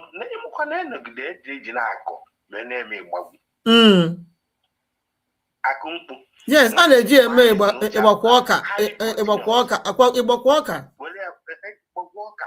yes. All of this thing was invented during the war, even though that that was the time but we discovered it. So the only thing we have to do, and what I keep begging, program it is time for us to start voicing out of what happened during the war. Yes. And when they try to make sure that nobody hears your voice. And if nobody hears your voice, nobody is going to do anything about it. Yes. Ndị a mere arụ. Ha mere arụ adị egwu. Ụgwọ a ga-akwụ ma ọ bụrụ na ihe a escalate. Ndị niile a na-arụ ụlọ ha na Port Harcourt. Enwe ndị a na-arụ property ha outside the compensation about Asaba massacre. When they deny Igbo. Keroki is where one mother that come with a white flag to you to tell you, but anyway, on the Asaba because that thing should have taught them a lesson. Your enemy knows who you are. And Nahama, Kunama, they don't want you to exist. He decided to betray your brothers for survival. That was what put them, what happened to them. But you deny who you are. You think that your enemy does not know who you are. They know. Even a white flag to go and embrace Nigerian army, telling them that you don't know who Igbo people is. Iricha white and white. Iricha ha white and white. I think how you go white and white. How you Iricha white and white. Exactly. just like they forget and they deny how on the Yes, now. They think they don't know that you are Igbo. They know. They will show you that you are part of the dot in a second. Exactly. How reason how you kill the child, they know where the map started. Yes. How ever map with them. They know. But because now when united we are stronger. Yes. But they divided us and make a state. They okay state. State. Or they can na chokwe form another alliance. Okay the state. E were ndị Igbo ekenye ndị Yoruba. E were ndị Igbo ekenye ndị a. Kirichacha onye ọbụla. An example of do not ever betray your brother is what happened in Asaba. Yes. And that resulted for them separate they unalived more than 1,000 people. Child. Okay, monument there. Hannah, if they are telling their story today, they are crying, telling their story because you denied your people. We won't on our central Igbo. I'm on a whether we will fight, we might die. If we don't fight, we will still die. We accepted who we are and we keep pushing. After also get convert Igbo Muslim. But so you say half Muslim. That is it. If you say Ndi Yoruba no na how Muslim, they don't even regard them as any Muslim. Not talk of only Igbo. Not talk of only Igbo. I got now deceive. Gonna deceive. For where? A man only Yoruba. They doing it. Mbanono. They don't. Yoruba di Muslim, Christian. Then if you learn a real Muslim, a jihadist person, yano nene as a okay. In a tolerate infidel, an infidel, your wife, in a Muslim. You are part of them. So that is why you see them in the situation they are today. And then Memete Burundi Yoruba based on Kaimama. Because when they come back, you attack on Yoruba. Now they cannot say, nobody should attack Yoruba. Kaimama, I had Poko on a Kodua Republic. Biafra who came with voice. And I attack. But in Asia, and Sunday will at the end of the day jump out of the wagon. And at the same time, so that now most of the problem cause this Nigeria, which according to Yoruba, we ignite almost of this thing. And then at the same time, now they kind of keep warning them that now in as much as Nifid in a Muslim like your compound, that you are still an infidel. They thought he was lying. Today, what is happening? They are crying for adoption of school kids, or your 40 children are sleeping in bush on Children's Day. The same thing in Bono or Ibadan, I think in Bono or something like that. Another 40 students, they spent their Children's Day in the bush with Otariata Kachaloma and a full video. Yes, I send it to some people in my. I send it to some people. I send it to some people that are in my WhatsApp. It was terrible. It was terrible. At that time on a video when I watch it today, Don Aza, mommy, the guy, made the video today. The guy, a food that as to get been able to no wa. So far, I need to ever after Nigeria will find you there. Hey. England woman no Canada. You need to feel the name of Nigeria. No insecurity and military. No. Your people are at home. Manana going to buy some of these things that the giddy bugueze. And you come a war for who decide more at all. Let us join hands together and focus and get one thing. Bring your son at Biafra. Masoba, I still on top Biafra. CRC, I still on top Biafra. The same thing, USB, I still on top Biafra. Why not? Why don't you people actually figure out all these things? As no, this is the way it is possible to get it. It's a simple thing. And follow that line. But yet, on your concave for TC another place. But I thank God that now majority joining this struggle, my head. Yes. Yes. And that is why we all recognize the real deal. In our USB had so many people. Even Mr. Kai told me tomorrow. I do it. Even at that time, he had to call Django. I had to call it. Otu a ka ọ dị ekwugo m eri na mbụ mgbe m bidoro this program. Yes. The squad actually, we are all loyal, only loyal to United States of Biafra government. Ogula.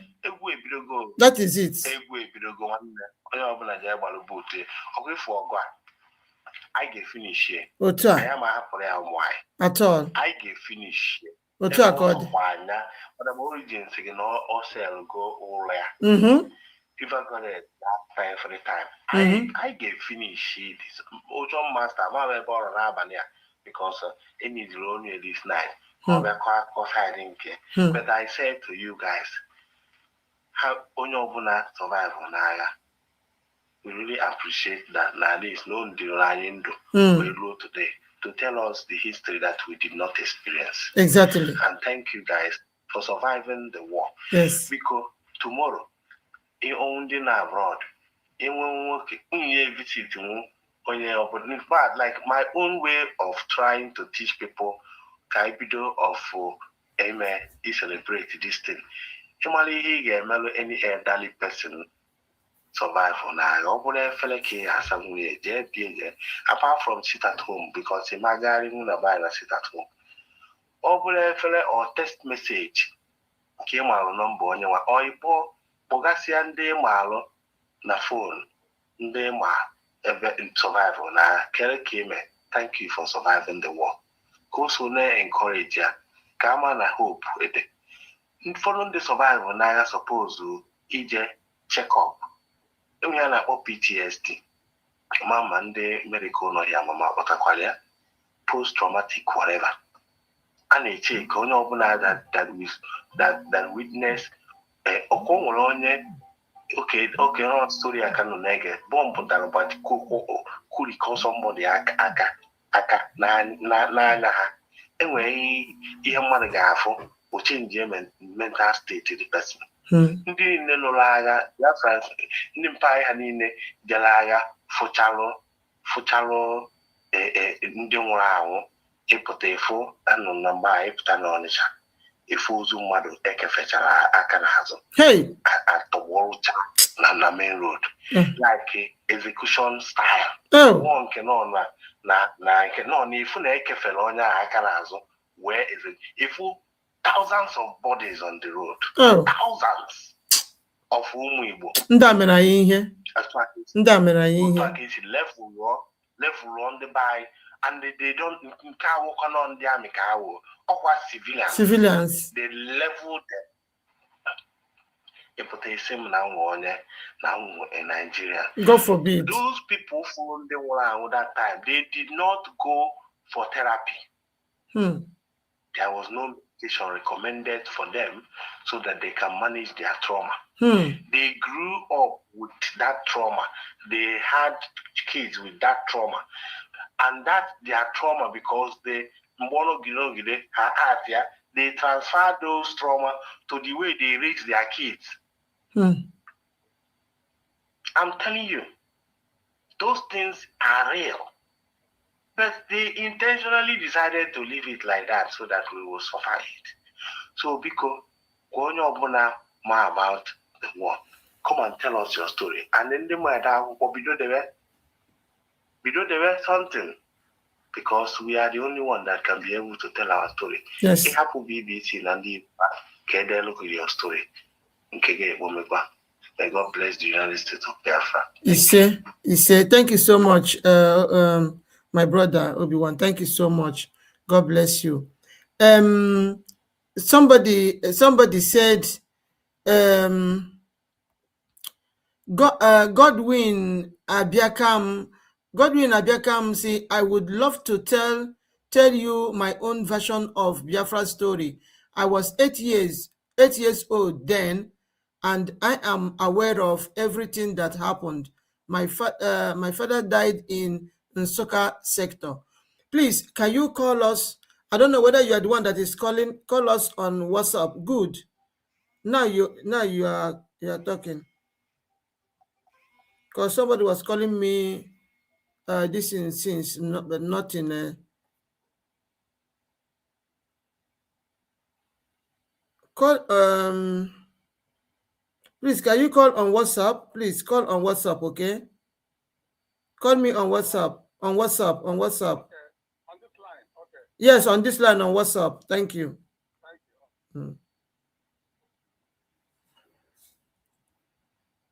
Braka, you're welcome back. You're welcome back. Braka,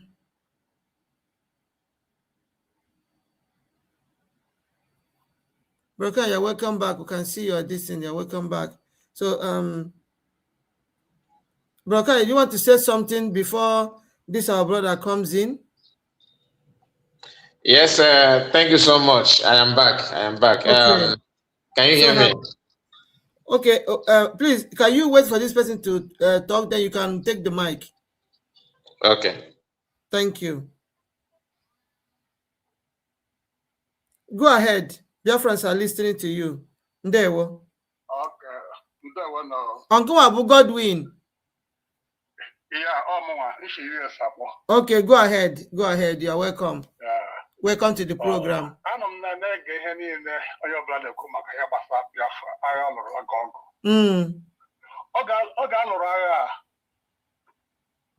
8 years. And I'm a mere Ogoga. Ndami Campanu lie during the war, Ndami Biafra. Chai. Yeah, Oga. And all I have war. You don't have me Biafra, Osog. Hegdegi. And I want this traveler taking like a drum. After 2 days, a book got war front. Hey. Oga, Mbogane Bido, even 1967 now. I'm in primary school. Papa mo police. I be Degema. Degema not Biafra State now. Mbaha, I see Isana get ready. I need equipage. Isana get ready. And I don't know if Ibo na Ugwausa. Before they declare a shield, they had 9 transfer to Onitsha. Oga Dakaria. Our father, Apola, I did 6. Ola, over. I won't get through.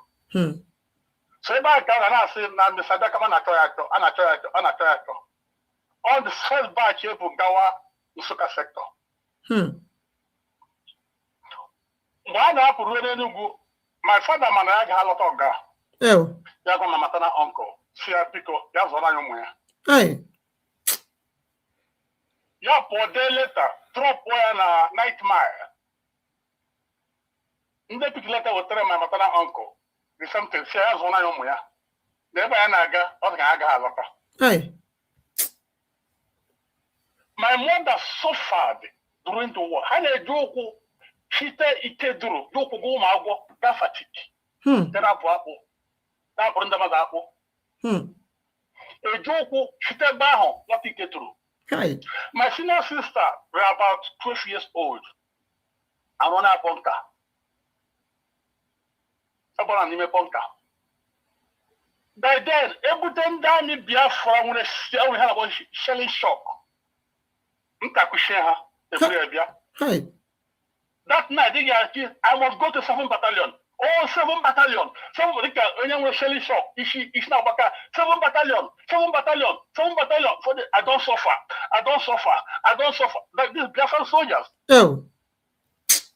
By then, in a ganuzo, in a wozu, Maka, Ngagrobuge, Washoko.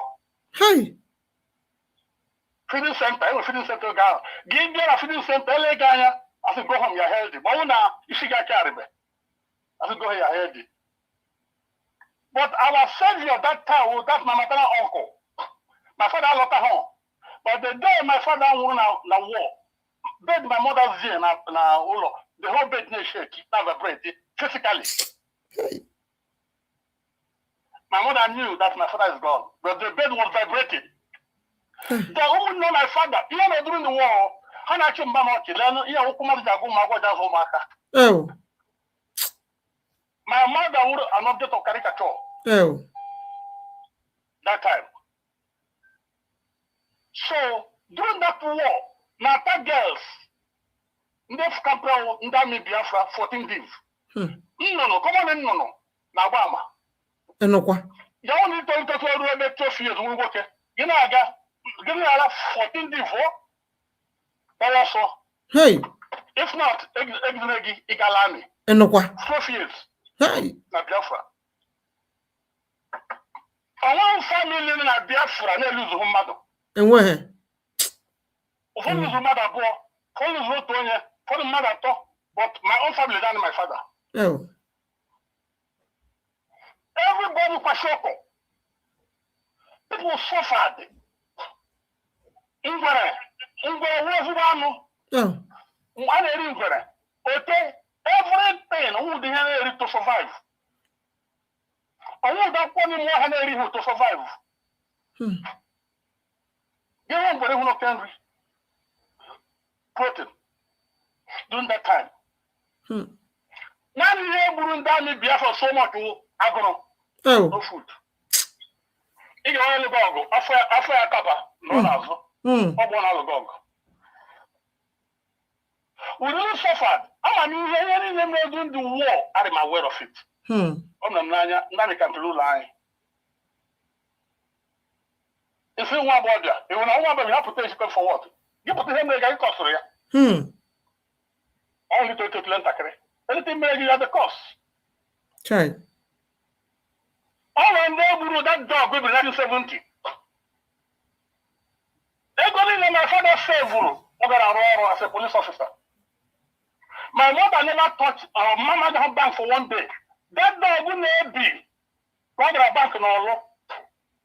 I go to carry two more. Kaja will try to go. Biafra money. I forget Biele. She lost everything. The 20 pounds saying again the Biafra. Nobody gave us. All the savings of my father was gone. Then you want to know. But my maternal uncle, my father yourself, never turned his back on us. He trained all of us up to university level. Plus he had his own children. So even during the war, all can be brief. Yeah, I was during the war now, because I was 8 years old and I'm everything that happened. In the Biafra camp my own father's house. Right. By then, I was born in my here. Nigerian plane, I don't know here, I won't be in my here. Gandam Marijuru na azụ ahịa. Hey. Oh, yes. I won't be in my here. I won't go church. Oh. I won't go everywhere. Our white, that time white na red, war target. When us white na red. You want to white, get as well die, color. You saw red. As well, color, you cannot wear water. You go spaghetti. Play must not hoge. You are gone. They shoot you. Hey. Your Nigerian plane bomb everywhere. All war fronts also. They are bombing everywhere. People in that cocoa. You don't know that dog good to watch. And then that was all. Oh. Then therefore, the how I give you already like so. You could say the have a boogie. Hey. Okay, Bielo. Okay, honey. Okay, Bielo. But they killed so many people that day. So briefly, here's my own version of the story. Since I'm not getting on with a line here, I must call in and share my own version of the story. That's why till tomorrow, I'm going to that we must have Biafra. Oh. Even now in the US, because I'm sorry on Biafra, can only put a motto when you do state. Yeah, you look like a Nigerian. I'm from Biafra. The man got angry with me. What should you say you're from Biafra? They're looking like Biafra. I'm from Biafra. The man now bamba. He went home and wrote to my company. That I'm not real. He wrote everything against me. I told him no. I said, this is not, you can't just stop him for being a Biafra. I told him no, someone from Edo State. So every day Biafra must come. He said, I'm a minister of God. I pray for Biafra every day. Oh. To come. I pray for Nandekano. I pray for some foreign neighbor. But the regret negative today, before I made Simon arrest, it was revealed to me. Right. I couldn't tell you what I was praying. Animal gun Lekonia body. It's there in Nigeria. That I want Simon Ota. Hey. Move. I began to pray against it. I never knew it would come to pass. Oh. I don't know revelation now. 6 months. Someone was arrested. Right. But wow.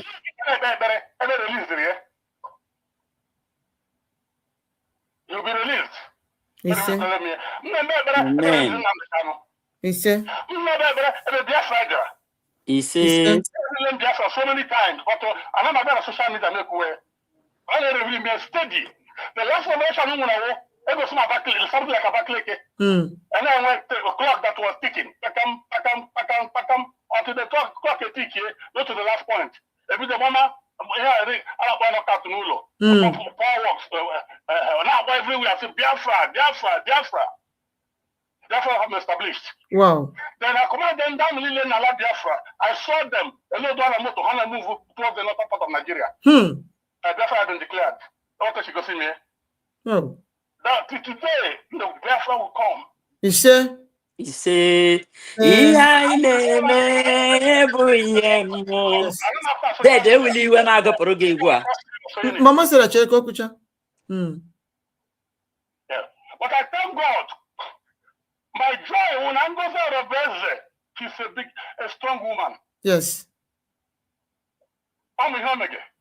Yes. I'm a because I want to pray for you personally, but to respond to on my own. That is she.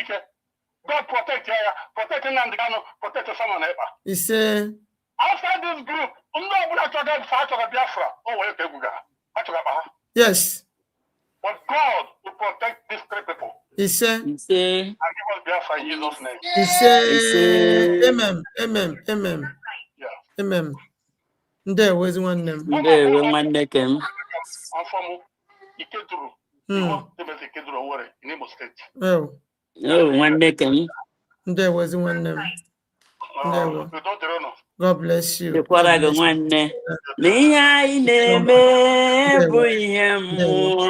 China chora jabuke mu revolution na-abịa n'ihe na ọ bụ banyere Biafra ọ dị too much.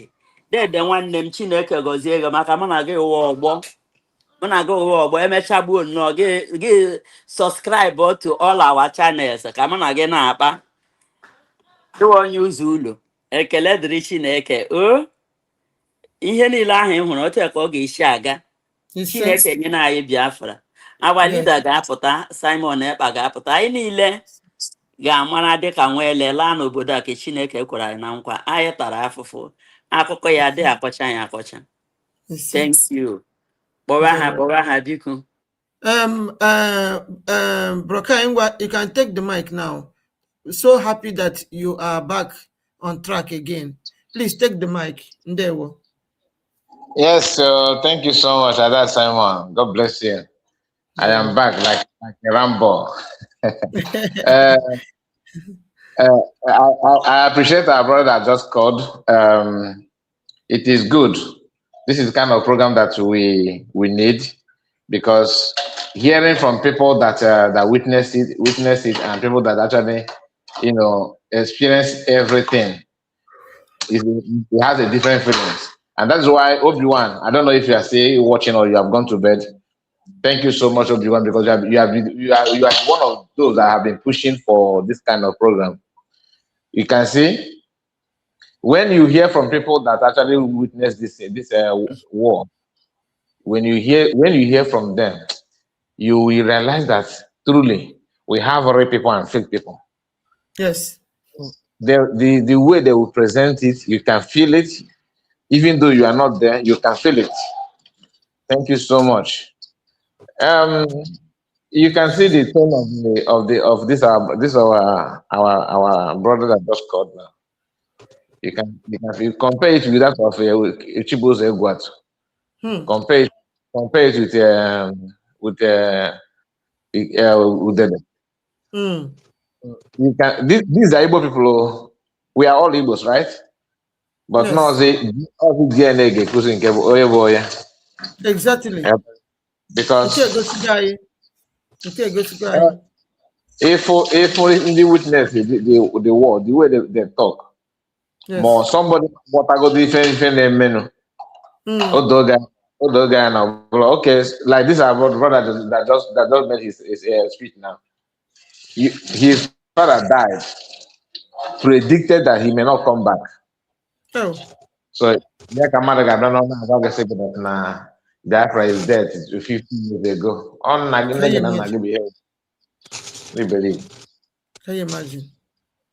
Okay, anyway, I'm happy. I don't Simon. Maazị Kai. Maazị Kai ka na-ekwu okwu. Amaji, Maazị Kai ka na-ekwu okwu. Chi were mic. Mike, because I want to hear from many people like that. I want more chance now before. Okay, go ahead. Go ahead. Go ahead. Maazị Kai ndewo. Mommy Stella na-ekene gị. Ada Simon ndewo. Ndewo nna m. Ngwanụ lezanụ n'anya onye si awụ onye isi Biafran leader oge nkere. Ada sendịrị gị vidio ndị ọzọ capture azụ ya. O si na parking lot na drive out ya nwa na onwe ya na walk in ka o jee buru moto ya pụwa. Onye isi Biafran leader na-eme ụdị ihe a ya nwa na-agagharị ya ọzọ ha ka abụọ na-akpagharị na-eme enjoy. Ndị ọzọ na-eli ya about rube 3 hours ago. So after the program, I will check it. Just capture azụ ya na-acharịkwa ya ka onye ohi ma ọ na-aga n'ụzọ. Enwere okwu ma Mr. Stella kwuru before. Criminal. Oge ọ na-ekwu okwu maka zinc, ihe ji akọva zinc. Ịma onye ọbụla enweghị Biafran family na-enweghị ihe ha lụzuru, enweghị Igbo family na-enweghị ihe ha lụzuru. In the early 80s, anyị in the mid 70s, in the early 80s, ndale ụlọ ndị nọ around us na village, zinc ha na shine. Nsị my mother, ka eme zinc anyị ji chuo echuo. Ya si during the war, na-egbiri igwu were cover chai ma ọ ga-atụ bọmbụ na ya. Na ụlọ ndị nke m hara ndị arụziri after the war. Na ụlọ anyị na ha kwabara ya November 25th, 1965, 1 year before the war. And so ụlọ aka dị ọhụrụ awụrụ igwu tụọ ya. So the zinc echuche echuo. So mgbe Mọmi Stella kwuru ihe a, obi m agbanye okwu ha ma mother kwuru that time. Then enwere okwu one sister Mary kwuru here. Onye awonye ba anyị amụọ Mbise. Ọ na-ekwu okwu kpọcha aha ebe ndị mma. Story family ha na nke anyị almost the same thing. My mother lụzuru ụmụ 3 during the war. Ọwụ na ha jere war, but ọwụ ọrịa. That time onye ihe mara tetanus ba ya onye a ga-anwụ. Enwe ọgwụ for tetanus. That time. So my mother lụzuru ụmụ 3. My father, ọwụ na that our sister nọ ka na-ege ntị na o nwere ike ịma at least ọ mara n'ihe data o nwere ike ịma my father. Moti a na-akpọ ya 2 brothers ha transport company. All this atọ Maurice Minor eji ebu passengers. Those things fuchere efu ọwụrụ ndị amị buru ya ha ji ekwu dịsị nso enweghị Igbo famili na-eluzughị nnukwute ihe maka that war.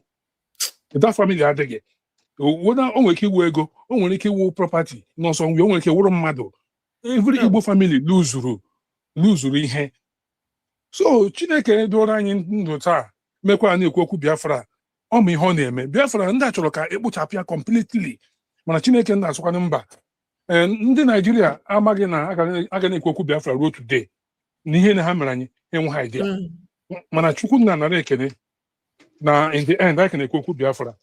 Ọwụ ihe dị mkpa na anyị ga na-echeta Biafra because anyị luzuru a lot, anyị luzuru mmadụ, anyị luzuru ego, anyị luzuru properties, nọkwa na-eluzukwa na-aga.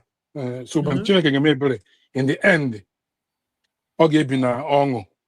Enwe much to say. M sị ka m mekwu na encourage mee other Biafrans encourage na ebe anyị jegoro eje ka ebe a na-ejebe eje. So anyị nọ closer to the finishing line.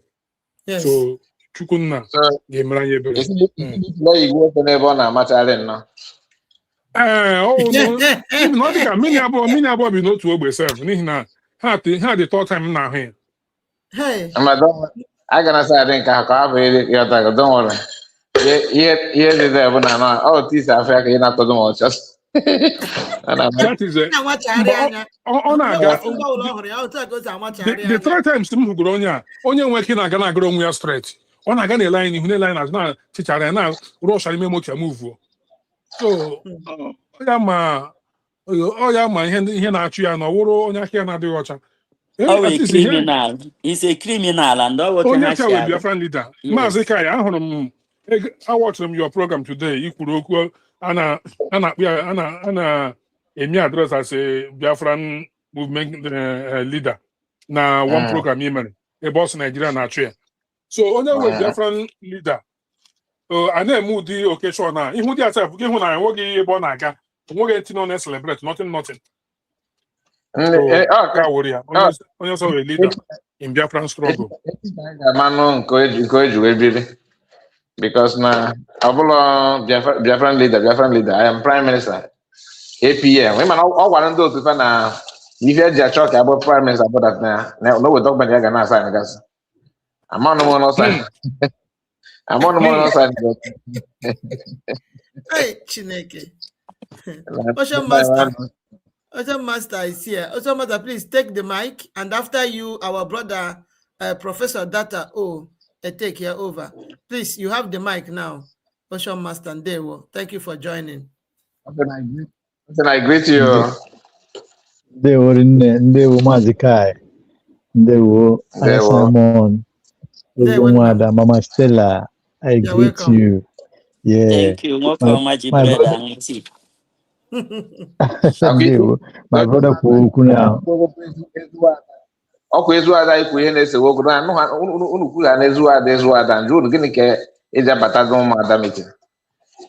John ka na meeting ndị ada. Ọkwa anọ m ekwughie mbọsị a kedu abịa mbọsị a nwoke onye isi anwụrụ nwa abịa na platform ka esi na ịchọrọ ịbụ man leader ka mgbe wee si ka ihe ji abata wee chetala m na bongo ebe woman leader bụ nwoke emere woman leader nwoke na ọ bụrụ na icheta yes now o sere ha okwu mgbe anwa a woman leader ọ bụla man na international community wee na-ajụ ka eke esi wee represent minista na bongo government alụba anyway so I love that day. Are you jealous, bro Kai? About the my room ife ọ ga na tell na no for ma mba join wa nwunye gị ga join ya not you. Ebe ọ na nwoke na-eje ozi nwaanyị, ebe ọ na ịfụ nwoke ọ na-eje ozi nwaanyị ya eje ma na uru dị na ya ka nkụ.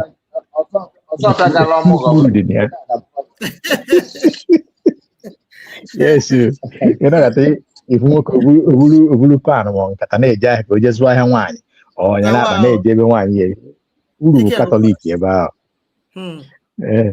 So ndewo. I was listening to to the program all through, though, because of things we are not, so I couldn't comment. I don't know, my brother will be one submission and every other person. You see, yeah, because of I don't know, and I might want to but and Mazikai also na channel the work this way because everybody can see our watch. Okay. So you know what I mean? Yeah. You see, Biafra history, the very deeper than people think about. Exactly. Biafra history were to do with a lot of untold stories. The Eben Kemuasi, we was born after the war, but my own zone was the most heated in the history of Biafra. I've said it so many times without mentioning name. Emale Ebao, one of our brother mentioned things towards that end. Alazi. Emale Eba Ndapota, where na hanigwe. Haje Shanka, Heje Then when I was born, one was more, we used to see all those things because yeni na mecha, yeni na do within that as if until mecha for traveler. Then even at my place, with our own eyes, but no more. You're gonna have these big bombs. Then this flight you see them a lot. Now, in terms of, I'm just trying to, because of in terms of Biafra, the genocide Nigeria committed against Biafra, and my own place, I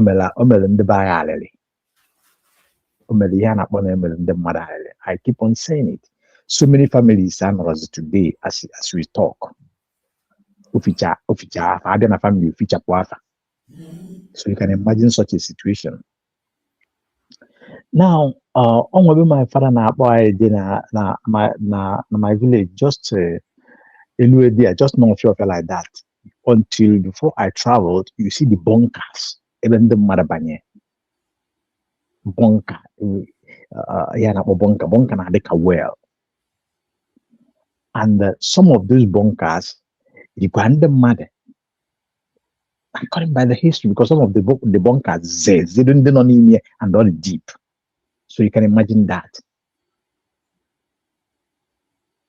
So there is a lot to say about that. Then in my own family, we lost a couple of people, including one of my step brother. So the history of Basala, the Biafran genocide committed by Nigeria, is something that there's a lot to say about it, about that, but if I'm not bringing it, then another thing I came that no here or the crucible, the soldiers, Biafran soldiers, no now, na Uguaba. One would have go there, at least one or two persons would have go there, interview them, they fought alone. Because anyways, they has in the leper, yeah. Able with a hamburg, Anambra, Enugu, what is that? They had that to Uguaba. About it, especially after China wheelchair, would have been a very good time to interact with the remaining ones. So I will just thank you so much, Simon Eba, and all of you that are on this program, because I wouldn't say much. I just rush into just chip in one or two things, at least to learn my voice. Then maybe by tomorrow, I will have my time to talk. Mazika, and they were in Anomorica when Buena's name were breaking news. I don't know what is the breaking news and when thing the good. Mazika, he was talking about breaking news. Okay, yeah, but that our brother no equal guy for us. I'm sure you won't hear anything. I know you could that Nande, my name at all could have observe the 30th of May. So, if I would not their memo, I know you could that I want them at Ghana church. ga observe all the event. So in Nigeria, some security personnel, because not I equal the, but that's not Nigerian forces. So when now counter what they say now, because of war rights, it was the mad if I had game something like that. So the question, but Guinea Basara fan if any fan the Kumakia. You got to go. In as much as Masov group is just on paper, to be honest to me. But Nigerian army goes to UEFA never the bono. Nigerian government can not Nigerian army. I can go to UEFA. This Igbo problem how work at the high. So I can put that how I talk and document require at the same somehow. But the issue is this. Nigerian army has no right, has no authority, has no concern over the thing concerning Biafra in the Biafran territory. Exactly. Now, what Nigeria and Britain did to Biafrans is very deliberate. They purposely, intentionally removed the history of their genocide against Biafra, called Nigeria-Biafra War. They deliberately take it out for a day like this. That is why I said it was intentional, to make sure that our people, they brainwash here in the by maybe those after the war and the generation that comes after them can make sure they have the knowledge of Yemen, because they know that now. And no get Bob Nigga tender asking Mazika, that was it. The film concerning this, I did go see. But I remember one time in Onitsha, I think this was very long. Everybody was running to go and watch what happened on Aqua, the Nigerian Biafran War film. That is the original one of it. Then you can imagine in a situation whereby that Biafrans or the world comes to know about this history and the free men.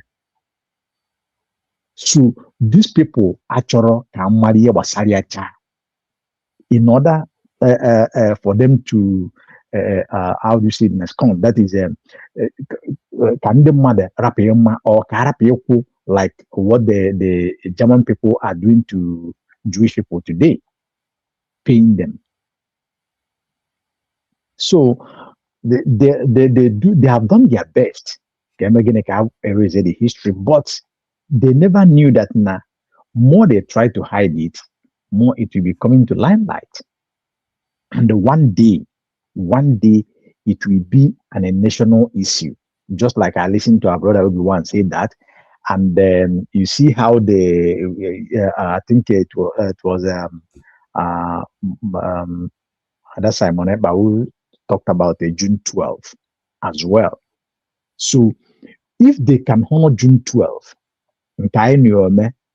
about Abdullah, what about the Biafra genocidal war? They keep on talking about 3 million, this million people that lost their life. I don't know how they will be counted and get the actual figure. Because if you go like from where I come from, just go from village to village. Okay, don't even count from village to village. Count from kindred to kindred. The number of people they take it out in families.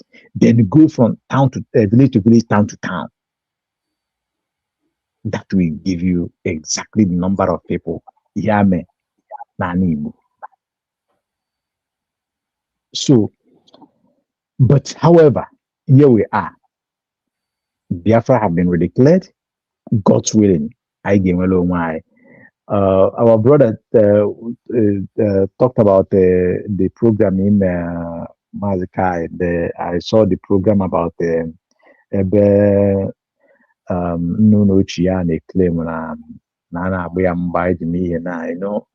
all these things are this lies, the propagandas they are bringing to this thing.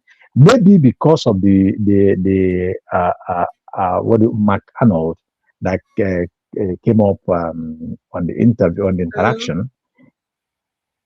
Yeah, I'm listening. I'm hearing you. Can you hear me? Yes, Ocean Master. I just enjoy Mr. Kai something. Sorry, I couldn't get told. My honorable, I salute. Mr. Kai, do you know of a movie called Something of a Yellow Sun? It's on YouTube.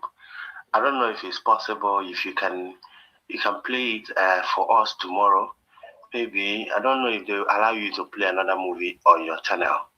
So it's called something of a yellow sun. I wanna make a program. I will touch it so that anybody can watch it. It's all about How many minutes is the by video? actually is a London actor and but it shows the declaration of Juku Otosi declare and Otundiba but like it's a similar of what happened that period. Like number, you understand what I'm saying. So upon YouTube for you to air another movie.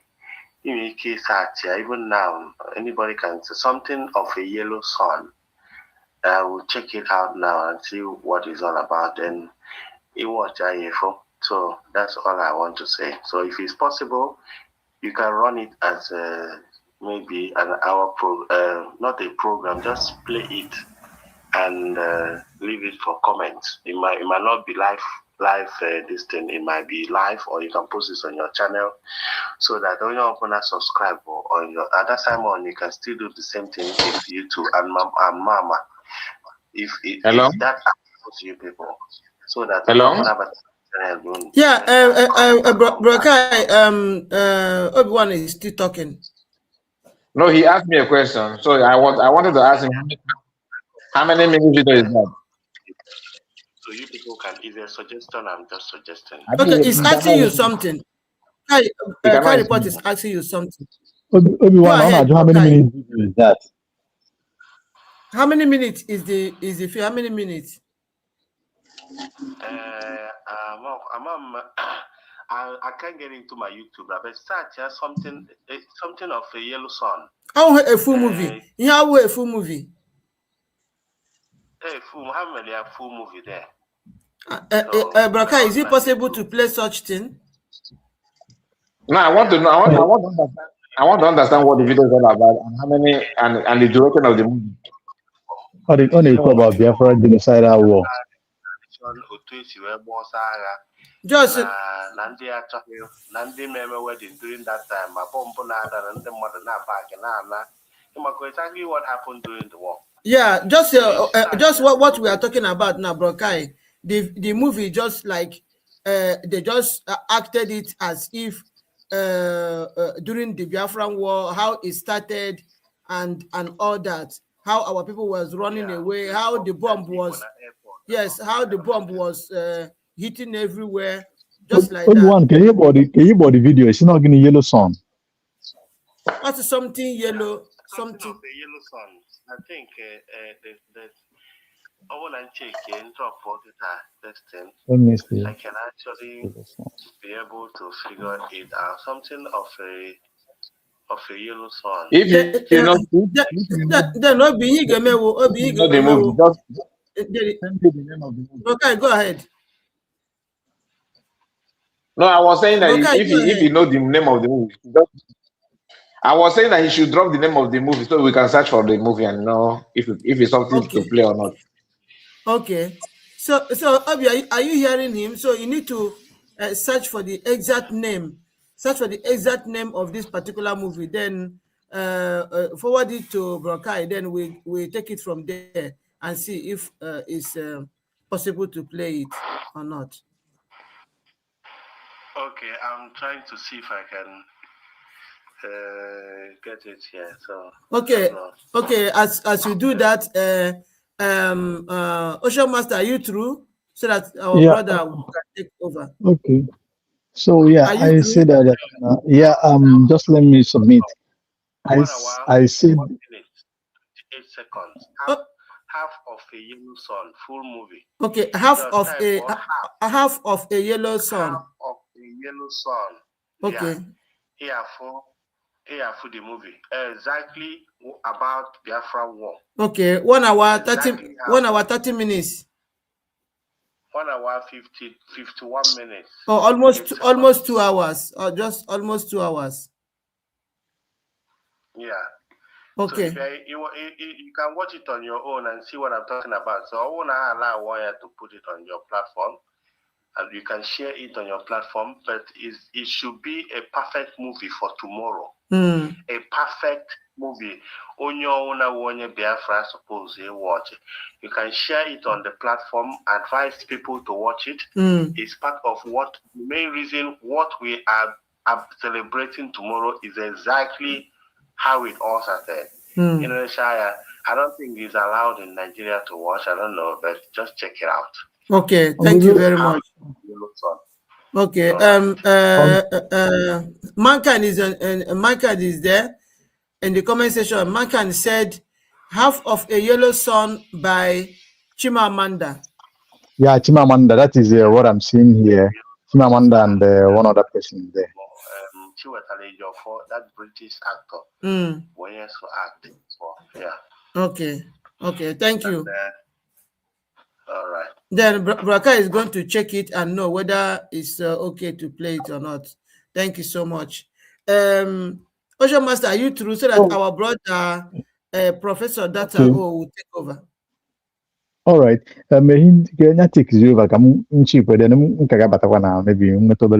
over. Yes, you can still come Thank you. I'll back. be Yes, listening. thank you. Yes, I'll be listening. Thank you. Okay, so our brother Professor, you can take the mic now. Thank you so much for joining. Go ahead. Unmute yourself. Professor Data. Yeah, are you hearing me? Yes, I can hear you now. Go ahead, please. Thank you. Yeah, it's my first time speaking on your show. First of all, I want to say you guys did a good job. I was there yesterday. You guys were on Okocha Happy's show. I saw you. I saw Exodus TV and some other folks there. That was a good job from you. Even though I don't know the topic, but I know it has to do with Biafra. And I would like to say Yes, that the topic is just we're just putting this an open mic program where people come in to share their own point of view or their experiences concerning the Biafra genocidal war with the Zoo terrorist government called Nigeria. So that is what we are doing here today. Everybody is calling in to come and share their own side of the story. Thank you. If I'm to speak, number one, I wasn't born during the war, but my parents told me what happened during the war. And it's a very, very sad thing. Like someone that spoke before me, he said something that's very important. Every family has something they lost during the war. My dad is still alive, but he lost his dad, I think, before he was 10 years old. He keeps lament. He told me that it pained him that the pictures of his dad got lost, got destroyed when the Nigerian troops vandalized their house. So this is something that is meant to be put to remembrance. I don't know why the Nigerian government is behaving very silly, but I'm not surprised because it shocks me. I was hearing, how can the army come out to be saying, trying to give orders, trying to run the game as they're the presidency? That's to show you how bad that system is. And the thing that makes me laugh is some folks, educated minds in that country, can't even come out to tell the army what you're doing is wrong. Are these people aware of what happened? We lost money, we lost integrity. Until today, we're being hurt. Come on, this is awful. You understand? So me, I'm solidly behind my Biafrans at home. I'm not based in Nigeria, no. But me personally, I've always taken it a point of duty anytime I'm on any platform to speak about Biafra. I remember one time on my Ego's program, I mentioned something to someone. I didn't come. Are you aware that Biafra existed before Nigeria? The guy got so annoyed and told me it's a Portuguese name. Then I told him, the Nigeria you're answering, what is the meaning of that Nigeria? What's the meaning? Let's literate translate. Okay, Nigeria in some terms simply means the land of the blacks. If it's in ancient Aramaic language, it simply means the multitude of water spirits. Some people don't know. That's why Nigeria's problem consists. That is the meaning of Nigeria in ancient Aramaic language. Some people don't know. So that's to show you how bad. And this, this our government is doing something that makes me laugh. Do they think by hiding the truth they'll help themselves? They're worsening the problem. They're worsening the problem because I remember when I was small, I picked up, my sister then was my elder sister was in secondary school. I was still in primary. One day I picked up one of the social studies book. I remember seeing something like Bright of Biafra. When you look at the map of Nigeria towards the Atlantic Ocean, you see the Bright of Biafra. But you observe that they no more indicate that in social studies books. I don't know if you have observed that. It's no more indicated. It surprised me in the year 2015 when I traveled to Ghana. We went for an excursion at this famous Cape Coast Slave Castle.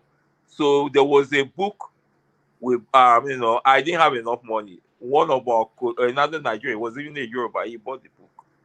So he photocopied it and sent it. It was in that book I saw the Bright of Biafra. Why does this government think? So they think by hiding it, they're helping matters. They're not helping matters.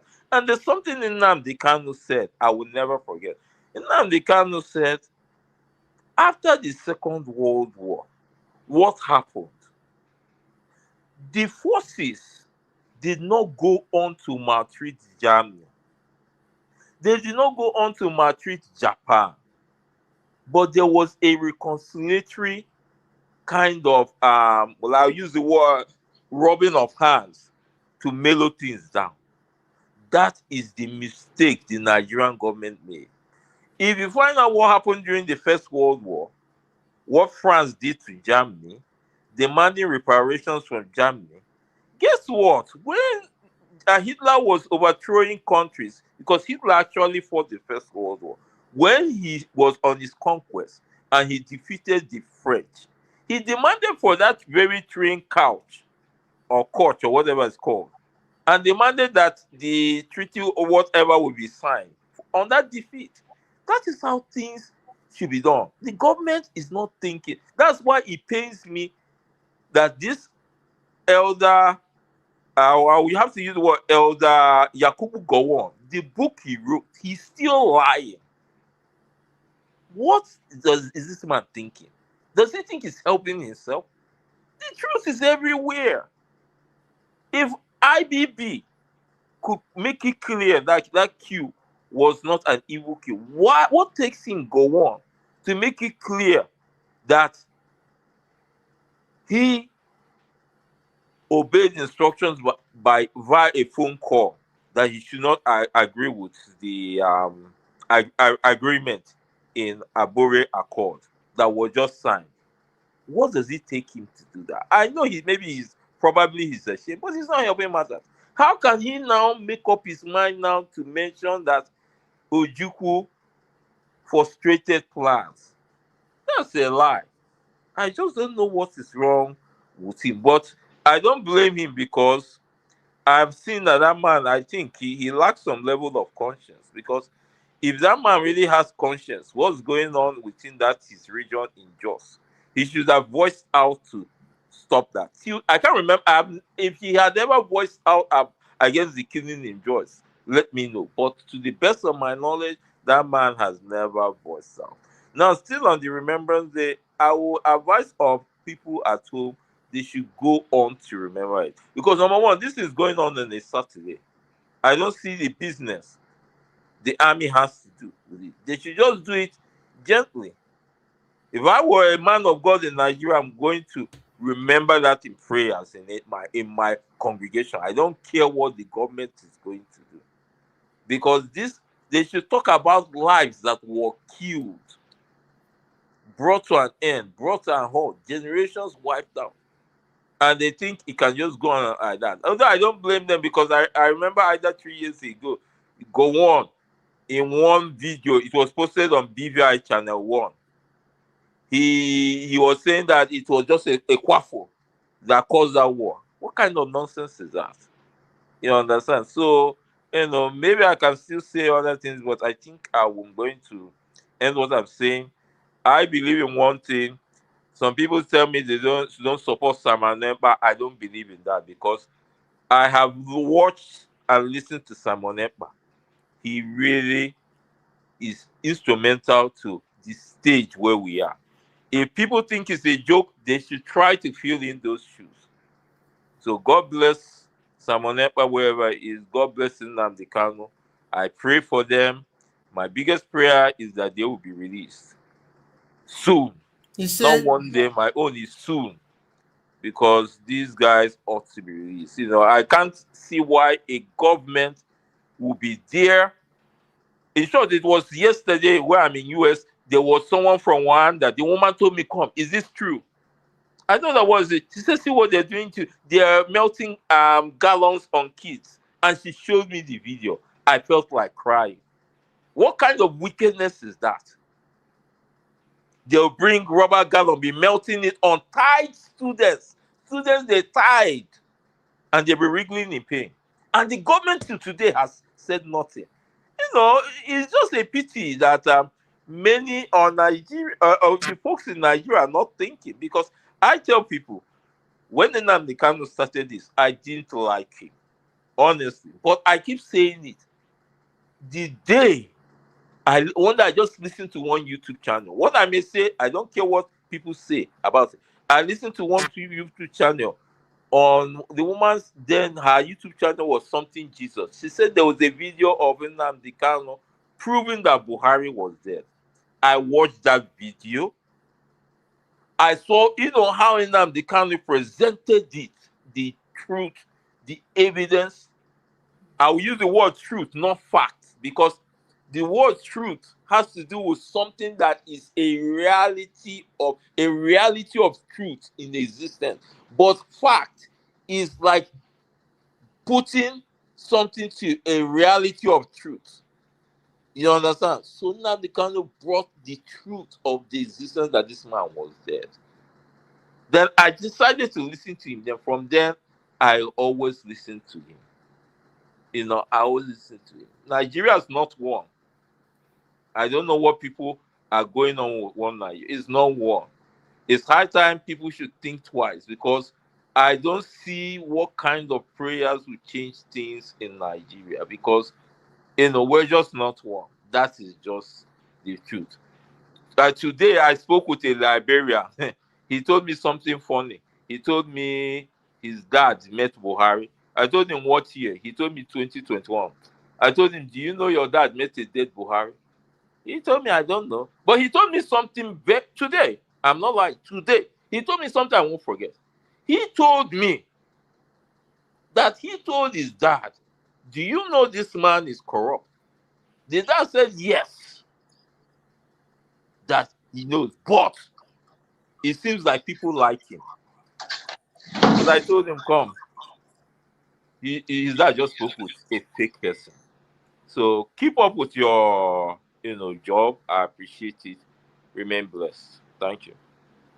Thank you so much, my brother. You are awesome. Thank you for this wonderful submission. We really appreciate you for joining the program today. Thank you so much.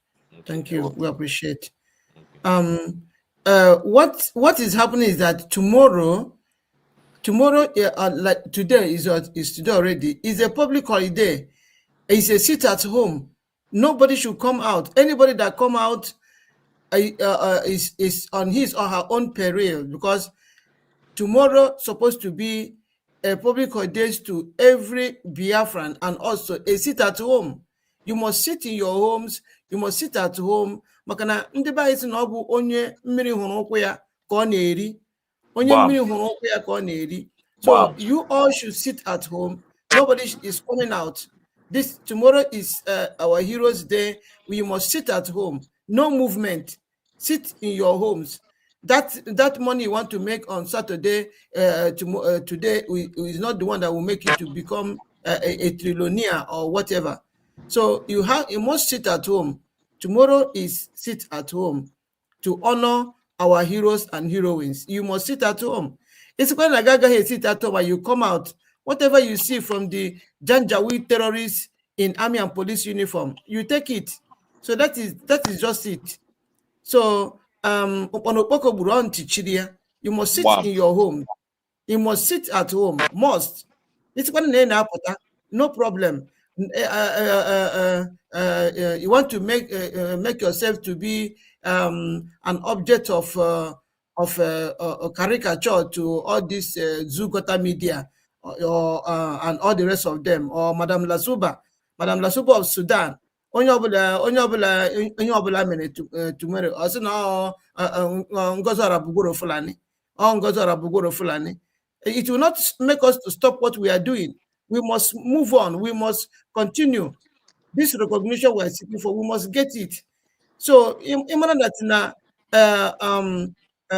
na Ichohaka, Zoo terrorist government and all their Janjaweeds in army and police uniform to jam you on the road. Sit in your homes. Sit at home. Sit at home. Biafrans, you must sit at home. Today is our sit at home to honor all the heroes and heroines. That is just the truth, pure truth. So don't come out before and I forget before and say before before half outside, maybe have something. They cannot come in your homes, in your houses, be able to adopt target. No, they cannot. So that is more reason why you must sit at home. So Mankind, thank you so much for joining. You have the mic. Please go ahead. Take the mic. We appreciate you, Mankind, for joining. Are you there? Please unmute yourself, Mankind. Yeah.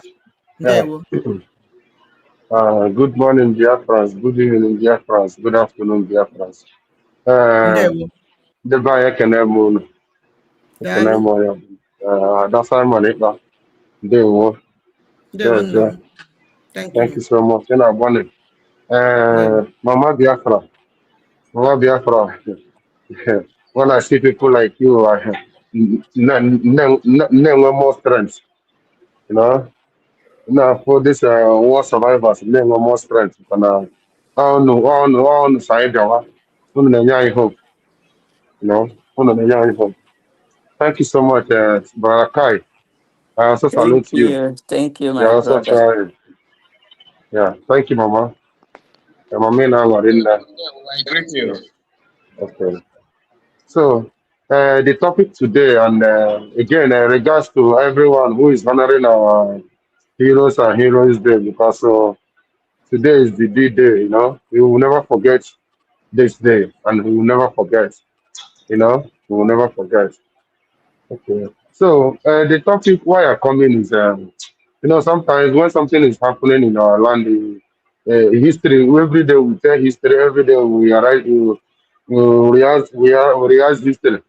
Because the more you cover history, the more people are watching here, you know. Now, this Biafra war, let's say, you know, in this COG, you know, that's Simon, but you know, I always say Indigo the wicked. It's not just Indigo. Sometimes when I'm saying Indigo are wicked, I'm not just only referring to Indigo, you know, because Indigo is wicked, actually, it's because of sometimes if we don't think of it. Now let me start from here. Do you know that whenever you see me hammering on Indigo is wicked, Indigo is wicked, Indigo Moraja, Indigo Moraja, I know what I'm saying. Just like this Mama Neba now. Mama Neba now was a witness, and he was an eyewitness during the Nigerian Civil War, during that Biafra War, 1967. The war did not even start 67. The war started ending of 66. Can the war begin? Or even 64, can that war be? The war be 67. Mama is here. Mama can testify. The war started 64. Are you hearing me? The Biafra Yes, war started Emma, in 1964. here, Jaboya 1967. Yes. Within that 1964, ebi do no ebu ndị be anyị n'ugwu Awụsa. Thank you. So due to ogbugbu ahụ a na-egbu be anyị ka Ojukwu ihe ewute ya asị ewu na ewekwala iwe na anọ na nwanne ọka nọ. Mama Guaniro, I love to hear also. So the thing ewute Ojukwu wutekwana ndị be anyị ụdị mmegbu na mkpagbu a na-akpagbu ha. And the Ojukwu kwenu so na ndụ nọ na top rank ndị amị that time. So mere ejiri kwuo okwu so kama a ga na-egbuchi anyị ka eme regional government ka ndị ọbụla ka anyị lawa be anyị ga nọ n'ọchịwa ọnwa anyị kwanụ na-ewetezi the revenue dịka this like American system of government. Each Yeah, state na Western take care system. of their resources and na-ewege this thing na federal, which they agreed. This Aburi Accord. When you heard of Aburi Accord, I made this meeting with in the Cameroon. I think at that time, almost on Cameroon or Cameroon and Nigeria. On the Nigeria. So, Southern Cameroon. yes, when I mentioned the meeting, they agreed and the day and all of them was so happy about that. Then, on getting to here, Lagos, capital of Lagos, the High Commissioner, British High Commissioner, Paul Gowan, see that an and the data be recorded because the Igbos, they're very intelligent. So, mgbe Ojukwu lụriteziri the next day a gara ihe na Gowan asịzie that an kwenyeghị na the Aburi Accord. Then ihe meziri n'ụwa Ojukwu so ka ebe ọgwụ ị na-ekwe ha na ka anyị kpọrọzie mụ na ndị be m ka anyị lawazie mụ na ụmụnne m ka anyị gachiwa onwe anyị. And ndị Biafra Ojukwu and ụmụnne ya wụ ụmụnne anyị. The first shot ọwụ ndị Nigeria gbara ya ndị Igbo. Like otu ọ na-awa nwere ike a na-ekpe ọga so onye buru ụzọ ka ibe ya ihe. They started and na be anyị ka a bịara ha alụcha ya ọgụ. The same thing na na-eme today. Enwere mgbe ahụ ndị nna anyị ha na-agụ ya bụrụ na ị ga-ekwe ka ị batara n'ala eze kwere ihe niile dere na-abụri ọ na-abụri akọdọ ihe a na-ekwu mgbe ahụ ọ na-abụri we stand ndị Biafra mgbe a na-ekwu okwu ha sị gị ọ na-abụri we stand. So my brother, continue with your this thing. Thank you. Okay, Mama, thank you so much. You know, why in this thing the war started 64, boy. You know, again, our people, ndị Igbo anyị, ihe ha na-eme, ọ nwere ka mmadụ ga-emegide ife, ajụọ gị sị gị, ijizikwa anya ga-eme ya. I don't know if you're getting my mama. Ọ nwere ka mmadụ ga-emegide ihe, ịjụwazi onye a na-emere ọtị, ijizikwa anya ga-eme ihe anyị na-eme. Yes. Now, after the Civil War, when you sit back now and check, every Igbo senator, every Igbo House of Reps, every Igbo governor, both past and present, we are all partaker of that war. Some of them we are born after the war. Some of them we are Kwashaka children. Mama Wasi. Yes. Yes. And how have they kept an Igbo since then? How have they got an Igbo since then? A person who was a Kwashaka child, after all this humiliation, after this mass massacre, you know, after this genocide, if people lost their mother, some people lost their aunties, some people lost their uncles, some people lost their father, some people lost their siblings, some people lost their elderly. After losing all these people, you now fall back to that same republic who massacred these people. You now join the oppressor and start oppressing your people. It's wicked. Are you not heartless? Hey, Mama? Why you never made that kind of if people never this kind of thing, are they not heartless? They are heartless, and because of after Nigerian Biafra war, a history in Nigeria curriculum. And they didn't answer so they can buy you to one of mine as ihe anyị na-eme ngugbu ewu Igbo. Ọtụtụ ụmụnna anyị ọraga ha ahụ ịsa asụsụ Igbo. maka gịnị ụfọdụ wereziri asị gị data na enweghị ebe eji Igbo aga. Ịbịa na Awụsa na ịga na ndị bi na Lagos a na-Awụsa akụzi Awụsa language na skuul kụziere ha English. Bịa na Yoruba a na-akụzi Yoruba language kụzie English language. Then ịbịazie n'ala Igbo ewepụga asụsụ Igbo. So that is eriri ndị be anyị rie ha nye ha change.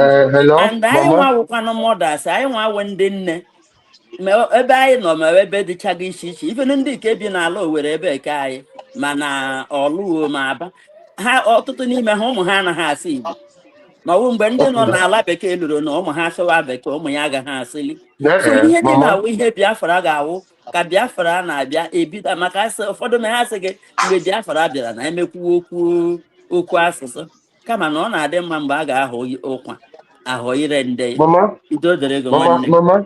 Mama. Sorry for cutting you short. Mama. Nke bụ eziokwu bụ na ọ bụghị after the war ka asụsụ Igbo lara n'ala Igbo. No. Okay. Ka m gwa gị the truth. Ka m gwa gị the truth. Igbo language awepụrụ out after the civil war. O nwere inu ndị be anyị na o nwere ndị Igbo na-apụsị na mmiri na-ebido n'isi agbarụba. You know, any foundation in the middle of more, that house is meant to fall. The problem of that asụsụ Igbo was Nnamdi Azikiwe. Ask me why. The same thing that happened to Nnamdi Azikiwe was the same thing that happened to Nelson Mandela. Let me give you one history. Nelson Mandela, who fought for South African freedom. When you go and check, you will find out that South Africa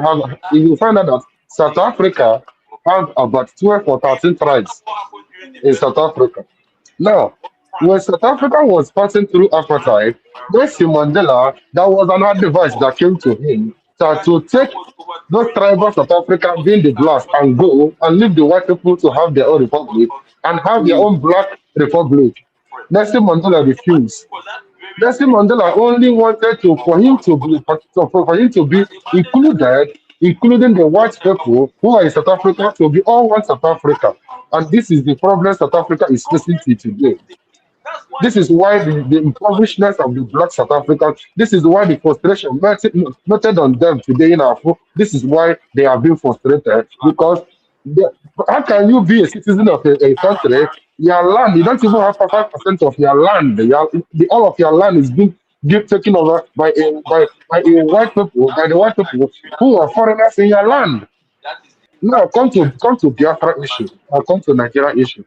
During 1956, 1954, 1955, when they were pushing for Nigerian independence, British told Nnamdi Azikiwe that Nigeria is not due for independence. Why did Britain told Nnamdi Azikiwe that? Britain was expecting Nnamdi Azikiwe to go ahead with either only the South, Yoruba and Igbo, or go only with the Igbo, including the Southern Cameroon. But Nnamdi Azikiwe refused, insisting to include the North. And the Britain saw this thing because why did Britain saw this thing? Because when Britain were during this colonial era and slave era, Britain never imposed religion on the Northern. Britain always respected the treaty and business with the North because they respect their religion. They never trespass bringing Christianity to them. They honored their religion. They respected their religion. They traded with them. They valued them. The value they gave to these people was equal value and respect. That was the respect the Britain gave the Northerners. So Britain already know that there is Sharia in the North. And Britain already know that bringing Sharia into the Southern territory is blunder and it is meant to fail. That was why Britain was telling them that you are not due for independence. But a black man don't like Ezioku. A black man actually Ezioku. When you see OG actually gentle, no Ezioku. When you tell a black man the truth, he will try looking for a short corner.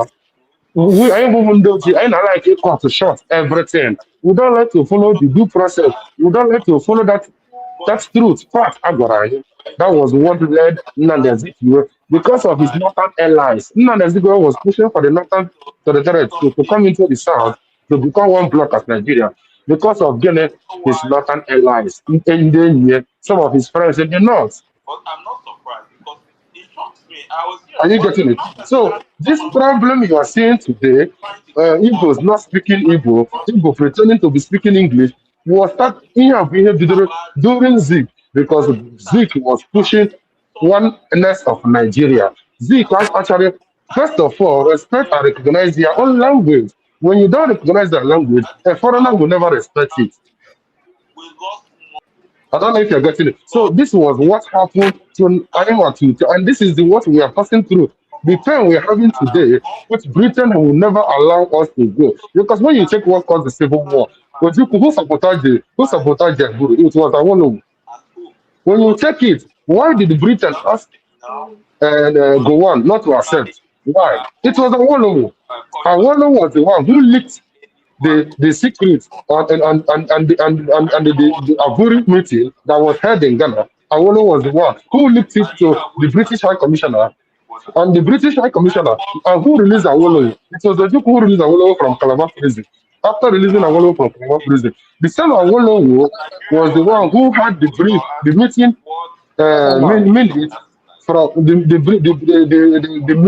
minutes of the Aburi, and was Awolowo who got it. Then he disclosed it to the British High Commissioner in Lagos. And the British High Commissioner in Lagos now sent the then Oba of Benin, who was the then secretary to Gowon. The then secretary of Gowon now asked Gowon that Ojukwu want to take over the government. Why did Gowon now say, okay, so the treaty he signed with Ojukwu was not actually what he signed. Ojukwu, Gowon, Geni Kome, he planted into war. We're going into war, and that is why, and the Gowon knows the truth. Gowon will rather remain lying until he goes to his ancestors, because Gowon will never disclose it, because it's like a secret. How can you expose this kind of secret that you know that it's coming from British? And British already know that the Sharia law in the north was respected even before independence. And do you think that British will ever do anything to allow you, the Southern Territory, to go out? It's a lie. That was what happened. But you observe that they know more indicators. You know, so today you are saying today what is you are saying on Igbo today? Watch, how can a Tito be a man who was a Pashoko child telling you that Biafra is dead? How can David Omeya, who was a Pashoko child, telling you that Biafra is singing praises for Tinubu? So how can Soludo, who was a Pashoko child, telling you that Tinubu is the option, that Biafra does not exist? Soludo. So when you come in conclusion, you understand that yes. Are you getting it? So whenever you see me say Indi danger, I will not stop saying it, because you can see it for yourself. What the end of the same Indi, okay, look at it. Look at Chimezie or Oboya Fulani, a man who was kidnapped, tied, thrown inside a boot, taken to an unknown destination, tortured for so many days, for 8 to 9 days, and later brought back to Nigeria, and they send him direct to DSS dungeon, which he has spent more than 5 years there. After spending these 5 years there, they still did what? They still remanded him to Sokoto prison. No, the same idiotic woman called the neck at into came out. Now, Nando Kano Buloshi, Nando Kano rape one 18 years. Was there no winning? Can you imagine a woman looking for a way to nail her own brother, going extra man to say that an 18 years old girl was the teenager? You know, Mama, I hope you're getting this stuff. The 18 years woman old girl. was a very Why stupid are you woman. because now I'm going 18 years old girl was a teenager. None cannot was a teenager. 18 years old girl was a teenager. Everyone cannot 18 years. Why 18 years? I was a teenager. No, but again, because no only go, she wants to make sure that only one. Because no one go, none kind of boy, but that's a woman. I'm your but because none kind of boy go, she stands her foot to make sure that only boy be a kangoro, and gakangoro. No, See what I put to boy. And now what she's pushing now is for Ndi to just for Nana to be forgotten. The Ka narrative ndị that Igbo woman gọzie for the ma man ndị who ka pushes now na-akị. is for Nana to be forgotten at the good. The son Ndi Igbo. About Kandawusa. So go for the son Ndi Igbo. Can I Ikenga ugiri agụ. Chibuzo Ogiri, the son of Igbo. Ndị Chike dozie onye Igbo. Chinasa Nwuru onye Igbo. The son ndị Igbo gara na Finland ga nọrọ n'ọcha bitụrụ nọrọ n'ọcha onye ọcha na-ekiri ha tomorrow isi na onye ọcha dị racist.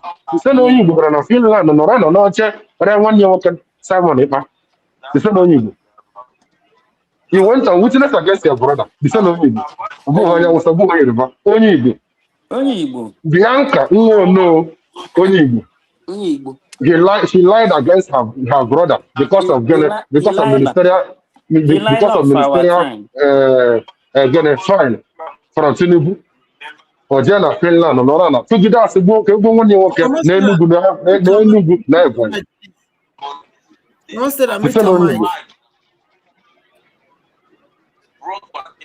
The same onye Igbo n'Enugu na Ebonyi. The same onye Igbo. Today, why Simon Ekpa is being hated more in Igbo because Simon Ekpa bụ onye Ebonyi State. Some of ndị Anambra, some of ndị Ebonyi, ndị Enugu, some of ndị Abia, some of ndị Imo. Because of na Simon bụ onye Ebonyi. Many people today in Igbo not like Simon, not against Simon. Simon is being hated because Simon comes from one particular state called Ebonyi State. The same ndị Igbo that wasn't there Ebonyi asị. Ndị Igbo. Why? So when I come and tell you that Ndi Igbo the evil, don't tell me it's a lie. Don't tell me don't use that statement. It's a fact. It's a fact. Why would you reject your brother in the prison?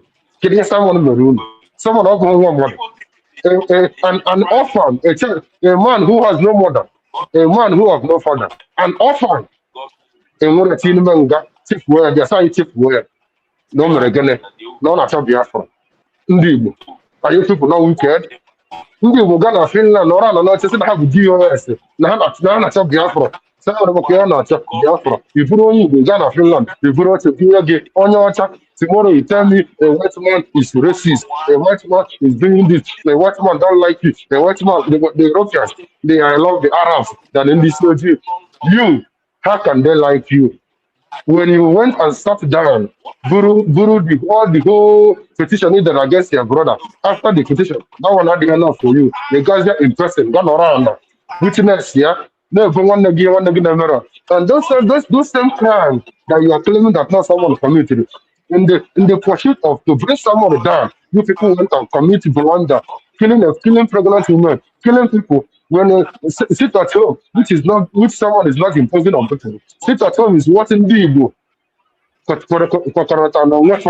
that this is to show Nigeria that we can never give up. This is to show Nigeria that we can never surrender. Nnamdi Kanu is our father, is our leader, is our brother. You must release him. Igbo have concluded and come together and agreed that sit at home is a mantle, is a staff that we can never surrender. Someone cannot get it. Say her no, say her Gawa Akumun Naz as a leader. The son in Igbo went and they planted chaos. Doing the modern Igbo. Massacring their own brother, calling Simon. After massacring your brother, just to get a point, just to prove a point, just to get evidence, you massacred your own brother. And at the end, you took the photograph of that your brother you massacred and went to a foreign land in Dutch. Say, no, oh, you want to get on your G, on you get Muria. Are you not heartless? Are you not evil? Is that fair? A man, even if you don't have sympathy, what about that his little son that is living with him?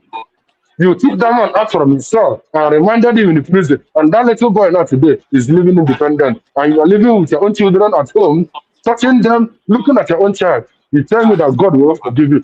Today, Nigeria is suffering today because of the crime committed, the crime of the humanity, Iburu, the nature it destroyed.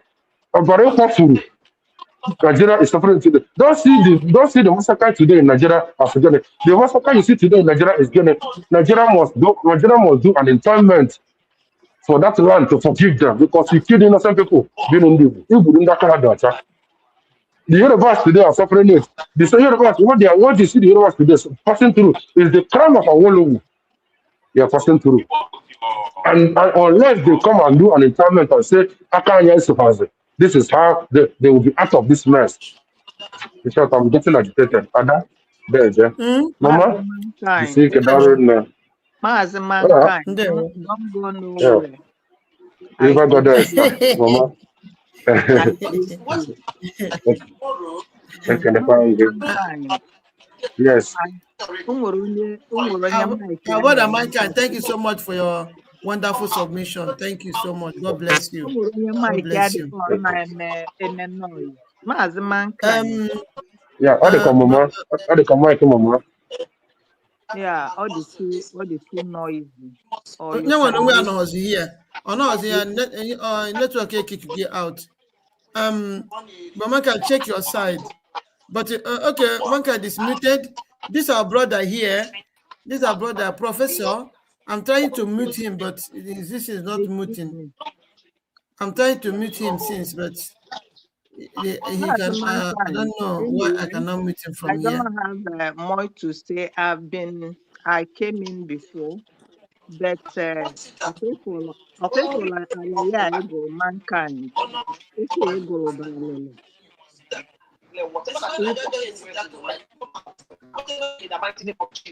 Hello? Go Yeah, ahead. Go ahead. I'm not even know is that Papa. I don't know where the Oh, noise is okay, coming that's from. our brother. I'm trying to mute him, but I But don't know then why. kick him out now. Just kick him out. What you do is to kick him out, then he can come back. Kick him out.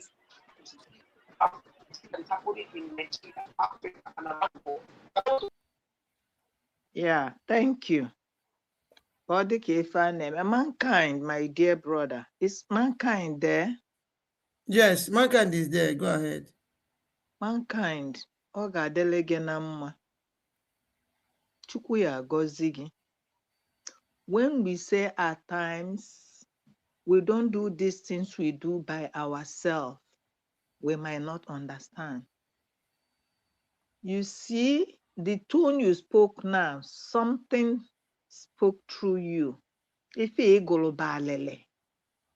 Mankind, ife egolo n'abalị a, enwere ife nya ịgwalụ ndị mmụọ okwu, nya ife egolo ọ gbawala obi, olulu na mkpụrụ obi, olulu na mmụọ. Ọ gbara anya mmiri. Ife egolo. When is this thing coming again? Ife egolo now, an orphan, kedu ife o mere unu? Enwe somebody gụlụ egwu si ọ gụlụ egwu a maka nna m Ọdịkanọ si kedu ife o mere nwanne ji lee nwanne ya kedu ife o mere anyị unu chetakwa na aka ya dị ọcha chai. Ife ịgụlụ now is litany of pain, litany of agony, ihe ndị Igbo mere Igbo ibe ha. Anọ n'ime asị Igbo hụrụ onwe ha n'anya. Somebody went and witnessed against. Okay, now, Mankind, my brother, mommy that is here and the other side more. It's just the mercy of God. At times when I sit down, ana m ekwu na echiche onye adịghị njọ. My own opinion. But the only thing God is looking at is still the faithful and the innocent ones. Ọ bụ na ọ bụrụ ya, Gomorrah emere half ihe anyị mere. That God is still having mercy on us, but not just. Yeah, few people. Ọ bụrụga na ofu onye ka ọ nekwasị, mana ọ bụrụ ma anyị mere ife na-anaghị eme anyị bụ ndị Igbo, anyị dị njọ. Na ife gị nwa bụ Mankind gụrụ kịta agbawalụ m obi. I'm just crying. My heart is heavy. I feel so bad. I feel the weight. Because iji egụpụta bịa ka alele. Simon Ekpa is an orphan. because he came from a particular region. Initially, we thought it was a play when Orago was saying, no, anything that will come from Ebonyi, that we have forgotten, you've made me to remind, rather let it be destroyed. That little Adams, obere nwa ahụ na-arịkarị nna ya n'ahụ, they granted Simon Ekpa the custody of his son for a reason. Na mami ya enetenwu ya.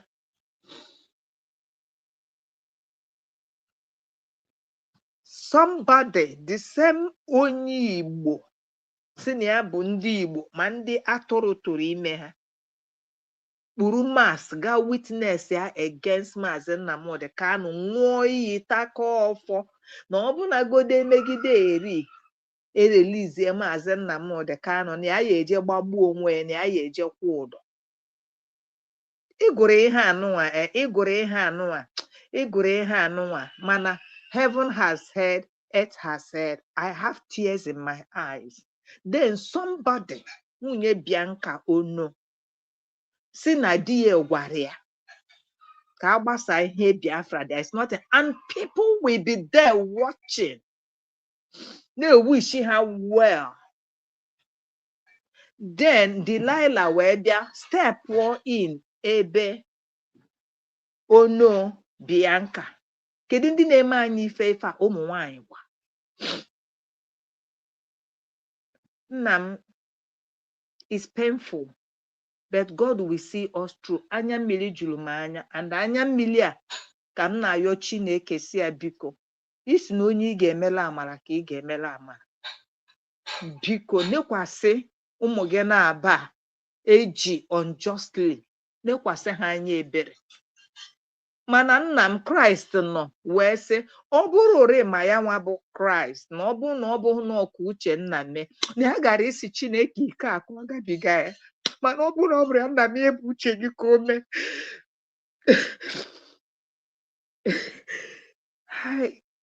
It's okay, ebe achịla ya ahụ maka anyị ga-eme ihe echi biko. Mama, ana m ebe asịa, ana m ebe Mbe akwa na aga m enwe mmụọ ha alaka na-ebe akwa na aga m ebe akwa, and I will not be able to talk again. Mama, it is where we are human. All work people, we are human. When you touch that side, let me tell you, the Bible says a broken and a contrite heart God will not despise. Amen. A broken and a conquer. That's the hour we are now. The pain. I am in a moment of rejoicing. I know in a moment of agony. And that agony I push one eye now for to push it out. One you may man get that church, mama. One you may name that church. Ọchịbọchị nwa ya ya apụta ma ị na-aghọta ebe m na-aga. Yes. Mgbu ahụ ị nọ na nkikiri eze, ọ ya ka ị ga-eji pushuo nwa gị, nwa ga-apụta, nwa ga-adị ndụ, gị nwa adị ndụ. I don't know why this message is coming to me like this. So this thing you see, our heart is broken. May God bind it up. We need a testimony. We need bright light. We need a change. Anyị nere ihe rịba ama.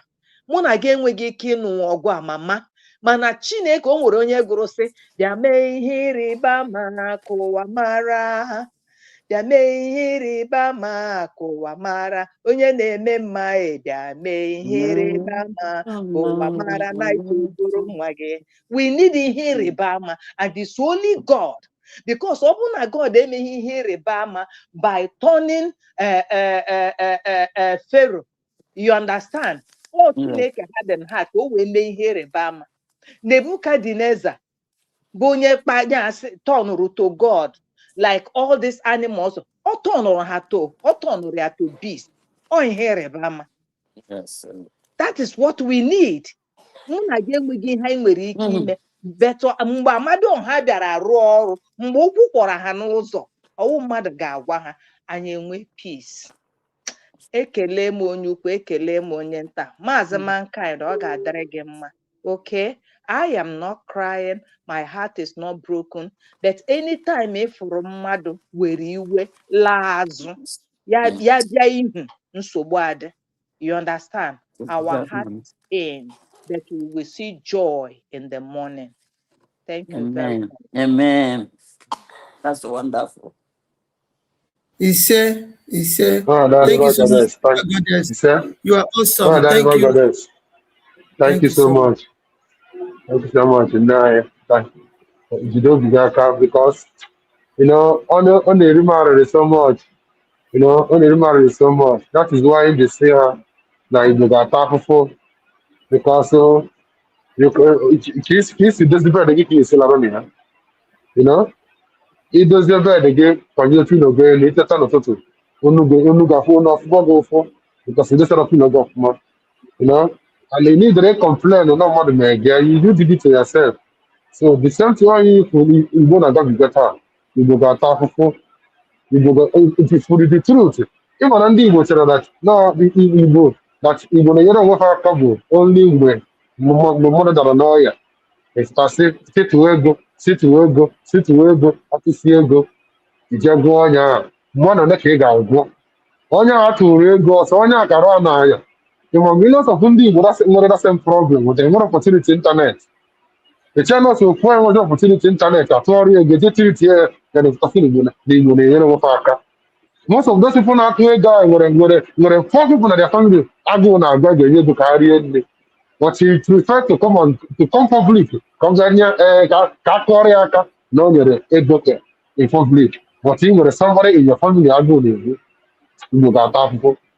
The son of Juku, or you better of Juku. I'm always sending you better of Juku. Oh, the son of you can you go to Butangaya or Liego.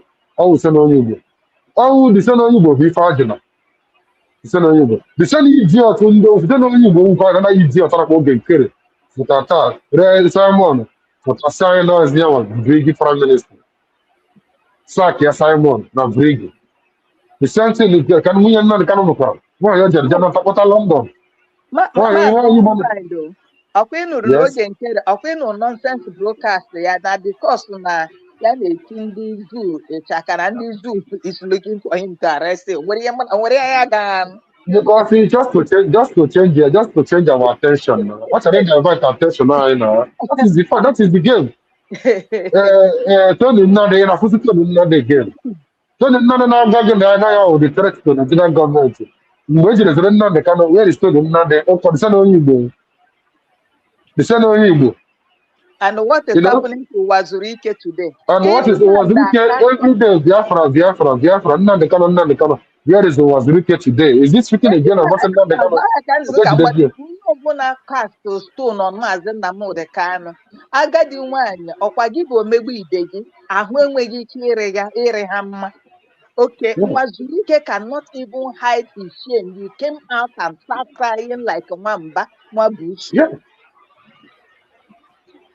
Today, the same people na-akpọ ndị Igbo enye ha ndị onye Hausa onye Yoruba enye ha ministerial appointment wetinye anụ echi bụ onye Igbo because wetinye anụ echi ekwube every Ikweremman can claim na ọ bụrụ onye Igbo mana ọ bụrụ wetinye anụ echi because wetinye anụ echi na ebe na-ejiri wetinye anụ echi na Imo steeti ọhaji Kanafia ọhaji by ụmụafọ wetinye anụ echi wee Juba na Juba na ụmụafọ Imo steeti good vibe ihe gafe Imo steeti asị gị good vibe from Rivers State from Imo steeti ịnabanye Rivers State ọ na-asị gị welcome to Rivers State that first place ị na-eme iti bụ gara tinye ahụ echi ihe ha na-asị dị ya bụ Igbo ka ha na-asị dị ya nwetara tinye ahụ echi e nwere Minister of Works for Minister of Transportation kedu ihe ha mere ojeruru ewe na desert ndị mmadụ Nigeria nwetara n'ala Igbo ebe o si onwe ha niile line na-arụ ọrụ dị mana ji arụwa ọrụ line na desert.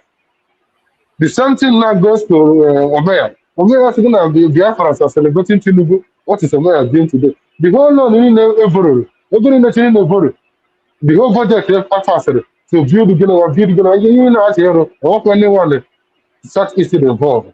And Southeast gets a phone here. The Southeast in the Southeast get a phone here. If you take Semo, no you this is the Amma. I want you. anyị nwa ji onwe ọ bụrụgodo na ndị Hausa na-emeje anyị ọ bụrụgodo na ndị Yoruba na-emeje anyị the cry of Nnamdi Kanu dozienụ na be anyị. This was the cry of Nnamdi Kanu. Ha jechara igbu Nnamdi Kanu n'Enugu. The same Southeast governor, half of them, they planned to assassinate Nnamdi Kanu 2017 or 2016. They planned to assassinate him n'Enugu. Kedu ihe ọ gwa why can't we dozify anyị? Anyị dozienebe anyị. Anyị dozienebe anyị. Look at an Igbo in Nigeria today. Nigeria, the Igbos are not suffering. Why is Igbos not suffering? Because an evil man don't defend a civil servant, the government to war. An evil, yeah. Ha ji Nnamdi Kanu ya ndị Igbo nwa na ndị South East kịta onye nke ị hụrụ ọsị unu dịkwa ready unu mobilize vigilante they are coming ha nọkwa nso ha nọkwa no River Goddess I'm coming. I'm just trying to make some points. Always enter you here. I want you to take something home. The whole Nnamdi Kanu, one Nnamdi Kanu asked them that you say you want to go and pray restructuring. They said no one day we're gonna go to Avuri. What is Avuri? Restructuring. Nnamdi Kanu now ask them, can't you people retire? Does there not need for them more? Again, a new allocation. Can you use that allocation? What are the need? If today Abia State is a kind better, I can say it's more better than other years. Abia State, under the wire, over the what is the color cherry, over the TRJ cherry, over the opposite other cherry. And now you know, said, Navia, or you, okay, walker, now you vote Corora. Or you see, I have to tell you, similar, I got the wire I'm on the wizard of 20 years. Not a second, a chicken with the chicken with the book. Why, I didn't know, said, it's not have one being. It's not with the hammer. Today, now, watch what is happening in Igbo. In Igbo, in Nigeria, is only Igbo who did the opportunity to secure their youth. It's only Igbo is opportune to make use of their human resources. What is human resources? You have population, they are creative. You have population, they are not handicapped. You have population that if this youth of the population, after their education, after their university level, they will finally go back to their father who have a business. They will join their father's business or they will join their mother's business. They will create a job for themselves. They will be self-employed from what their parents have or from the one they do for themselves. They will not depend on the state government or Nigerian government to assist them or to fund them. They fund themselves independently.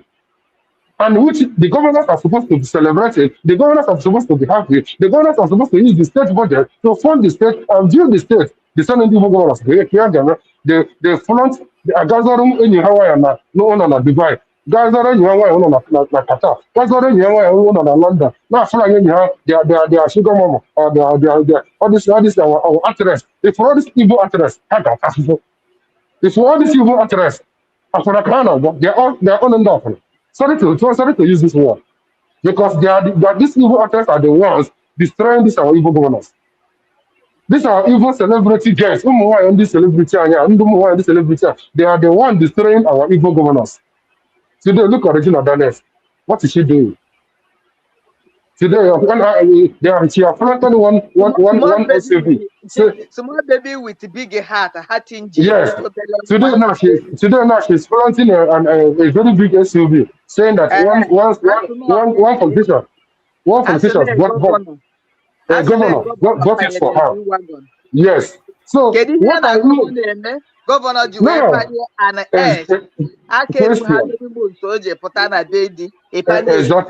exactly. That is the question. And when you tell them that all this our celebrity now, I think don't say they went into movie industry in disguise of to sell their market, just like Uchechi never send out next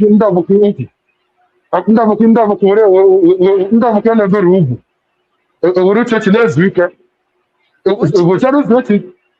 Uchechi na Uchechi adịbụa Uchechi nke na-asara anyị frontal lobe Ya ka on m that na-agwa place. gị nke Uchechi adịghị ọnụ mmanụ ịma ihe nke eji Okay. wee nyazi ịma ihe nke eji kazie njọ you understand ka ọ bụ Yeah. kedu onye ga-abịazi ka ya na aka nsusu abụghọ nke a bụ ibi na ngana Carol White ịma na Shine Baby ji vidiyo ndọgọrọ ya Shine Baby ọ bụrụ na onye ihe ekwekwene ka ya wepụta CCTV kamera ibi ọ dara n'akụkụ na-abụ Okay. Okay.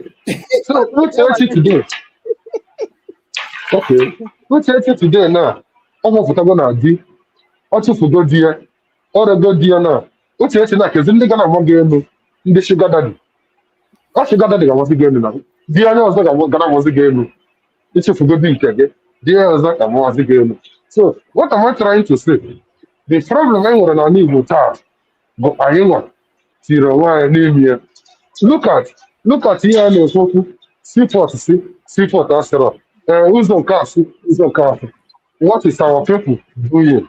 What is our governors doing? Maazị Mankind ịmakwa na Delilah Uche Okafọ chọrọ ka ama Maazị Nnamdi Kanu shie ị na-aghọta ọ chọrọ ka ama nwoke mmadụ shie nwoke di gị nọ na nga ijeghe jejeje visitie ya taa ya nsusu ọnụ ma ọ bụrụ na ị chọrọ ịmụrụ ya nwa ama m na-aghọta ihe a na-akọ ije ha ọbịa abụọ kwanụ na enwere mmiri ndụ ebe a gbapụtara gị isi ka ije were ka i wee nyere nwoke a aka 5 ụkwụ onye fụrụ mmadụ n'anya 5 good fucking years ijehije metụ nwoke mmadụ aka ijehụ jụọ ya ka otu o mere ndị a wee pụta na-akọ inyo telling you that this woman since he came into this man's life is not doing her judicial duty. She's not doing her conjugal right to this man. Even nwa nke nwa na ọ mụrụ amụ m feel na nwa nke ahụ wụ miracle. Ama m na-aghọta ihe nne nwaanyị na-agba mbọ ebe di ya nọ ị gaghị ekwe ka ama ya shie. Uchechi chọrọ ishi ama Nnamdi Kanu Uchechi, let me tell you something. Adam, oh, for you to say this thing now. Maazị Amaji, I greet you. Maazị ka ekwe n'ebe ị nọ ka nkọrọ mma gị maka skuta nna chi naba anaba. Adam, 70% of ụmụ nwaanyị Igbo 70% of ụmụ nwaanyị Igbo sorry to say this 70% of ụmụ nwaanyị Igbo ada anụ di na ha fụrụ di ha n'anya ha na-anụ di ka ha chịkwa okwu n'ụlọ number one ha na-anụ di for the background of the man ha na-anụ di for wealth the man ha na-anụ di for gịnị ka ọ nụkwa na taghị ya na-agazi aga ka taa nwere ịganarị ya ọ bụghị n'ụlọ ọgụ Uchechi nọrọ Nnamdi Kanu because Nnamdi Kanu mpịawụ king and ọpụta fụ na Nnamdi Kanu bụ prince ya ka o ji n'ọnwa Nnamdi Kanu. If not, Uchechi bụ ezigbote onye highway. Uchechi chọrọ ndị politician ndị na-akụ ọkụ. Uchechi chọrọ ndị just ka akụba. So calling India is like, okay, listen to Master Prophet. Listen to Master Prophet. Master Prophet said, no, Indomie ka o siri nne di ya. Ya onye siri nne di ya Indomie has proven to you na ọ maghị esi nri. Because someone will say nne di ya ga-complain. Onye amaghị esi nri o sie Indomie. Because ihe ahụ siri nne di gị nri asị nwunye a na-anụ ọ nne di gị ga-ekwu na nwaanyị a na-anụ iwe ezigbo nwaanyị ga-enwe ajọ nwaanyị. Because nne di ga-achọpụta nri anyị siri di gị aga-achọpụta nri siri di gị amachọpụta na ịmaghị esi nri di gị can compromise out of love out of nkwu gị out of mmanya mụrụ out of his fantasy he compromise but ifuru nne di gị ga-ekwu sị na nwaanyị amaokwu esi na azụtara ya azụ onye nwere ya ekwu maka Indomie ahụ mgbe ụwa sosia nọ ya anyị kwuru okwu maka Indomie ahụ asị na propaganda how many years na ọkwa that Indomie ahụ apụtala that you can't even take care of your mother. That has proven now Kukopian ka ọ bụ. Are you getting it? She's a Kukopian because it's only Kukopian when I'm going to see Indomie ka Kukopian na-esi. Indomie ka Kukopian na-esi. Indomie pure Kukopian. That is why the desperate to get it. Nnamdi Kanu one on the planet on the surface of the earth. mankind. I can say na Chineke kene dere ya na nwaanyị agara imecha ihe kwuru n'ọnụ. I said this sometime that this woman emekatara sị na Chineke abụghị ya na-eji ndụ mmadụ na ife mere Maazị Nnamdi Kanu. Anyị agaghị amanụ nke a. Nwaanyị agara ịbụ idol anyị. Nwaanyị agara ịbụ nwunye our leader. Nwaanyị agara ịnọzi na eternity. Ya ihe niile Biafra ọ ya nwa ga na-atụziri anyị. Chineke wee dowe nwoke a ndụ. I wee were anya na-afụ ya. And Uchechi has lost in every side. Ada ịmakwa mgbe Chibuzor nwa nwaanyị ogiri bido kwuwe na a na-ata nwa na palace. The palace. Yes. That a na-ata nwa na palace bụ this nkọka na wee gwara ya ọhịa ọ gwara Chibuzor. Ọ gwara ya exactly. Thank you. Chibuzor na-ekwu ọ na-asị gị na ya ji prove that ihe a na-ekwu bụ eziokwu si je jụọ ka na nta si je na na-ata n'ọnwa ka ha na-ata ihe okwu a nụrụ bụ gịnị Uchechi amarụgo na she is not welcome in that family. She is looking for any means. Ọ na-eweli iwe o nwere secret m chọrọ ili korona unu nwere ike si elọta mama Mama Pompos. River Goddess, ana m ekene Maazị Mankind ndewonu. Imagine na mbiko nwanne gere dis akụkọ a m ga-akọrọ unu na ịma ihe m jiri chọọ ikwu okwu ekwubeghị m enwebeghị onye m gwara ya but enwere ike an insider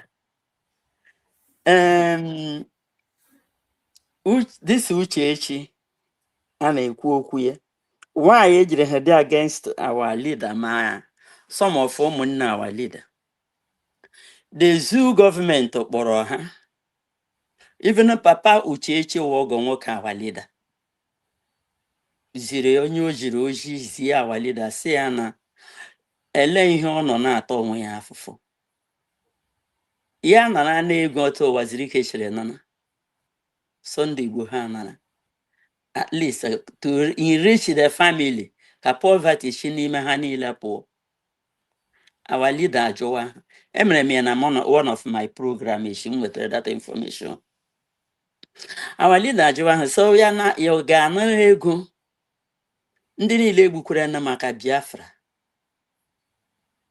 na-ajụ ọgọ ya o jiri ojie ọwụ ya nara ego mmadụ niile ma iko nsọ ha ụmụazị niile ya egburu n'ihi Biafra mmadụ 28 egbukwara nọ n'ụlọ ya plus Jack ya gbagburu ha Jack ahụ hoping na our leader shiri nkịta. That was the reason ejiri gbagbuo nkịta ahụ.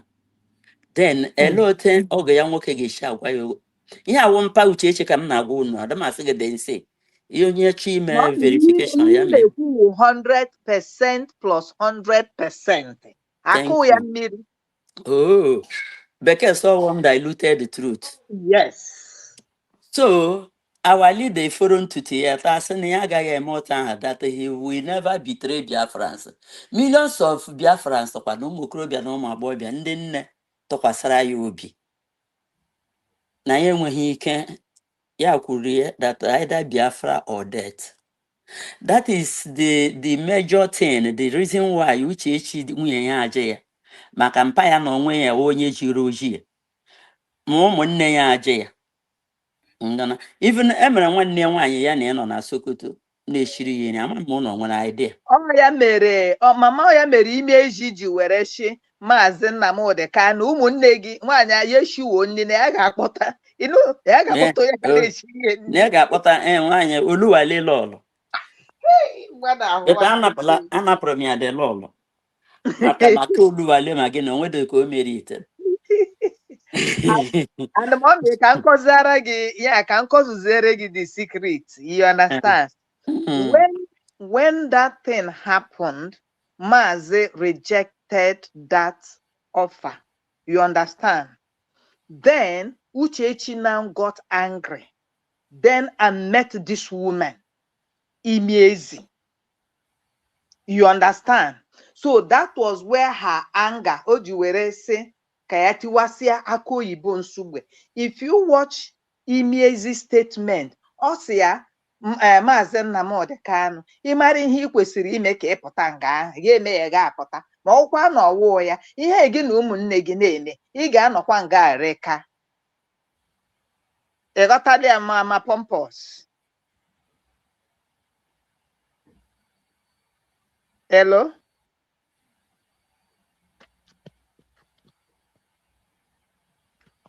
Anybody in the house? Yes, I can hear you clearly. Yes, I know he na-ekwu ihe mere. Okay, so that's the secret, mommy. I can work with another one because ịma asị oke na-agba a na-ene okpuru afọ ya n'ala. But the problem ndị be maazị mere. But mommy, remember na Imiezi si na Sokoto na onye ọbụla bịawa na Sokoto ndị Igbo niile ha bịawa na Sokoto unu echefuru ya? Yes. Wee jụzie Imiezi si ya so Sokoto abụrụla a pilgrim place where our money ga na-aga. Unu chefukwara na Imiezi si anyị ọ bụrụ na ị gawa na Sokoto like otu a mmaba na plane na enwere contact onye m ga-emete na airport. Ya ga-enye gị onye ị ga-emete. Ya onye gị contact ga-akpọ phone. You see the money making machine they want to do. Onye ichi wee were lee Imiezi anya were anya ya wee ya akwa ma otu a Amadioha si ama mmadụ eletrik onye obi anya ahụ ọ na-abụ ohu ha anaghị onye ahụ onye dị ndụ akpọ nkụ ya gakwa again. Onye ndụ dị too much. That man awụghị a human being. So aka nwekwara other more secret. Okay, mommy, mgbe anụ unu si Uchechi esepụtara ya n'ụlọ ọgwụ ọ dị ka ihe ọ gịnị ka ọ gara mee? Onye ama ihe ọ gara eme. You understand? And ihe nwere ka o ji jụọ ya ajụjụ banyere ya na nwoke dara ibi. Ifeanyị Ejiofor. Efuru ka o si wee were amụ ịghọtago wee n'anya. Then why are you angry that na as Ejiofor na achụrụ ya achụ ga-eshi ọnwụ kpọmkwe Ejiofor goes nowhere? Ejiofor goes nowhere. And they chọpụtara ihe niile that Ejiofor, according to our PM, Ejiofor was the eye of the Nigerian Zoo government. And they are na-agwa gị as of 3 years ago, because of this year about 3 years ago, mgbe o rejili people ya na nọ na UK ịma na mgbe emere ọkwefuru mgbe ahụ asị na a na-eme protest mommy during the summer time. Nwaanyị a yiri boot winter wee fọta ọkwụnụ fụrụ ihe na ahụ ewee necha ya na boot ahụ and everything. After some time, people saw her with a protruding tummy. Enwere ihe bụ na mmadụ na-aya ahụ mọnụ mgbe mmadụ dịrị afọ nke afọrọ na-question. Why didn't she come out then and debunk? Ọ na onwede ihe na again. Ọwọkwa ime ka m dị ọwa afọ toro m ihe ịrapụta. Ọlọsọ dị na ahụzie gị na hospital ebe ị na-arịa ihe na-enwede ahụ. Then ndị furia where she was working Uchechi disappears ya miala. Then after some time that she has gotten and I went by you say ole n'ime enu ebe ka ime enu dị. You understand? Uchechi ekwughị team o meghe anything. The next thing afọzere ọ nọ n'ụlọ ọgwụ she's dying. The next thing I know is from broadcast ya na Imeji na-eme o mere fibroid operation. You know, we are not lying. So no, I rest it there. Maza Maji, take over. I know more line before I get better, but I'm poor. Just niggas, all them Muslim come batazri. Abatabugum before kama na o nwere ebe o nwere ebe mankind ji ekpa aka mankind kpara aka n'ụbọ. Yes, that time I'm na comment section oge bra before Paul. So mankind ji ekpa aka n'ụbọ kpọbaza aka n'ụbọ the thing mgbanga am ụbụrụ. This program Ada Simon like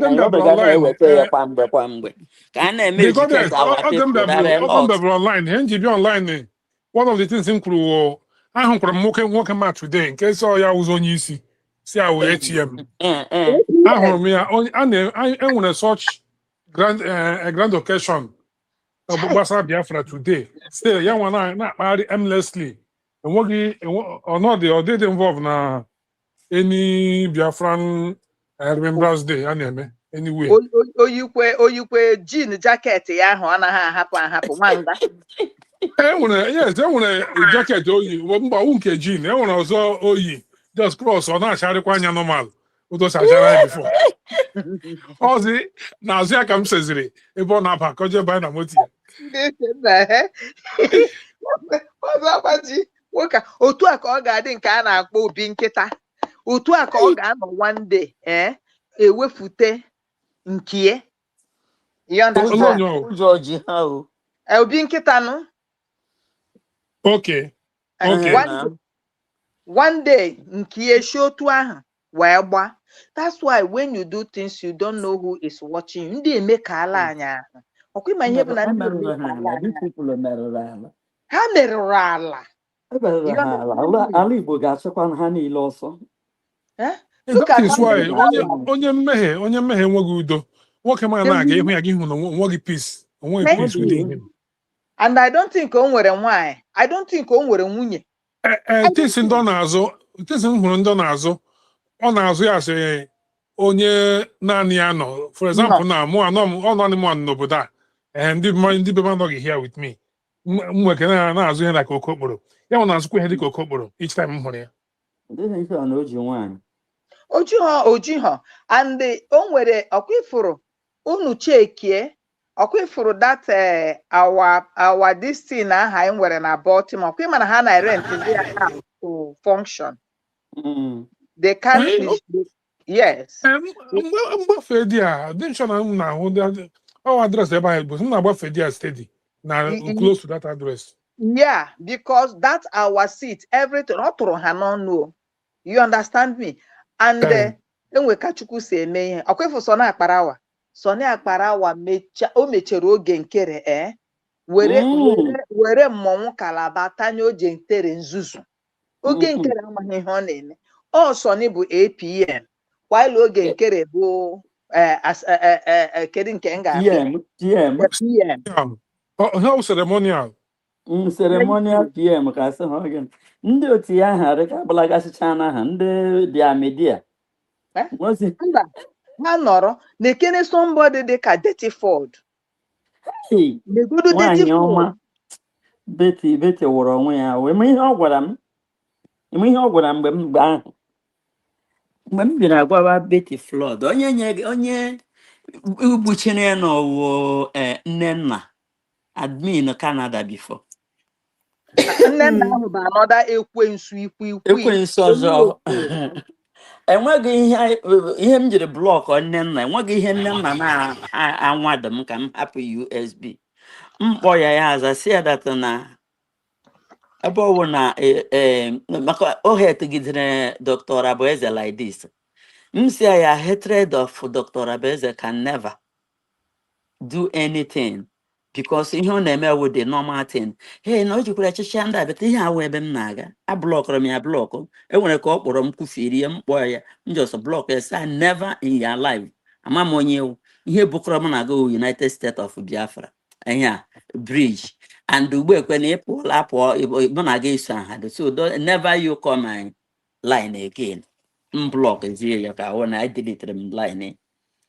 So Betty Flood ka m kpọrọ gwawakwa ya mgbe ahụ Betty Flood sị m na ihe ya ma na onye na-eso I never knew that we ndị a oge nkere kwụga ha ụgwọ mgbe ahụ ya sị m data na ihe mere na ya enweghị ike iso Dr. Abueze n'oge oge nkere na ọrụ na PM pụta sị ha na ha somezie Dr. Abueze then na ya ga-ayọ Biafra nsọ mgbaghara bịa soro si abịata ihe niile m na-akọwara gị ị chọghị ịma the truth ya ajụ nchịkọta ahụ gbagbuo wee ya nwere mgbe ọ na-eme ya esendole m ihe na m nwa ọnụ ya si ya never esenda akwarala m onye ọ nwaanyị ahụ onye buru ụzọ na-arịọ m sị m ka ya akụzirila m sị m na m menwe ihe a program that time m si ya na m amaghị eme ọ ga-edecha ihe niile sendore m otu m si eme m si achọghị m ime isi so nke m memere wụzie mgbe ọ bịara adịzie ka a ga-asị na olileanya na olileanya adịzi si How what many yes hours now at your age? At your age, how so many hours go na this program and we are doing it joyfully? How many yes hours you are paying your tithe of time? That yes is it. That is the spirit. Okay, at your age, only one of your profile picture you read. You understand? Onye ọbụla hụrụ gị nga ahụ okorobịa nwere ike ya chụọ gị bịa ịlụ gị. You understand? Because when the Lord is on your side, you grace and you glow. yes thank you When we are together, 34 dị ka mmadụ ama mmụọ na-abụzi that part of grace. Yeah. yes Mmanwụ ya ada inecha 34 na mgbawa ọnụ ya na ọnụ ya na ihu ya yes na ntị ọkabụzikwa ọkwa 34 Betty n'ihe. Flood even emechara m gwa sa Betty Flood na ihe awụ mandate Simon Ekpa nyere Dr. Arabaeze ị ga-eji ihe ọzọ anọgide na USB gị cheta na Simon Ekpa bostru ya media that same day ọ sọrọ onye ọwala subscribe ọ nọ live so subscribe to Betty Flood's channel na onye ọbụla subscribe ole Betty Flood nwetara over 1,000 something subscribers that day ya kpọ m obiọma na-abịa si ọpụ na all these things ka ị hụrụ ele ihe ijiri nwede ike ịhụ eziokwu this woman amaghị m na ọ wee ego ka ahụrụ and the mommy ana m ekwu nga ọkwa ifu lunatic a lunatic ọnwụ ka ogogoro woman ịma ihe bụ iwe ya personally ọ gwara m sị imagine ihe niile ya na-eme Simon has not recognized her and asked people to follow her. No, Ada Simon Ekpa. Do you know if I'm sorry? Ọkwa ifuru onye nne ma nna fụrụ n'anya ịghọtago ka ọ na-ata. Yes. You understand? You have been on this. Ada Simon is just like a starter. Iwe ya nke o ji ọ sọrọ m ya dị ka afụfụ iwe. Ihe Simon merie ihe Simon na-eme that will knock at the one day share program here. We know all this. We know a lot. That's why mgbe ụfọdụ mmadụ niile aha ayịchala kama na nke onye metere ya dịrị ya onye nke onye kotere ya dịrị ya onye koo ebu agba ya. All we are doing this from our heart. Enwekwara onye ọzọ gbara Simon mgba. This person anụnwa ịmana the thought we don't have information. We have we know them.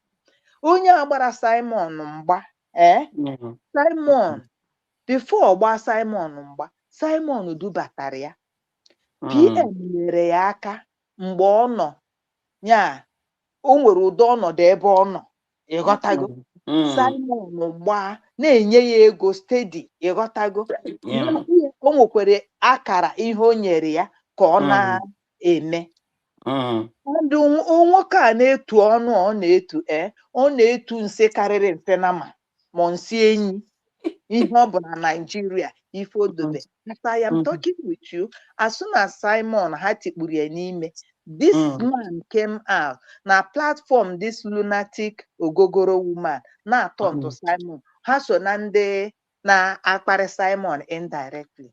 Today today nga o nwetara onwe ya nga ọ nọ ugbu a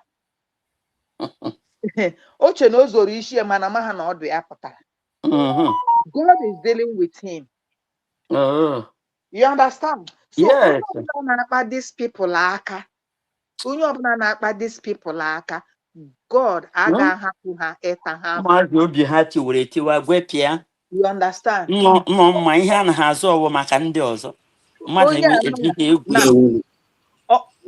Ana m ekelekwa unu, ana m efecha ma aka sef na ama m na omechiri anya na-eme program nke a ọ bụla mechichiri Nwanne anya m na-eme dị emechikwara program anya nwanne anyị mechikwara anya obodo bago nwoke dị ọra mma anyị na-afọ gị abịa seeing you mana River Goddess bụ okwu n'ọnụ. na bed mechicha n'anya nnọọ na-eme program a nwezi onye na-afụzi ụzọ ma iburu nwanne mecha m na-efecha ma aka sị Mba, anyị na-afọ gị mana enwe ekpu okwu n'ọnụ. I greet you. Welcome. We round up. Who is kedu onye ji mic? Anyị na-achọ ka anyị pịachie ọnọdụ anyị agbaligo 6 hours 3 minutes now. So anyị agbaligo ụmụnne m. So Bro Exodus, please take the mic and let us round up the program. Thank you so much. Ndewo. Thank you for coming. Chineke gozie gị Nnamdi Edem, you are welcome. gozie gị nwanne lọtala ọrụ. Ndewo. We have sold our sleep. Thank you. Are you hearing me? Unmute yourself, Papa Smith. Unmute yourself and take the mic. Let us close this. We have tried. Oh my goodness. Go ahead. Yeah. I'm telling you, no, it's not easy. Can you hear me? Yes. Yes. Can you hear me? hearing you very well. Yes. Yes, we are hearing you. It's all right. Thank you so much, Ada Simon Ekpa. Thank you so much, and good morning from here. Happy Heroes Day Eve. And make a look Madam Rosie, River Goddess. Thank you so much for all you do. Thank you so much. We all have sold our sleep. I also want to use this opportunity to also thank our great mom, Mommy Stella. Chineke na goziege. Gozikwere na mo no no sumbawa. Thank you. Chineke odro easy. At least this Heroes Day, I name it today now on that eve. You're one of the living hero that is still standing. And the honor is to talk to Biafrans, to tell us the histories of what is going on. So may God continue to keep you, protect you, and to preserve you. It's no longer my generation. Gonna fight you go Kaviama. Also to greet our brother. Mankind. I hope I'm right. Mankind, right? Mankind. Yes. I hear you. Actually, you are the one that when I was at the drama program, I was just listening. I saw the Biafra Heroes Day. Just when I saw it, I decided to just listen. Now I see some testimonies of our people that are there, their experiences. And Mankind, he also stepped in and he said some things that also triggered me. Now Kambalia, I will just try to just jump in to also leave my remarks. You know, because now so Mankind, I greet you and I can feel you where you are coming from. And I have to say something in regards to that later. Understand? First of all, I also greet Biafrans all over the world. And then writing from the beginning of the program, and I greet each and every one of you. May God continue to keep each and every one of you, protect each and every one of you, and preserve each and every one of you. So as you are joining in the program, please make sure don't click the like button when they share about the program, because we are the one telling our stories. We are the ones that knows where we are coming from. So we are telling our stories to the world, and the world must listen to us. So first of all, I agree to a wonderful leadership of our USB, United States of Biafra is our new nation. Where we stand, we are united under one united Biafran government. Only one government, and our Biafra has been redeclared. Every day, Biafra has been redeclared in Finland, 29th November 2024, the year of the Lord. When you will that redeclaration now. So in for Nobla, our redeclaration Hana Mokia. Hamokochaya Haga no forever. Hachichaya Ochi Haga no forever. Abaricha Miringere, and Machaga Kuka Miringere where more. akụfechakwa niile akụfecha ya ọdara awọ. And the USB government ọ bịara for everybody. Ọ bịara for Maazị Nnamdi Kanu alone, ọ bịara for PM Sam Ekpa alone, ọ bịara for Dr. Ngozi Obeze, ọ bịara for each and every, ọ bịara for anyị niile ka ọ bịara. Ọ na USB dị mma today, ọ dịrị anyị niile. Ọ jọọ njọ today, ọ jọrọ anyị niile. So for us to avoid ka ọ ghara ịjọrọ anyị njọ, anyị niile agbakọta aka ọnụ make sure na anyị build this USB ya kwụrụ gbem, so that onye ọbụla eri uru ya, and our next generation eri uru ya, because we are fighting to secure our next generation. So now why nọ na Biafra Heroes Day? Biafra Heroes Day, why nwa ka nọ n'ime ya Eve, remembering our lost heroes. Remembering our lost heroes, right? Starting from even 1964, Ubube gburu anyị, gbugide ya to Ojukwu Wesimba, na-egbu anyị too much. Na-egbuga anyị too much. Ka anyị gaa na Aburi, let us go to Aburi. Ka anyị gaa kpakọ n'onwe anyị ọnụ. I have some of us also saying it here. At the end of the day, they failed that contract. Nigeria were not there for today because of obi ọjọọ ha nwere n'ebe ndị Igbo nọ. And that obi ọjọọ nwere n'ebe ndị Igbo nọ, ha ji egbu millions of us, of which more na believe kwa na anyị nwa ndị gburu egbu that time apụtakwara again. That is my own personal belief. More na believe na anyị nwa ndị ahụ gburu egbu mechakwa apụtakwa again. Yes. More believe that na original ndị Igbo a na-anwụ anwụ. Yeah, my own personal belief.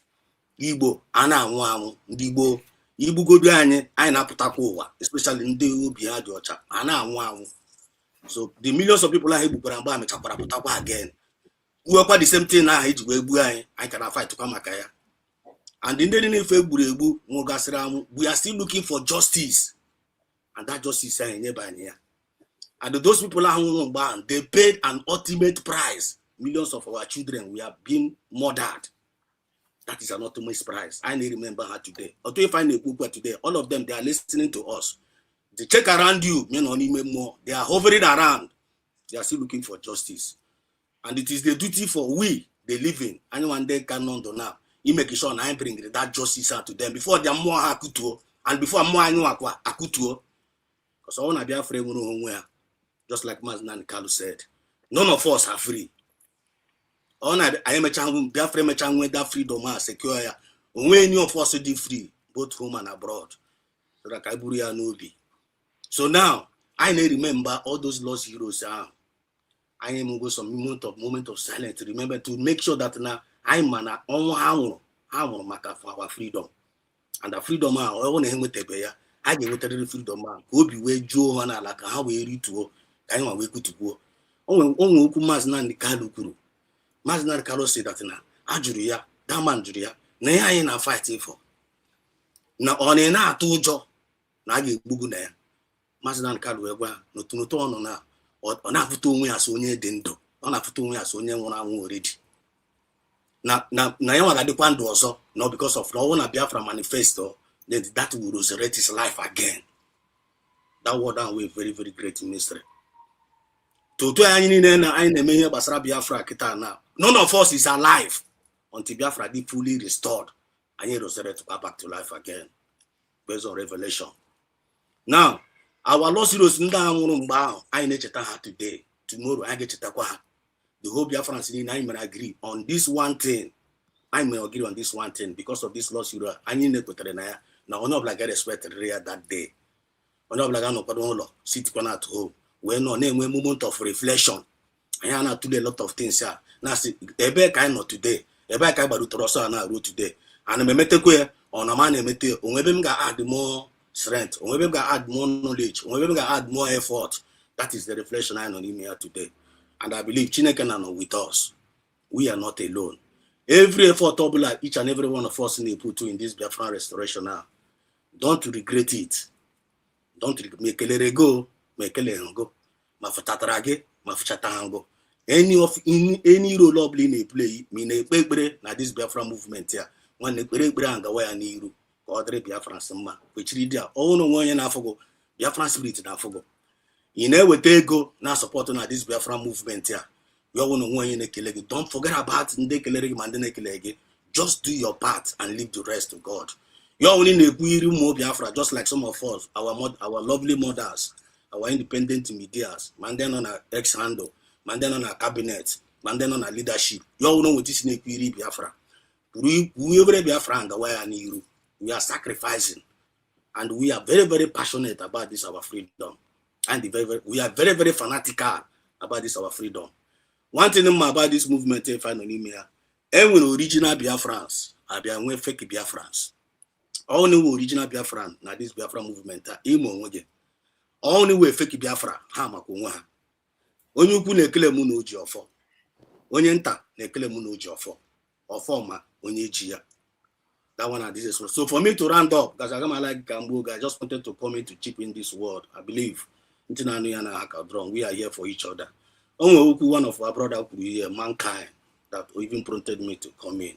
What he said there was like kind of, I'm telling you, all we have actually, and the river goddess, Berapa, Ebezina, Honorable Utre, Spanage. I just want to put this record straight here. My brother Mankind, Yehutezinage. And the reason why the national Yehutezinage because of this fact. All Madinine Nasu Igbo, Woni Igbo. All Madinine Nasu Igbo, Woni Igbo. All Madinine Nasafi Igbo, original Igbo. This fact I be announcing Nandi Igbo the wicked, Nandi Igbo the wicked. Me personally, I don't believe in it because more other as how Moni Igbo. Go on Mankind, he woni Igbo. Ada Simon, woni Igbo. Mommy Stella, woni Igbo. I don't see since we matter that Simon. I don't have to Sonia the wicked. Since you matter, Mommy Stella, as woni Igbo. I thought I got me as Sonia the wicked, as Sonia the evil. Because what they have been bringing in is a good job. Mazda and Carlos, since I do matter, Mazda and Carlos is not an evil man. I don't woni Igbo. More Estedos, and I'm a Thomas an evil man. I woni Igbo. So in I say Nandi Igbo will generalize here, Nandi Igbo the wicked, because you know Kusenia. Each of you put this kind of statement here. When you mean Hojo as Igbo, one when you how many Hoja, like you or mention Gassi, some of them Igbo and me. I like call their name, call them out, but don't generalize it. Because he generalize here, in a tipu go out that bambo, cast when this boto Igbo, in a tico gas on your jaw. Me, I don't buy it. Because probably fan on there, why fan on email, and then when Doma, and then when Dojo. And when we got a little bit, you know, like a visible matter. I've been a religion, when I've been a religion, I send a religion in and Hane Metea. I've been a manana, or Romana in a Metea, or when then I Metea, when then I Metea. So because I know who now this internet, because the whole world is listening to us. When you mean for jaw, Sinonia, meaning for jaw. Bianco no ni Igbo, but you are not representing us well as you and Igbo. Igbo, you are not representing in Igbo as Igbo. Those in for G name in a tiny chakod nanya. So never is that only one yana jaw. Okay, because una generalize Nandi Bonina de Efo. By saying so, we are blackmailing the original image of the Igbos, which we are not. Yet we are man is botendi Igbo. Ebo nebi kona wachi. Yet we are man is botoni Igbo. Onurube nwanne abatara ọsọ. Ndị Igbo na-enyere nwanne ha aka. Ndị Igbo ya jiwe mara anyị na-enyere nwa anyị aka. Ndị Igbo Ndị Igbo hatred injustice. Ndị Igbo ana-like ịnọ. Original onye Igbo ana-like ịnọ ebe a na-emegbu nwanne ya. That is the reason why Mazda Kaloji will take it upon himself. We prove the whole Nigeria is wrong. But that's not the Bonine law of Rego. Now, Mazda Kaloji prove them wrong. That no wrong the Bonine law of that ega. Only the Bonne integrity. Only the Bonne is Botobi. Only the Bona warriors. Only the Bona Besbotembo. Only the Bona specials. One Hano in millions. I get because of few who may fulefu. Few may fulefu now among us. Those see me had the few. They are not in majority. In Hana cause damage, Hana cause. I have a general Afufunina in attack. I have a generalized and I need the evil. Because Mankind, Ebezina, in case of next time, being able to change that word, Nandibo the evil. One Nandibo draw evil. And I draw evil. Only who know will not blood evil among us. And I won't know Wafa. If you name or Droma, or that point I can say I'm correct. so that we making more meaning, because we are now under nations building. I know under nations building. We figured them out. Unenye ha credit. Unenye ha credit. Onye abule ifu na-eme informa, gị nye ya credit. Onye ha ifu na-eme for job, gị call lawyer out. Anya chụpagide onye ahụ. Because that's no faka rutora, yozuara, but we need to figure all those evil ones. The last battle line on Imeketa now, war against household enemy. I know the last battle life I know now. War against household enemy. As we are marking this Heroes Day, more nega inti, madu nega inti, elu nega inti, ala nega inti. I nekupuru madu, I nekupuru more, I nekupuru elu, I nekupuru ala. That is why when I want Ife, children of light from the rising sun, ambassadors of peace, ambassadors of fairness, equity and justice and progress. That is what we represent, and that is what we are showcasing to the whole white world. Whether I recognize it, I know. Whether I recognize it, we will keep on sounding it to their ears. When we hear bland Bartimaeus women in the Bible, oh no, they are aware. For me to round it up, bad Bartimaeus, oh we need burishi, oh no, in the midst of them are forza. Yeah, we feel that no miracle work and happen. No na gafe that terror, no announcement, no yananti, no miracle work and gafe that particular day. Oh yeah, that man started earlier. He started shouting. Yana say, Jesus, one son of David. Mene mebere, natural me foza. Yana kuyo bere. Yana kuyo bere. People we are listening to him. Ono kata no yo repent ya because on a foza. I mean they buy the man you cook. I say, only na foza. Only na anu ife. Yo repent ya talk pantiana. Yo na no kono na wave na bian. Bono kataziri. Ya before that now Jesus abiawago. Yana for the sounds of them mother. Nanda man they make wago noise. So Zana na go no. Yaso okay obiawago. This man started to increase the voice. And when we nama kugidere oku ruo. On when they know Ziana go say shut up your mouth. Now Jesus abia for you. He cannot hear you. What the man did, he cannot hear you. The man increased his voice. Just like we the Biafrans now. I na bando wale ko bubu na egbu na drama. The word is like playing adamant, like they are not listening to us. Behind this was imezi ebe ha na one I go to microphone. I go to a microphone. Don't own a microphone I use I go trumpet one day. I need to think no just like Jesus later heard the voice of that man. Yeah, catch your attention. Yeah. Our noise that they're making out today in the internet. Don't take it that this is a joke. The word they are listening. And what we need to do, all our effort I am going to increase.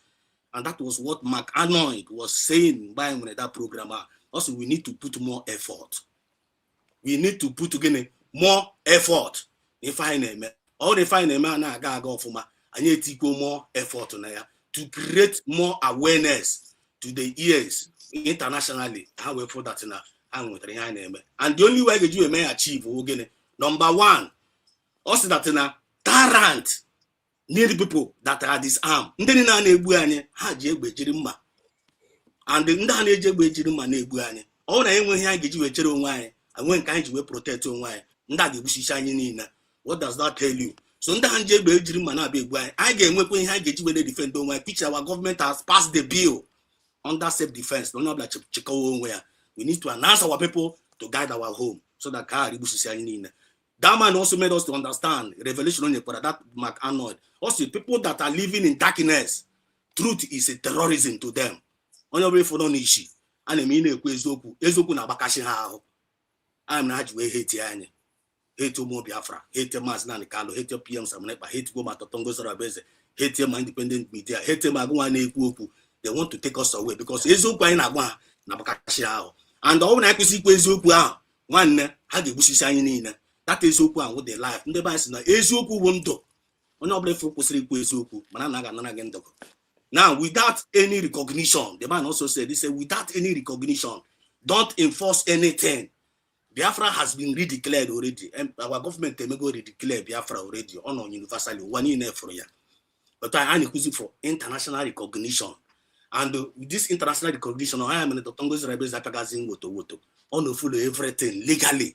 Nay tweeted the whole thing one in an affair. The man not force ya, the man, the woman, we need the support to support Dr. Ngozi Rabeze. We follow party sequentially until the international community recognize it before anyone force anything. You say ready awareness of international is the way. Now get increase our readiness, awareness to the international. Now we very, very big key. But if I put on the internet, I can remind the whole world in high name, and I can represent her in a movement, and it needs discipline. I got the discipline. Then, and I can educate our people much more awareness internationally. In conclusion, no more now. Go na no more. I'm better. The bands that now about Sabakuro, a man of one. Atoro, Omara, your marife. Atoro feke, your fake body more. Live and let live our crime. Self-defense is never a crime, and self-determination is never a crime. What we are fighting for is a just cause. We're not blasting a fine name, let the person come with a superior argument and bring it on. And here is United States of Biafra have come to stay, and now with divine mandate. Whether I'm not in this movement or in this movement, whether you are in or you are not in, USB have come to stay, and united we stand. And divided, we're not left with a division among us. We're not get into pieces. I love you all. And may God bless us all. Happy Heroes Day. I eat my mind. They won.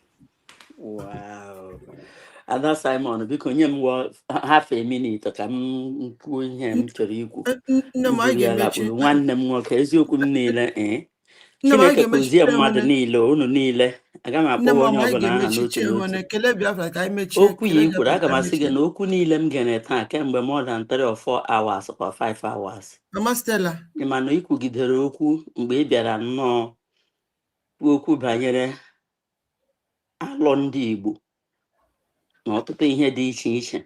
Ka ị na-ekwu ya, enwere ụdị ndụ ihe na-eme m na amaghị m ọgwụ mmadụ na-eme m ya ka ọ gị. Ọ dị ka enwere onye ga-ekpewe ekpere na ha nwere ihe ndị be anyị na-akpọ ahụ izuzu.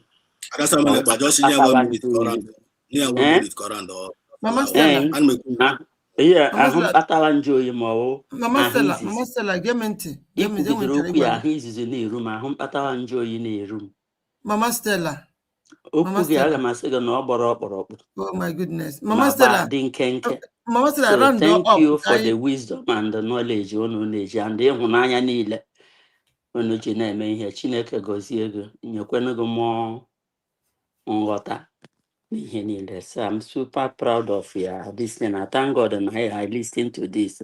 Enwere ihe ndị kwuru m na uche m na-ada ala, especially ka alụ. Thank you. Amen. Mama Stella. Thank you so much, Mama Stella, and thank you so much, Brazos, for that wonderful submission. Thank you so much, and our people. Simon or Paula. You know, I'm here since no wonder. No wonder nothing to be suffered and kajad. Mama Stella, I don't even. Oh my goodness.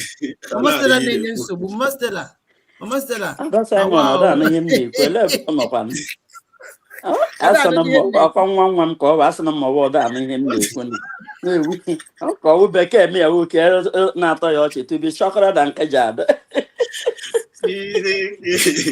That's how they go there. Mama Stella, can you hear me now? Mama Stella, can you hear me now? Mama so ke ha so mo mi mo la gina form ga bekee le ka to be shorter than kajad. Sa na ọwụ na o mere ma m kaja ga memo buru ma akpata nje onye mgbe ikwuru okwu elilo ụwa.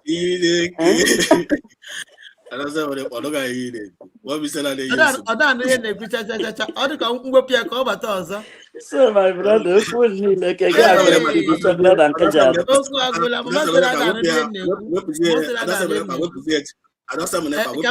Kam jiri m aka m pụọ ka na-eji aka m. Okay. Ọ dịka ọ na-anụ nke ị na-ekwu mana ọ naghị anụ nke m na-ekwu. Ọ na-anụ nke gị but ọ da anụ my own. So Mama Stella, I ekene gị. Thank you so much. Ị dara ihe na-ekwu si. So Brazos, anyị ekene gị. Ụmụnne anyị niile ndị bịara nọnyere anyị na this program bịara na batara na studio. Anyị ekene unu niile n'otu n'otu. Ma kenekwa ndị nke kpọrọ na ekwentị. Anyị kelekwara unu orinne. Anyị sị ka Chukwu oke abịa ma gọzie unu. Na-ekenekwa our people ndị niile nọnyere anyị na comment section. Anyị kelere unu rinne sị ka Chukwu oke abịa ma gọziere anyị ụnụ. Anyị jikwa otu aka na-ekene ụmụnne anyị niile ndị niile nyere anyị super chat today. Anyị na-asị ka Chukwu okike gọzie unu niile n'otu n'otu.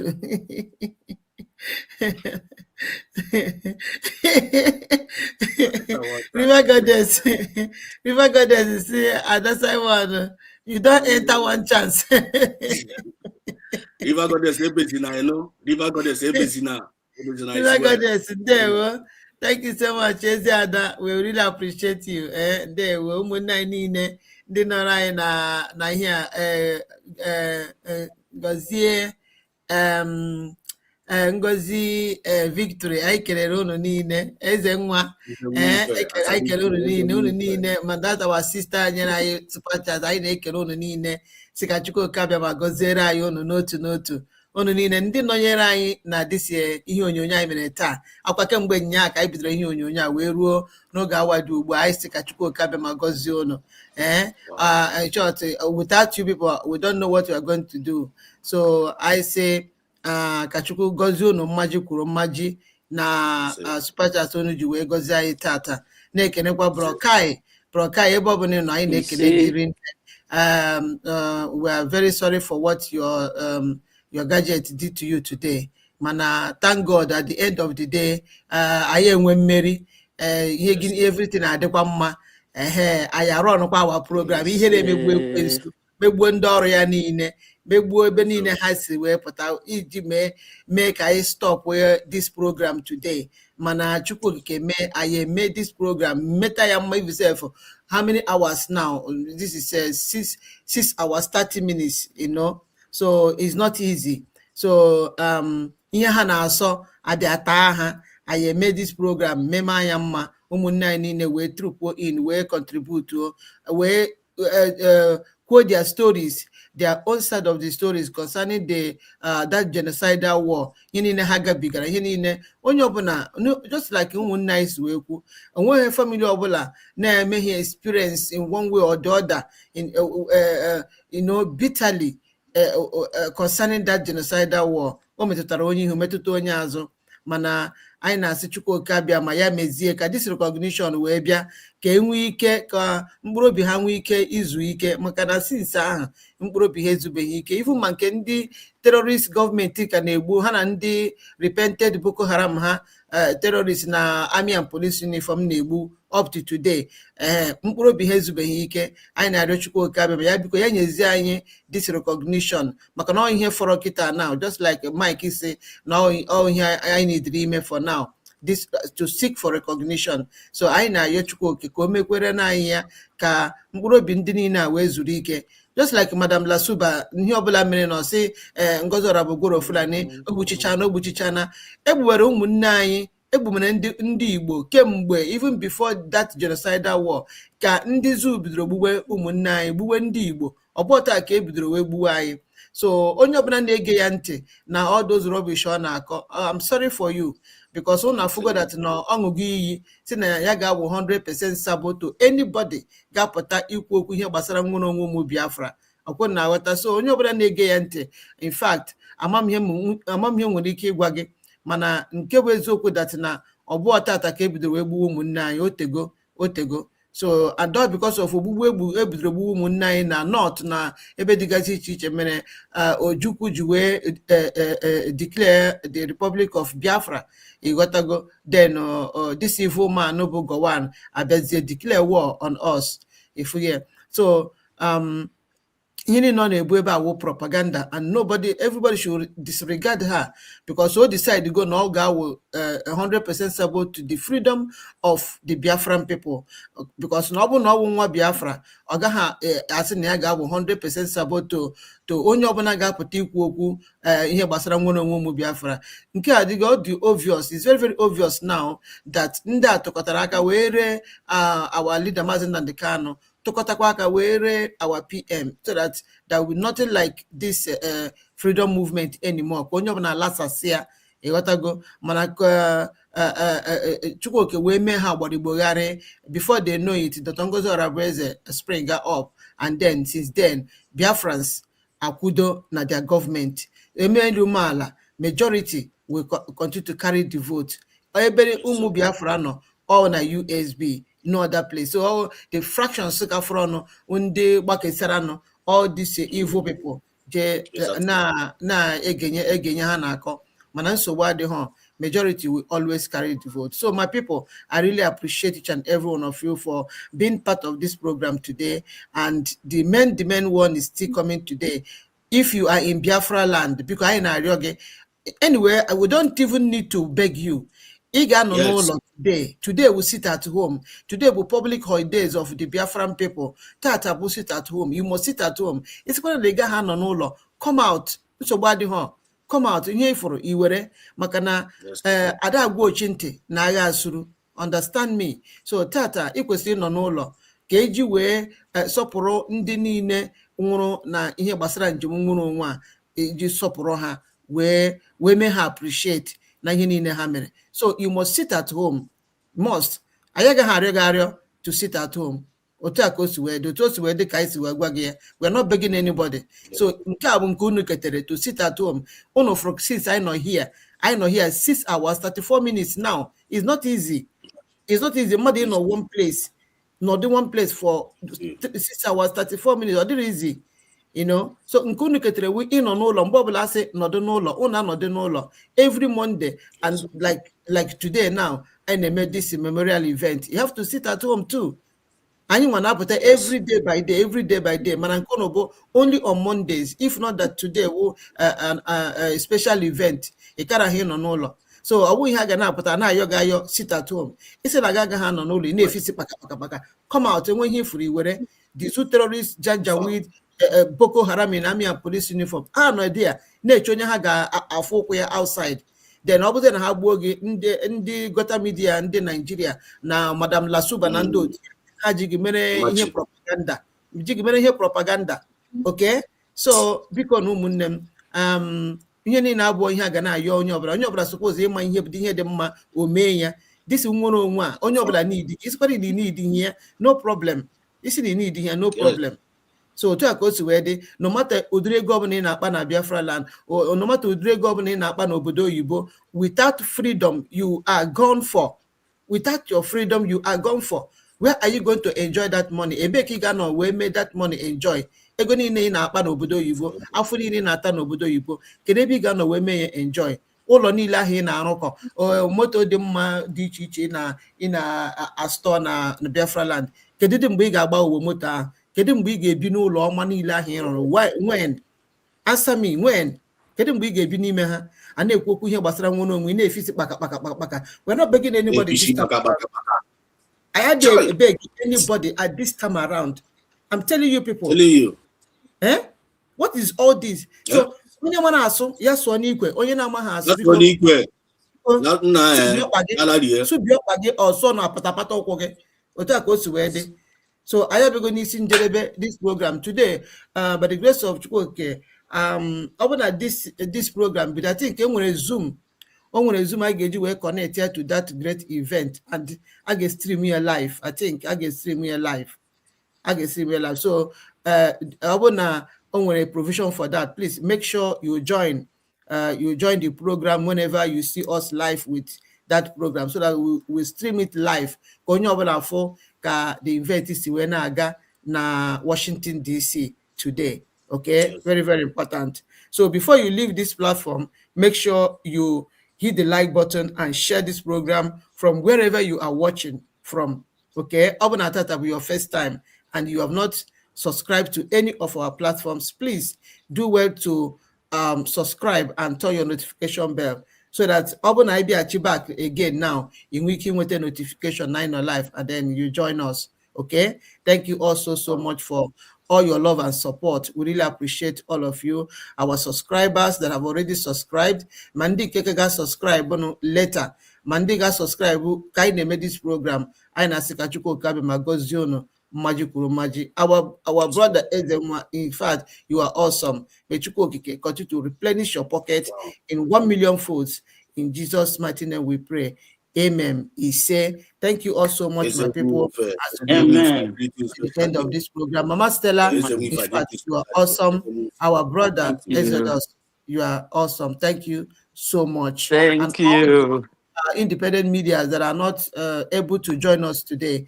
We also thank each and every one of you. May Chukwuoke bless you all and give you more strength to continue doing this great job for the Biafran people. Thank you so much, until we come your way again. From me, from here is good morning.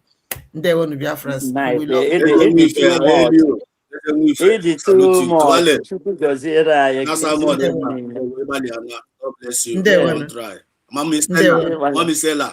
I salute you. Mgbe Jehova lụsịrị ọlụ, aleluya gaba, na ndị na-ekweghị ga-ekwere na Chukwu okike ka anyị ji aba. Yes, sir. Bye, Bye, everyone. Bye-bye. Bye. Bye.